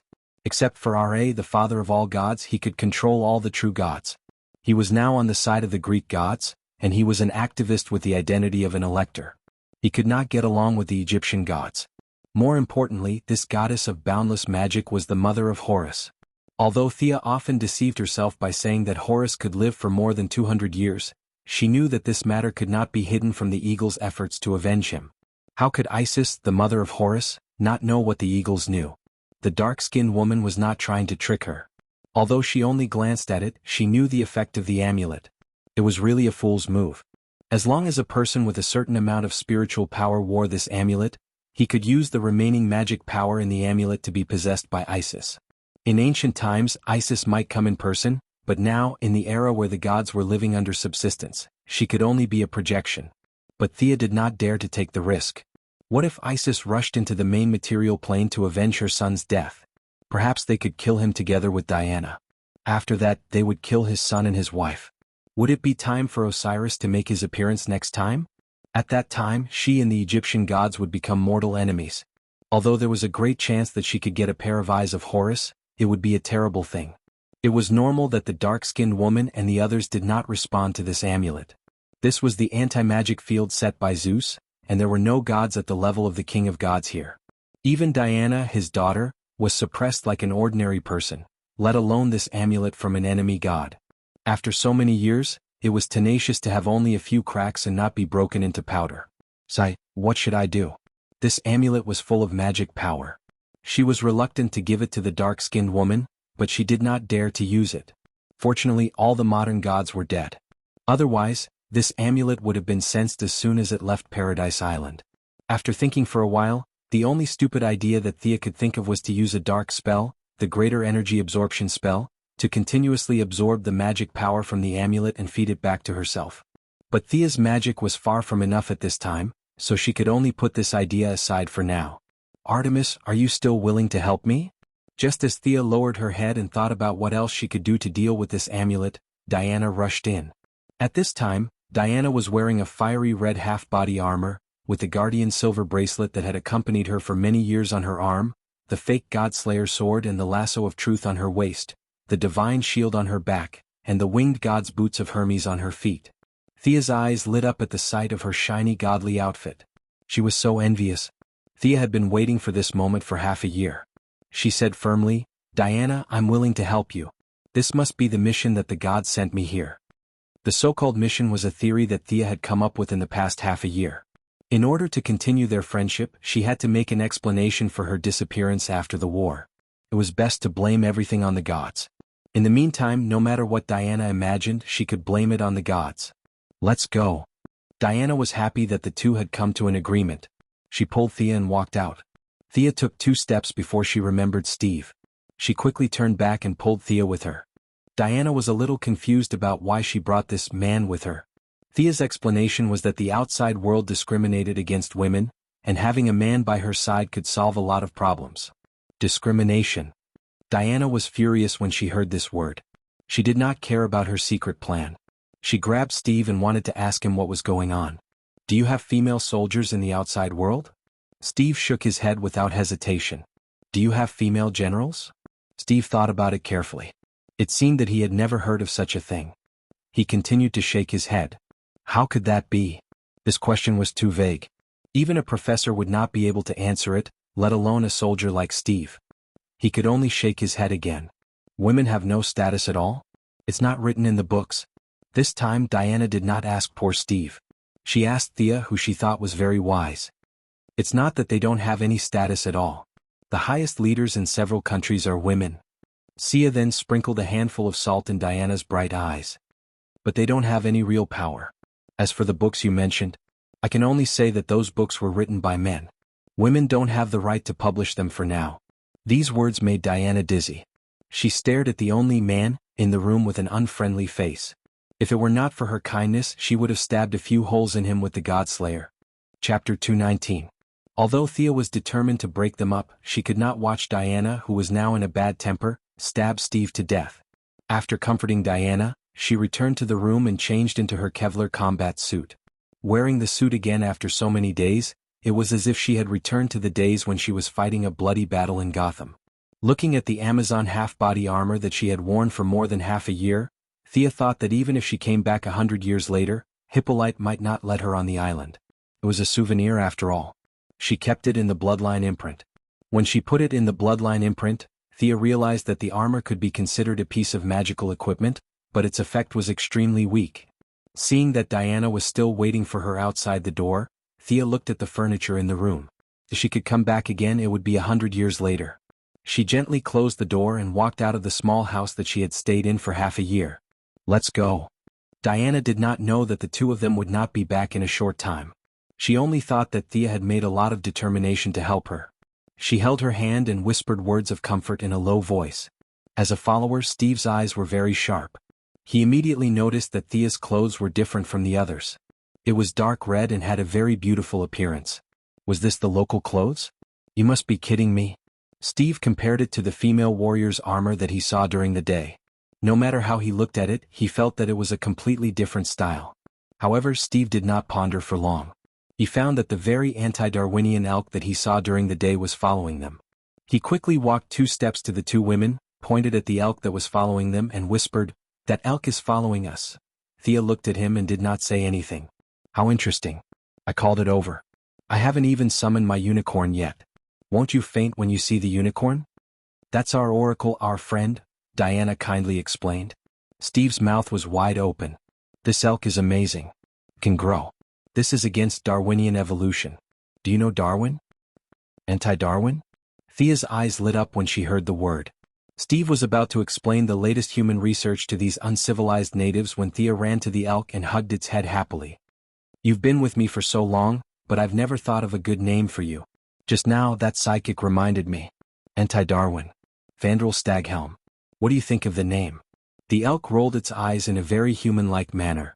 Thea did not feel embarrassed at all and said, Fandral in that world dreamed of having a pair of antlers that symbolized the great druid. You're much happier than him. It settled then. Thea, who had trouble naming, felt as if a huge burden had been lifted off her shoulders. She sighed with a face full of happiness, and her footsteps became lighter. Have you made up your minds? The 2 girls had not gone far from the central settlement when Hippolyte and Antiope both emerged from the shade of the trees. Mother. Your Majesty. There was a moment of silence. Artemis, can I have a word with you? Hippolyte unexpectedly went to Thea first. Why are you looking for me? Thea was a little confused. It seemed that there was nothing for her to do here, but she respectfully went to the side to listen to what the Queen had to say. But the Queen's first words shocked her. You're not from this point in time, are you? Are you from the future? This. Thea looked at the Queen's very calm expression. It seemed that the Queen was certain of this matter, and she could not think of an excuse even after racking her brains. You don't have to rush to deny it. I have followed the King of Gods to witness the prosperity and decline of the Empire, the birth and death of species, and I have also been in contact with time travelers. I just want to ask you 2 questions. Who knows the future? Your Majesty, please speak. In the face of this knowledgeable Zeus mistress, Thea was really helpless. God knows what equipment she had on her, so she could only try to be as humble as possible. Is Diana in danger on this trip? Will her honor be recognized in human society? This trip was scary but not dangerous. For the first question, Thea answered very straightforwardly. If you ignore the fact that you gave her the God Slayer, there might not even be a scary answer. As for the second question, Thea thought for a moment before she said word by word, human society will not recognize a demigod at first, but in the end they will recognize Diana's heroic deeds. Then I'm relieved. Keep this as a souvenir. Paradise Island will always welcome you, the Queen said as she handed Thea an emerald green ring and walked towards Diana with a smile on her face. Oh my God, Thea felt touched the moment she saw the ring. Not far away the elk also instantly looked at the ring. This is Artemis's ring. This is definitely one of the equipment that Hippolyte swindled. This woman is too sneaky. She took the equipment that originally belonged to her and gave it to me before I left. Thea has to accept her kindness and thank her.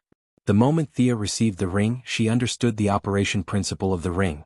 This was the elk's habitat, an equipment made with divine power. The space in the ring was very large. Although the main purpose of the ring was for the elk to rest, she could also discuss with it to put other things. Thea burst into tears. Finally she had a space ring. Finally she didn't have to force the equipment into the unicorn's space. Thea, who had suffered a lot, thought of another matter. Your Majesty, about Niabi? She is a proud Amazon warrior. She will return to the tribe. The Queen said faintly. Thank you for your kindness. Thea was completely fine.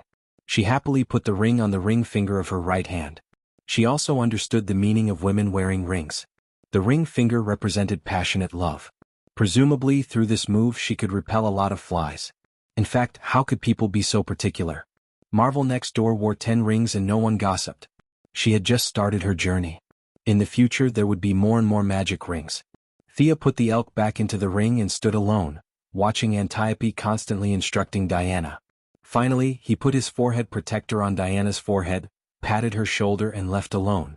When the Queen finally left, Diana's face was miserable. She hugged Thea and said with a choked voice, Mother said that if I leave I will never come back. Thea patted her on the back and comforted her, as long as you complete your mission, you will come back here one day. This is your home. Go summon up your courage. This is your destined path. No matter what the road ahead is, I will accompany you to finish this journey. Sure enough, when the sense of mission was mentioned, Diana recovered most of her spirit. Although she was still a little depressed, she finally raised some fighting spirit. Chapter 220. The night mist lingered around the three of them and it was quiet all around. Only the sound of the Queen's horse's hooves gradually faded away. Thea pulled the sad Diana and said, Don't look back, let's go. Originally, Diana might have blamed herself for the death of her people and Antiope, and the strong sense of guilt had driven her to embark on this road of self-exile. But now Paradise Island was almost intact, and there were a few more German captives for the female warriors to study in their spare time. Although the sense of mission in her heart had not diminished at all, the motivation to leave was obviously not as strong as in the original timeline. Although Thea could not guess the reason, she could see that Diana's intention to leave was a little shaken by Hippolyte's words. She could not say too much to comfort her. Anyone who knew that they would never return to a place where they had stayed for 5,000 years would hesitate. Diana, a little white flower who had never been in contact with human society, would have a faint fear of the outside world. She had to force herself on him. Thea forced Diana onto the boat. As for Steve, he had already jumped onto the boat and waited for them. This boat doesn't seem to have any oars, right? As a spy, Steve still had the ability to observe people's expressions. Diana's mood was obviously not right, and he did not dare to talk to the two women now. He looked around the palm-sized boat and did not see any power plant, so he could only ask Thea, who looked a little kind-hearted. No oars. In the original plot, how did they get off the island without oars? Thea glanced around and did not see any oars. Did the two of them float out? She was too lazy to look for them. After leaving the vicinity of Paradise Island, her physique of absorbing light finally returned to normal. The quiet night sprinkled a large amount of moonlight on her pretty face, covering her with a hint of holiness. Once again, Thea summoned the magician's hand, which scared Steve so much that he peed his pants, and controlled the boat to raise the sails. Thea had learned this knowledge when she watched old Robert sail out to sea when she was a child. She then released a strong wind spell and the wind blew on the sails. The boat almost left the shore of Paradise Island at full speed. So it's a sail control system. You guys are pretty advanced. I thought you guys were using oars. Steve felt a little embarrassed. It was dark and he really didn't see the lone mast. In order to make himself look less stupid, he quickly explained. Thea waved her hand, too lazy to listen to his explanation. Do you know where we are now? Or how far is it from London? You don't even know where you are? Steve despised them in his heart. After all, they were uncivilized natives. However, he still said politely, I was flying from Germany to England. I don't know how the route deviated from the sea.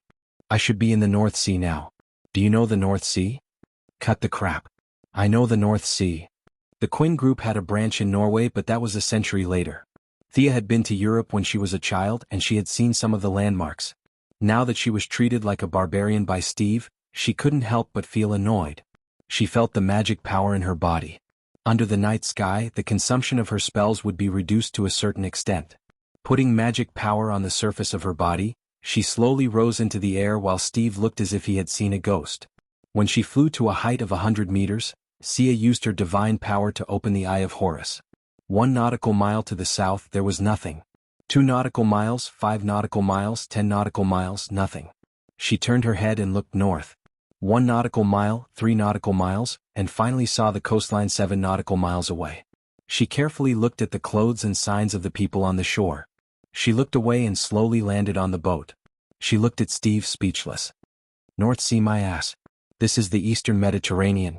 7 nautical miles to the north is Crete. It was impossible. In the movie, the two of them didn't use oars. They had no direction and drifted from Paradise Island to London in one night. That was too close to England. It was true that Zeus was ferocious, but he belonged to the Greek gods. England was the territory of the Celtic gods. How could Zeus hide his mistress at the enemy's doorstep? Weren't you afraid of being captured by the enemy? It was logical to hide in Crete. That was the place where Zeus often visited. There were too many people in Greece and it was inconvenient for Zeus to do many things. Crete didn't have such concerns. The nearby islands were scattered all over the place. It was the perfect place to hide his mistress. Crete. Steve's geography score was very good, but he was confused. The plane was flying east, but now it seemed to have landed in the west. This made him doubt his ability to recognize the way. They were still far from London and naturally the three of them couldn't just float there. Whether it was to find a faster transportation to London or to replenish their food and water, the three of them had to go ashore. Why don't we go directly to Ares? He must be at the fiercest place of the war. With the sea breeze blowing on her face, Diana finally regained some of her composure and asked Sia, who was discussing the route with Steve, with a puzzled expression. Thea didn't know what to say. She couldn't tell her that what her mother told her was nonsense and that Ares was pretending to be a cripple in London. She also couldn't tell her that the choice she was making now was meaningless. Even if she were 10 times stronger, she wouldn't be able to stop the war. Besides, there would be an even fiercer war in 20 years. Did any of this have anything to do with Ares? Yes, but it didn't matter. She had wronged him. She couldn't think of a good excuse, so she winked at Steve. At this time, Steve was definitely a patriot and representative of the liberal democratic spirit. He righteously told her how many people had died in the research of the poison doctor, how much impact he would have on the war, and how many innocent lives he could save. He spoke very sincerely. Although Diana still had doubts about his combat ability, she was also moved by his words and immediately decided to go to London first. The three of them had reached a consensus, and the next thing they needed to do was to find a means of transportation. Thea didn't dare to take out the skateboard. No matter how stupid Steve was, he would still be suspicious when he saw such a sci-fi thing. Gideon had tried to stop Thea from getting those futuristic equipment several times on the Wave Rider for the same reason. Who would be more foolish than the other? Reverse engineering could reverse engineer many things. If it weren't for the fact that the Amazon-style armor was too unique, she wouldn't have worn her combat uniform. Sia was already prepared to focus on magic in the next battle. After confirming the location, the three of them were not in the mood to talk. Thea began to absorb the essence of the night alone. Diana was thinking about her own worries and Steve pinched his thigh, trying to wake up from this unscientific dream. Chapter 221. After the three of them landed, Thea felt the deep malice of the values of 1918 society. It was discrimination. Discrimination against women. Discrimination against the three of them, who were obviously different from the locals in appearance and dress. From the moment they entered the port, their journey had not been smooth. There were customs officers who wanted to take advantage of them, local tyrants who wanted to force them to buy and sell. There were even a few young children who ran past the three of them. They were obviously here to steal. They could not be so tasteless as to steal from the children, because the children ran past them several times and found that the three of them did not have a single drachma on them. The children gradually dispersed in dissatisfaction. The three of them were faced with a real problem. They had no money at all. Although Diana knew about the concept of currency, it would take time to apply the theory to practice. Steve, on the other hand, had escaped in a hurry and did not bring a single cent. Although Greece was also one of the allies, his identity as a spy could not be exposed. He could not possibly contact the local pro-American elements for a few dollars, could he? If he did, he would not be far from being court-martialed. Thea did not even have to mention. She had left her wallet on the Wave Rider, and even if she had it, she would not dare to take it out. It was 1918 now, and printing technology and paper were very different from modern times. While the night was getting darker and darker, Sia walked past a corner and created a doppelganger. She found the few local bullies who had forced them to buy and sell. After a round of punches and kicks, the doppelganger handed the main body 3 bills. Damn. They were too poor. Thea tested the purchasing power of the money. 2 bills marked 100 could only buy a jar of honey and a bag of nuts on the side of the road. This purchasing power made her speechless. No wonder they were so poor 100 years later. The things were expensive, the currency was worthless, and the people were idle. It would be strange if they did not have financial problems. What's wrong? When Diana reached out to take the food from the roadside stall, Thea quickly stopped her. We have no money. You can't take other people's things. Diana suddenly understood. As a hero of justice, this was admirable. She would never bully the weak. Then what should we do? Thea couldn't come up with a good idea either. Robbing 1 or 2 of them would be fine, but if there were too many of them, they would be easily exposed. Moreover, those people were too poor, so the effort and reward were completely disproportionate. Actually, we can go to the tavern. There are usually gambling places there. When Steve returned to human society, his fear of the 2 witches around him subsided a lot. He felt alive again, and this time he finally made his own suggestions. Thea's eyes lit up. What a great idea. She patted Steve on the shoulder and said, "Good idea." Based on her personality, if she wanted to do something, she would do it big. How much money could she earn from the public in the pub? If you want to find someone, you should look for a casino. She stretched out her hand and stopped a big man with a fierce face who was passing by. Before the man got angry, she cast a hinting spell on him, and the big man instantly turned into a kitten. He told Sia everything he knew about the casinos with shallow backgrounds in the vicinity. You're messing around with magic again? Diana was a little speechless, but in order to solve the situation, she couldn't say anything. Magic. This word broke into Steve's mind. Many unreasonable things seemed to have been explained, but more questions surfaced in his mind. He also knew that he had no status now, and the 2 women wouldn't talk to him. He could only observe silently. I only won $20,000 and this is it. These people are too weak. Thea's ambitious money-making plan was defeated at the first stage. Her X-ray vision was still very sharp, but the casino's psychological tolerance was too low. It was only 20,000 and the so-called boss jumped out, crying and complaining about how difficult it was for him. The kind Diana could only drag Thea out, which led to the previous conversation. However, this amount of money was too little. The 3 of them found a slightly more luxurious casino. Sia also felt that she had been too cautious before. How could there be any experts in such a remote seaside town? With her and Diana's abilities, even if there were any powerful enemies, they could still run away if they couldn't beat them. She still chose 21, which was the best way to utilize her X-ray vision. After 3 rounds, the chips in front of Thea were piling up. This is the last round. Let's go after this. Diana? Sia guessed correctly again. She was counting the chips with a happy face. She turned around and gave an order. Suddenly, she found that Diana was staring blankly in front of her with a blank expression.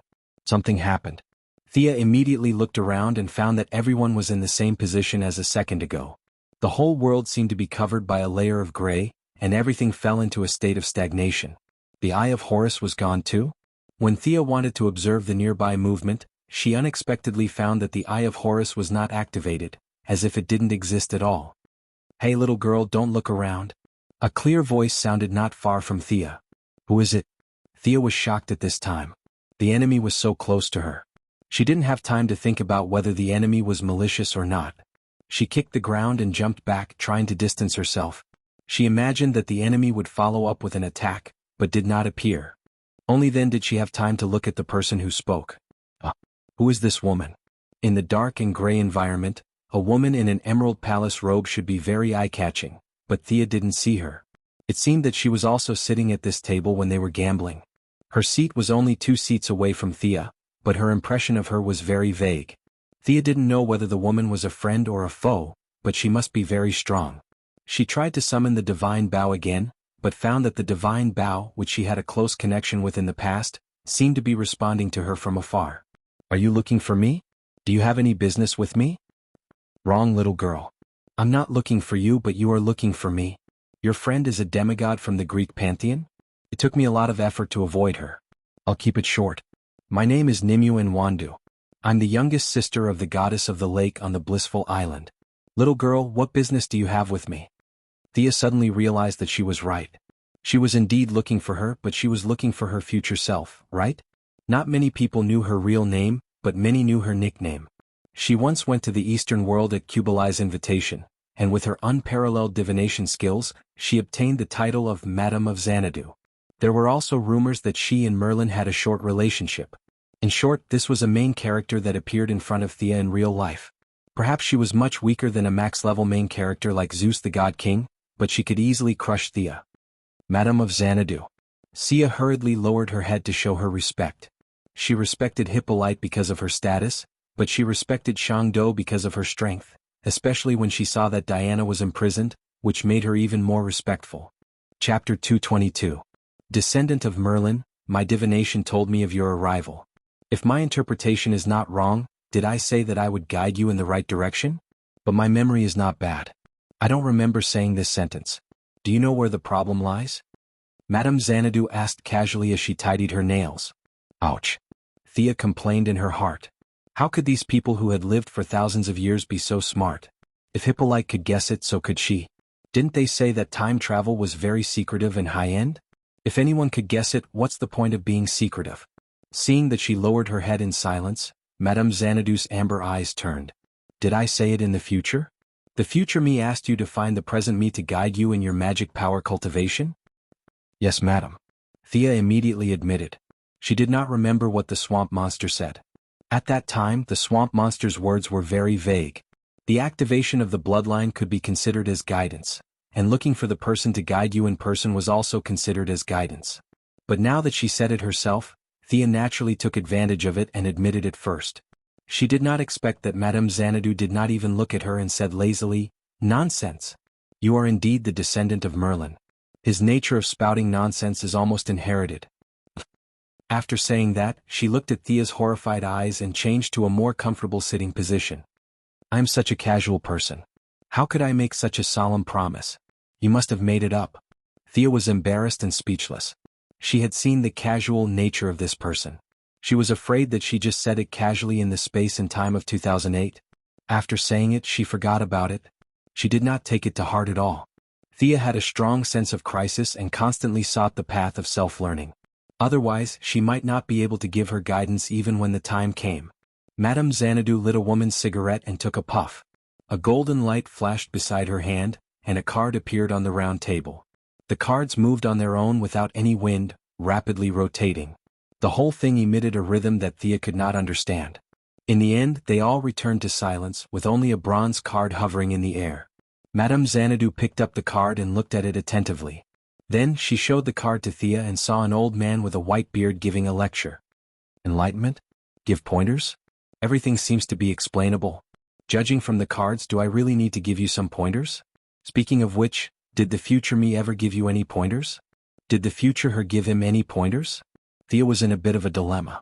Normally, she would have been enlightened if she had successfully activated her bloodline, but she could also say that she had not. Divination was like that. It could only provide 30% of the truth, and the remaining 70% had to be guessed. She gritted her teeth and stomped her feet. Anyway, this was not the only way out of magic. Seeing that the two of them were somewhat related, she would not attack even if she was angry, right? In fact, Thea was not afraid of fighting. Through the constant summoning, Artemis's silver moon longbow was getting closer and closer to her. As long as she had the divine bow in hand, she could use Zeus's lightning arrow to shatter this spatial rift. Then she could contact Diana to form a team. Even if she could not defeat her, running away would not be a problem. No. You did not give me any pointers in the future. Thea observed her expression nervously. Madame Xanadu was stunned by the result of the card. Originally, she passed by Crete because she thought that there was something related to her here. She was just curious and did not expect to find out about the future. Things suddenly became serious and she drew 2 more cards in a row to be cautious.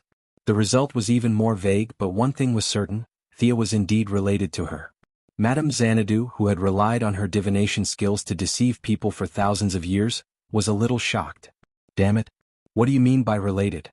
The 2 of them were indeed related to Merlin, but was it related to the pointers? Unfortunately, the card could not speak.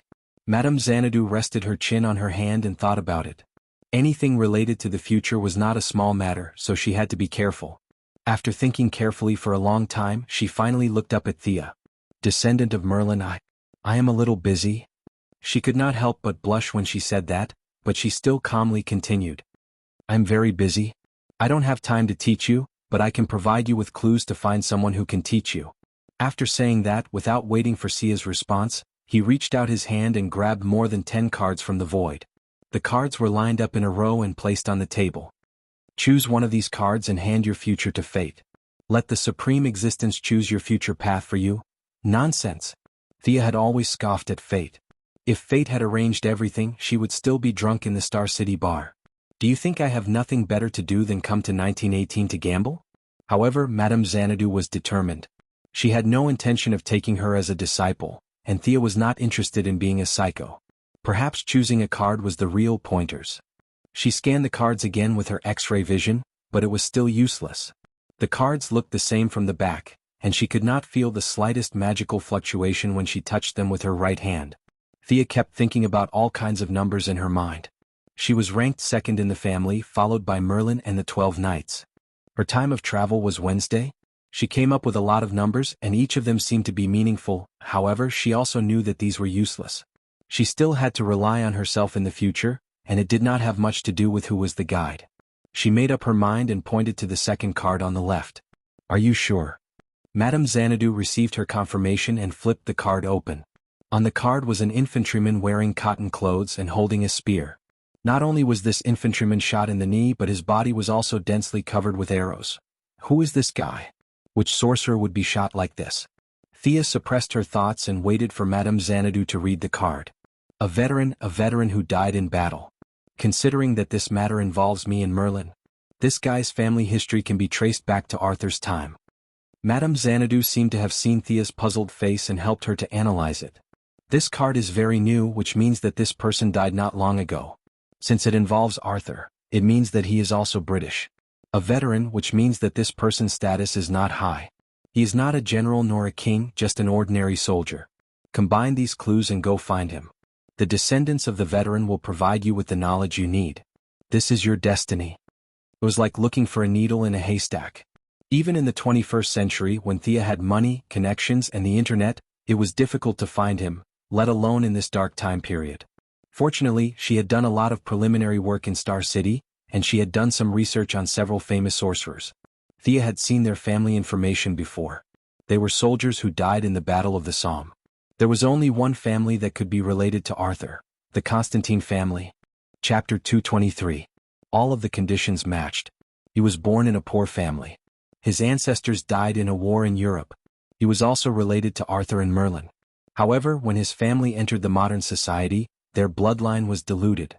For several generations they were just ordinary people. Constantine's magic power was average at first. It was only through his adventures that he grew stronger step by step.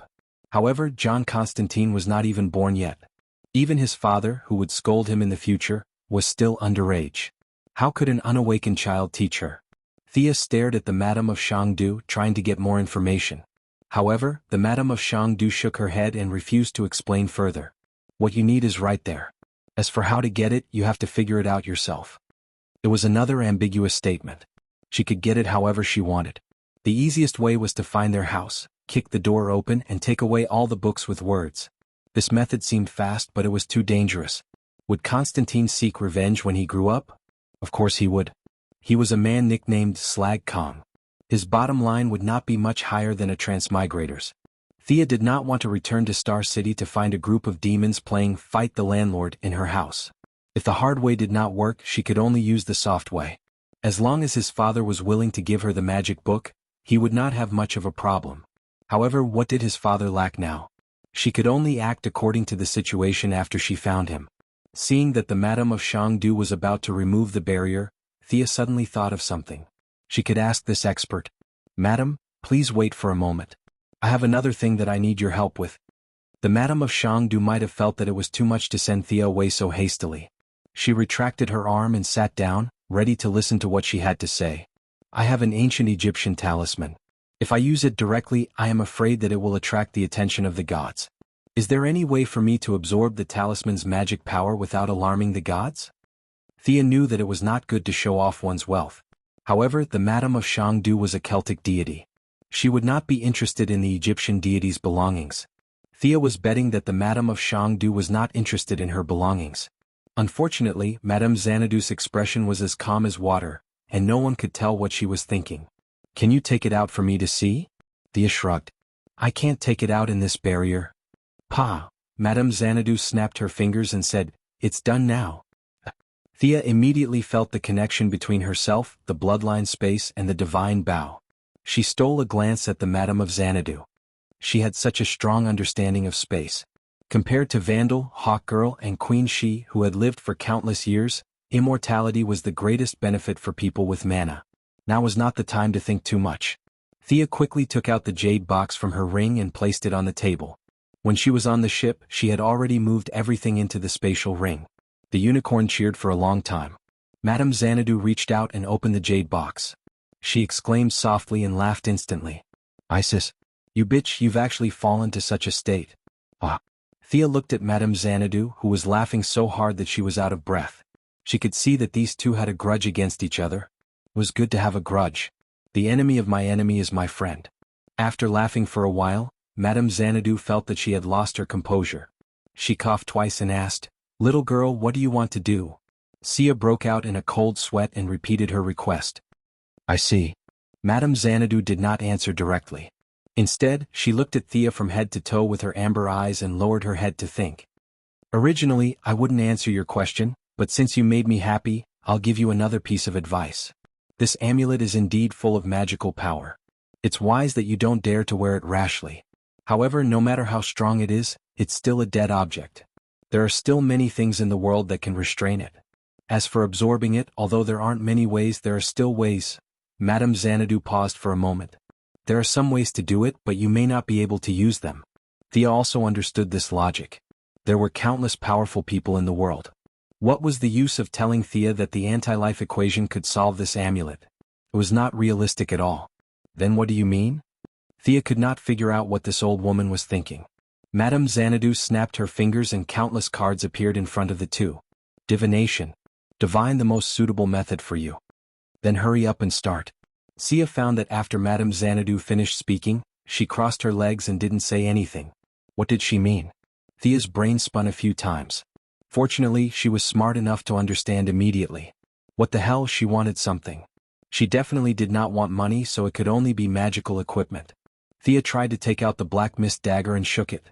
Madame Xanadu did not even lift her eyelids. As expected, this dagger's level was too low. Thea rummaged through her bag again. This seemed to be quite suitable. She took out the orb of Horus that she had found on Purgatory Island. With the fall of Horus, the magic power of the orb had inevitably begun to decline. She had temporarily sealed it and planned to return to Star City to absorb it. Now, for the big amulet of Isis, she could only sacrifice the small orb of Horus. The orb of Horus attracted Madame Xanadu's attention. She looked up and down at Thea again. "Descendant of Merlin, as the chosen one of the Greek gods, are you going to fight to the death with the Egyptian gods?" At the mention of this, Thea almost cried. She did not want to. Who knew that the enemy gods she met back and forth were all from Egypt? Coincidentally, they were from the same family. She was also wronged. She had no way to reason with them. Now she had to explain that she was innocent. The Eye of Horus and the divine blood were all given to her by others? She had to be believed first.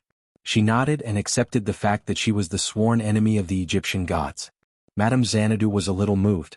She weighed the orb and said encouragingly, "Using your son's things to exchange for your mother's things. You're doing a good business. I see that you're a pleasing junior." Let me help you with divination this time? Thea pursed her lips. Do you think I'm a noob?